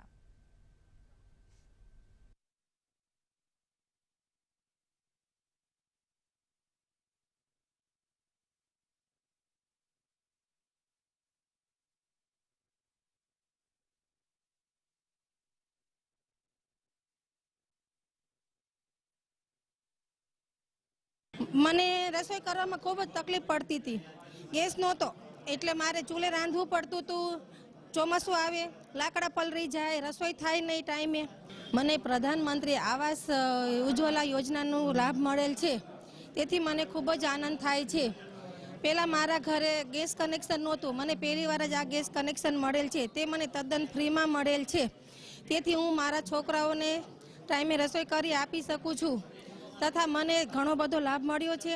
પ્રેસ ઇન્ફોર્મેશન બ્યુરો યોગેશ પડિયા સાહેબના અધ્યક્ષ સ્થાને રૂરલ મીડિયા વર્કશોપનો કાર્યક્રમ સુંદર રીતે શિવ ઇન્ટરનેશનલ હોટલમાં આપણે આયોજિત કરવામાં આવેલો હતો, જેમાં સુરેન્દ્રનગર જિલ્લામાંથી બહુ બહોળી સંખ્યામાં પત્રકાર મિત્રોએ આ વર્કશોપનો લાભ લીધેલો છે. આજના આ વર્કશોપની અંદર વિદ્વાન મીડિયા જગતના મિત્રો જ્વલન-છાયા સાહેબ, મણિલાલ પટેલ સાહેબ, જયવંત પંડ્યા સાહેબ બધાની ઉપસ્થિતિમાં એ લોકોએ આપણને માર્ગદર્શન આપેલું છે અને આજનો કાર્યક્રમ આપણે ખૂબ સુંદર રીતે બધા આમાં સહભાગી બનેલા છે. આજના કાર્યક્રમ આ કાર્યક્રમનો હેતુ જે જિલ્લાના અને ગ્રામીણ પત્રકારો છે એની સાથે ભારત સરકારની વિવિધ માહિતી, ભારત સરકારના કાર્યક્રમો, સરકારની સિદ્ધિઓ એ લોકો સુધી પહોંચે, ગ્રામ્ય સ્તરે પહોંચે અને માધ્યમો થ્રુ જે લોકોની જે વાત છે એ સરકાર સુધી પહોંચે, એનો એક સંપર્ક સ્થાપિત કરવાનું અને એ રીતે પત્રકારો સાથે સીધો સંપર્ક સ્થાપવાનો આ કાર્યક્રમનો હેતુ હતો. આ કાર્યક્રમમાં આપણે જે બીજું એક મહત્ત્વનું કામ કર્યું કે જે સરકારની વિવિધ યોજનાઓના જેને લાભો મળ્યા છે, જેમને આરોગ્યની સેવાઓનો લાભ મળ્યો છે, જેમને પ્રધાનમંત્રી આવાસ યોજનાનો લાભ મળ્યો છે, જેમને ઉજ્જવલા યોજનાનો લાભ મળ્યો છે, એ ભાઈઓ બહેનોએ પોતાના અનુભવો શેર કર્યા, એમના અનુભવોની વાત કરી, જેને કારણે આ પ્રકારની જે યોજનાઓ છે એના લાભો બીજા લોકો પણ લઈ શકે અને એ યોજનાનો વધુ લોકો સુધી વ્યાપ પહોંચે, એવો પણ આપણો એક હેતુ છે. ન્યૂઝ ફોકસમાં પરત ફરીશું એક વિરામ બાદ.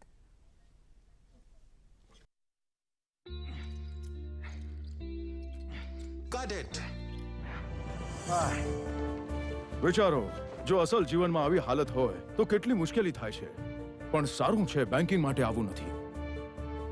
જો તમારી ઉંમર 17 વર્ષથી વધારે હોય અથવા આપ દિવ્યાંગ હો તો બેંક આપને અમુક જરૂરી બેન્કિંગ સુવિધા ઘરે બેઠા બેઠા આપી શકે છે. આરબીઆઈ કહે છે, જાણકાર બનો, સતર્ક રહો. બેંકમાં પૈસાની બચત કરીએ અને તળમાં ભૂજળની બચત કરીએ. બેંકની બચત ભવિષ્યમાં કામ આવશે. ભૂગર્ભ જળની બચત ભાવિ પેઢીને કામ આવશે. પૈસા બેફામ ઉપાડી અને વાપરીએ તો ખાતું ખાલી થશે. બેફામ પાણીનો વપરાશ કરી ભૂગર્ભ જળને ખાલી કરશો પછી તળમાંથી પાણી નહીં મળે. પૈસા બચાવશો તો જ એટીએમ કાર્ડ કામમાં આવશે. ભૂગર્ભ જળ બચાવશો તો જ કુવા અને પાતાળ કુવા કામમાં આવશે. પૈસાની જેમ પાણીનો બગાડ અટકાવી આપણું અને ભાવિ પેઢીનું જીવન બચાવીએ.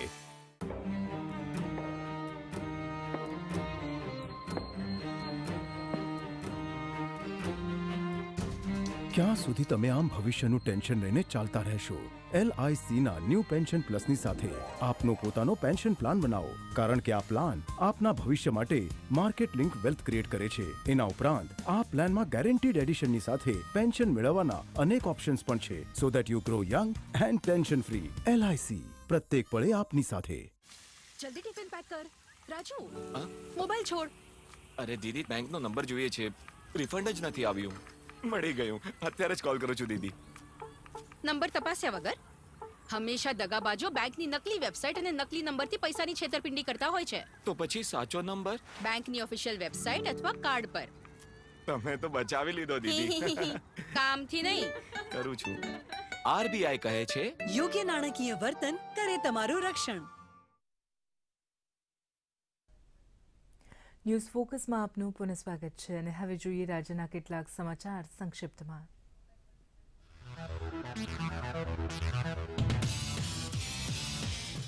અમદાવાદના GMDC મેદાનમાં યોજાયો શતાબ્દી મહોત્સવનો સમાપન સમારોહ. મહોત્સવમાં શાસ્ત્રીજી, માધવ પ્રિયદાસજી અને નીલકંઠ ચરણદાસજીની વ્યાસપીઠે કરાયું હતું જ્ઞાન પારાયણનું આયોજન. હજારોની સંખ્યામાં હરિભક્તોએ વચનામૃતના જ્ઞાનનું કર્યું હતું રસપાન. સાંસ્કૃતિક કાર્યક્રમ અને પ્રાગટ્ય દિનની મહાઆરતીનું કરાયું હતું આયોજન. ભણેલા બુદ્ધિજીવી વર્ગને આધુનિક વિષય હોય કે અધ્યાત્મ હોય એ શીખવવામાં સમજાવવામાં માહેર હતા. ન માત્ર શિક્ષક હતા, એ આધ્યાત્મિક સદગુરુ હતા. એમણે હજારો જીવોને દેહભાવથી મુક્ત કરી શ્રી હરિની મૂર્તિમાં જોડ્યા છે. આવા મુક્તો ભાગ્યે જ આવતા હોય છે. તાપી જિલ્લાના ખેડૂતોમાં પ્રાકૃતિક ખેતી અંગે જાગૃતતા લાવવા કૃષિ વિજ્ઞાન કેન્દ્ર ખાતે જિલ્લા કલેક્ટરની અધ્યક્ષતામાં કરાયું જનજાગૃતિ સેમિનારનું આયોજન. સેમિનારમાં જિલ્લાના ખેડૂતો રહ્યા મોટી સંખ્યામાં ઉપસ્થિત. તો કૃષિ નિષ્ણાંતો દ્વારા પ્રાકૃતિક ખેતી અને તેના લાભો વિશે ખેડૂતોને અપાયું માર્ગદર્શન. કૃષિ વિજ્ઞાન કેન્દ્રના તમામ વૈજ્ઞાનિકોએ આ વર્ષને મિલેટ યર તરીકે જાહેર થયું છે. તો આના શું ફાયદા છે અને આની ખેતી કેવી રીતે કરવી, અને આ જે મિલેટ છે એમાંથી જુદી જુદી પૌષ્ટિક આઇટમો, જુદા જુદી વ્યંજનો, વાનગીઓ કેવી રીતે બનાવી એની પણ એક પ્રાથમિક સમજ આપી. મહીસાગર જિલ્લાના બાલાસિનોરમાં દેવીપૂજક પરિવારમાં લગ્ન પ્રસંગ નિમિત્તે નીકળેલ વરઘોડાને નડ્યો અકસ્માત. ગત રાત્રે મુખ્ય માર્ગ પર ફૂલ સ્પીડમાં આવતી સ્વિફ્ટ કારે વરઘોડામાં ઉપસ્થિત લોકોને લીધા અડફેટે. અકસ્માતમાં એક મહિલાનું થયું મૃત્યુ તો 25 લોકો થયા ઘાયલ. ઘટનાની જાણ થતાં 108ની ટીમ પહોંચી ઘટના સ્થળે ઇજાગ્રસ્તોને KMG હોસ્પિટલમાં ખસેડાયા. પોલીસે ઘટના સ્થળે પહોંચી ગુનો દાખલ કરી આગળની કાર્યવાહી હાથ ધરી. ગઈકાલે રાત્રે 12:30 વાગ્યાની અરસામાં સેવાલિયા તરફ જવાનો જે રોડ છે એ તરફથી વરઘોડો પોતાના ઘર તરફ જતો હતો ત્યારે એક સ્વિફ્ટ ગાડી દ્વારા સેવાલિયા તરફથી જે બાલાસિનોર આવતી હતી એણે અકસ્માત કરેલો છે. એમાં આશરે 25 જણાને ઈજા થયેલી છે અને 1 જણનું મૃત્યુ થયેલું છે. આ બાબતે ગુનો દાખલ કરવામાં આવેલો છે અને જે વાહન ચાલક છે એને પણ ઈજા થયેલી તો એને પણ સારવાર માટે મોકલી આપેલો છે. વરઘોડો પૂર્ણ થયા બાદ અમે પોતાના ઘરે જતા હતા. જે રિલાયન્સ પેટ્રોલ પંપ સામે એ કાર સીધી જ અમારા વરઘોડાને એકદમ ઝડપમાં લઈ લીધી અને અમારા 25 થી 30 જણાને ઈજા થઈ છે. અરવલ્લી જિલ્લાના ખેડૂતો આર્થિક રીતે સદ્ધર થવા કરી રહ્યા છે બાગાયતી ખેતી. ધનસુરા તાલુકાના ખેડૂતે સોશિયલ મીડિયા દ્વારા 1 હેક્ટર જમીનમાં કરી જામફળની ખેતી. છત્તીસગઢથી જામફળના 200 જેટલા છોડ લાવી કર્યું વાવેતર. યુટ્યુબના માધ્યમથી કોરોના કાળ દરમિયાન જામફળની ખેતી તરફ હું આકર્ષાયો છું.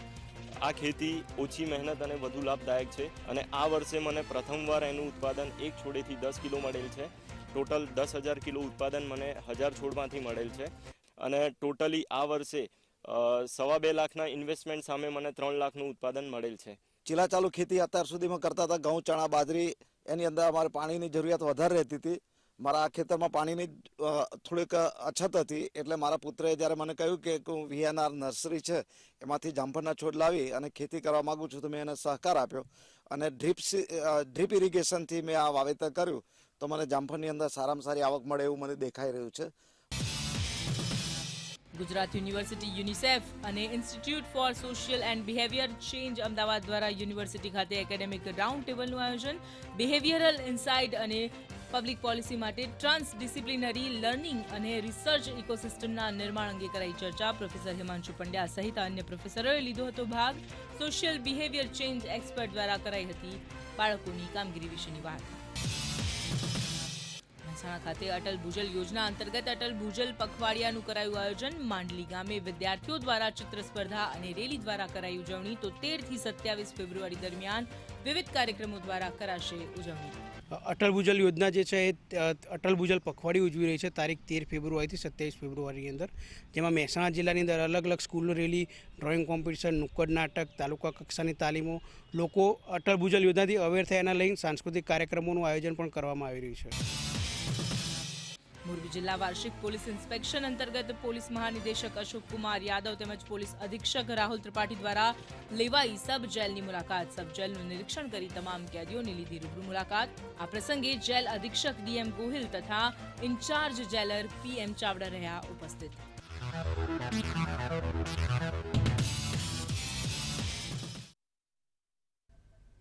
અને હવે વાત કરીશું જલ-જન અભિયાન વિશે. પ્રધાનમંત્રી નરેન્દ્ર મોદી રાજસ્થાનના સિરોહી જિલ્લામાં જલ અભિયાનના ઉદ્ઘાટન કાર્યક્રમમાં વર્ચ્યુઅલી ઉપસ્થિત રહ્યા હતા. આ કાર્યક્રમ જળશક્તિ મંત્રાલય અને બ્રહ્માકુમારી સંસ્થાના સંયુક્ત ઉપક્રમે યોજાયો હતો. કાર્યક્રમના ઉદ્ઘાટન પ્રસંગે પ્રધાનમંત્રીએ જણાવ્યું હતું કે આઝાદીના અમૃતકાળમાં આજે દેશ પાણીના મહત્વને આવતીકાલના રૂપમાં જોઈ રહ્યો છે. પાણી રહેશે તો આવનાર દિવસ પણ રહેશે. આજે દેશ જન આંદોલનના સ્વરૂપમાં જળ સંરક્ષણના સંકલ્પને આગળ લઈ જઈ રહ્યો છે. જળશક્તિ મંત્રાલય અને બ્રહ્માકુમારી સંસ્થા સાથે જોડાયેલા લોકો દેશભરમાં 5000થી વધુ જળ સંસ્થાઓના રક્ષણ અને નવી સંસ્થાઓના નિર્માણ માટે 8 મહિના સુધી જાગૃતિ અભિયાન ચલાવશે. સાથે જ 10,000 કાર્યક્રમ યોજીને 10 કરોડ લોકો સુધી પહોંચવાનું લક્ષ્ય પણ રાખવામાં આવ્યું છે.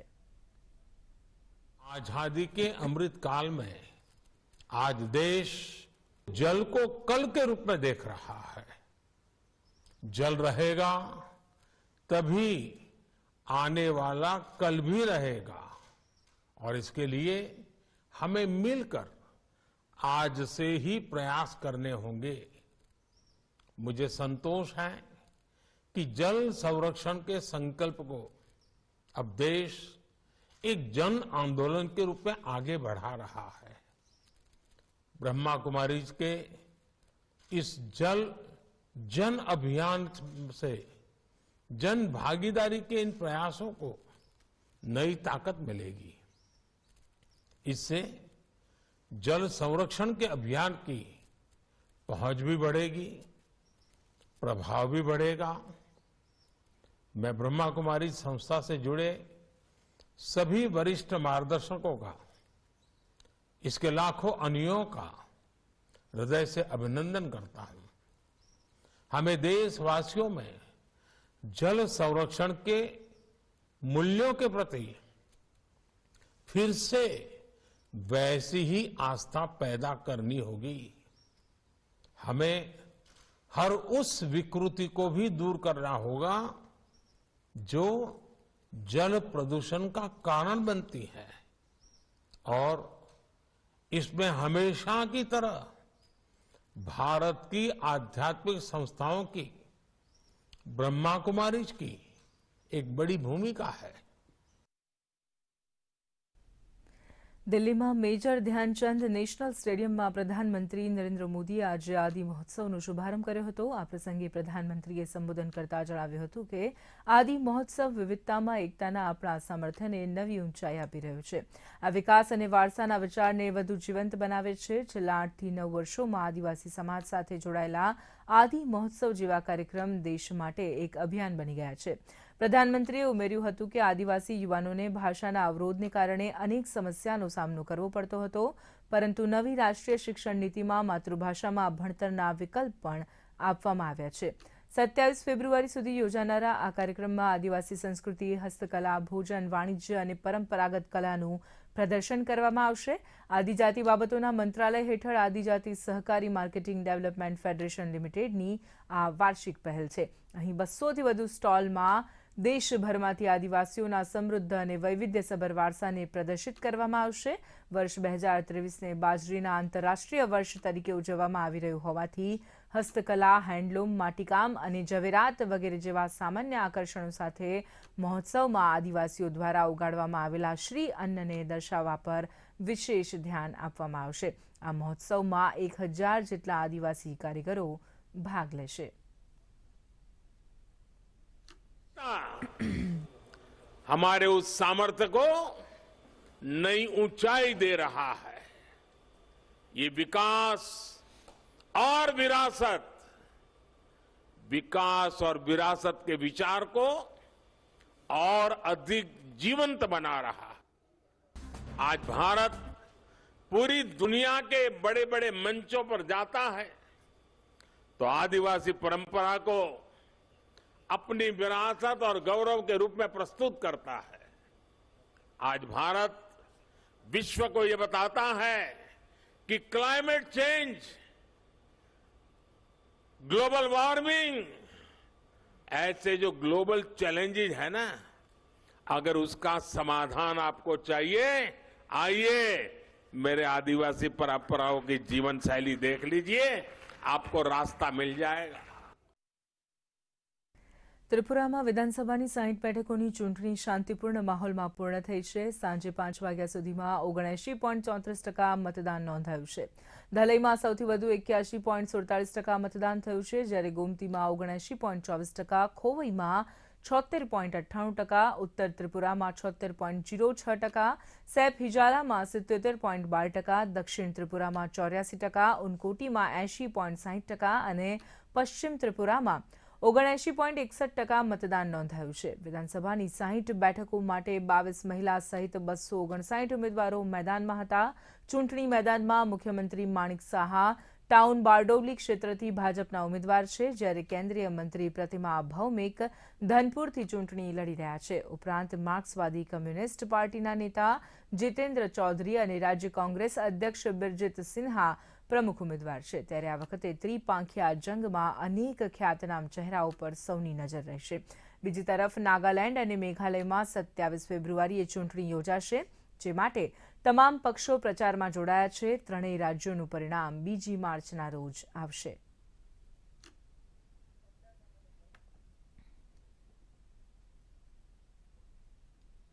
દૂરદર્શન હિમાચલ હવે 24 કલાક પ્રસારિત કરવામાં આવશે. આજે કેન્દ્રીય સૂચના અને પ્રસારણ મંત્રી અનુરાગસિંહ ઠાકુરે સિમલામાં ડીડી હિમાચલ 24 કલાકનું ઉદ્ઘાટન કર્યું હતું. આ કાર્યક્રમમાં પ્રસાર ભારતીના મુખ્ય કાર્યકારી અધિકારી ગૌરવ દ્વિવેદી ખાસ કરીને હાજર રહ્યા હતા. ડીડી હિમાચલના 24 કલાકના પ્રસારણ માટે એક નવો સ્ટુડિયો બનાવવામાં આવ્યો છે. 24 કલાકના પ્રસારણમાં ગુણવત્તાસભર કૃષિ, શિક્ષણ, સ્વાસ્થ્ય અને મનોરંજનને લગતા તમામ કાર્યક્રમો પ્રસારિત કરવામાં આવશે. આ તકે અનુરાગસિંહ ઠાકુરે કહ્યું હતું કે ડીડી હિમાચલના 24 કલાકના પ્રસારણથી દેશ અને દુનિયાને હિમાચલની સંસ્કૃતિ જાણવા મળશે. आशीर्वाद से अब हिमाचल प्रदेश को अपना 24 घंटे का चैनल डीडी हिमाचल समर्पित कर दिया गया है। और ये केवल हिमाचल ही तक नहीं देखा जाएगा, हमने इसको डीटीएच प्लेटफॉर्म पर कहा है कि डीडी फ्री डिश पर देश के कोने कोने में किसी भी राज्य में बैठा कोई हिमाचली या गैर हिमाचली भी इसको देख सकेगा। ये भी सुविधा इसके लिए दे दी गई है ताकि वो भी देख सकें। इसके माध्यम से हमारे यहाँ की कला, संस्कृति, साहित्य देश और दुनिया तक पहुंचाने का अवसर मिल पाएगा। આ સાથે જ ન્યૂઝ ફોકસ અહીં સમાપ્ત થાય છે. મને આપશો રજા. નમસ્કાર, શુભરાત્રી.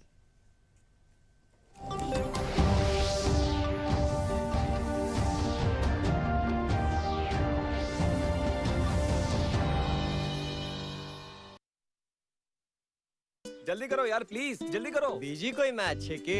એવું જ કાંઈક છે યાર. બેંક જવું છે દાદાજીને લઈને. હા યાર, ઉંમર થઈ જાય તો ક્યારેક ક્યારેક મદદ તો જોઈએ જ. પણ બેંકિંગમાં નહીં. એમ પણ આરબીઆઈ કહે છે સિનિયર સિટીઝન્સ સૌથી પહેલા. જો આપ 70 વર્ષથી ઉપર છો અને આપ બેંક નથી જઈ શકતા તો બેંક આવશે આપની પાસે જરૂરી સેવાઓ લઈને, એ પણ વ્યાજબી દરે.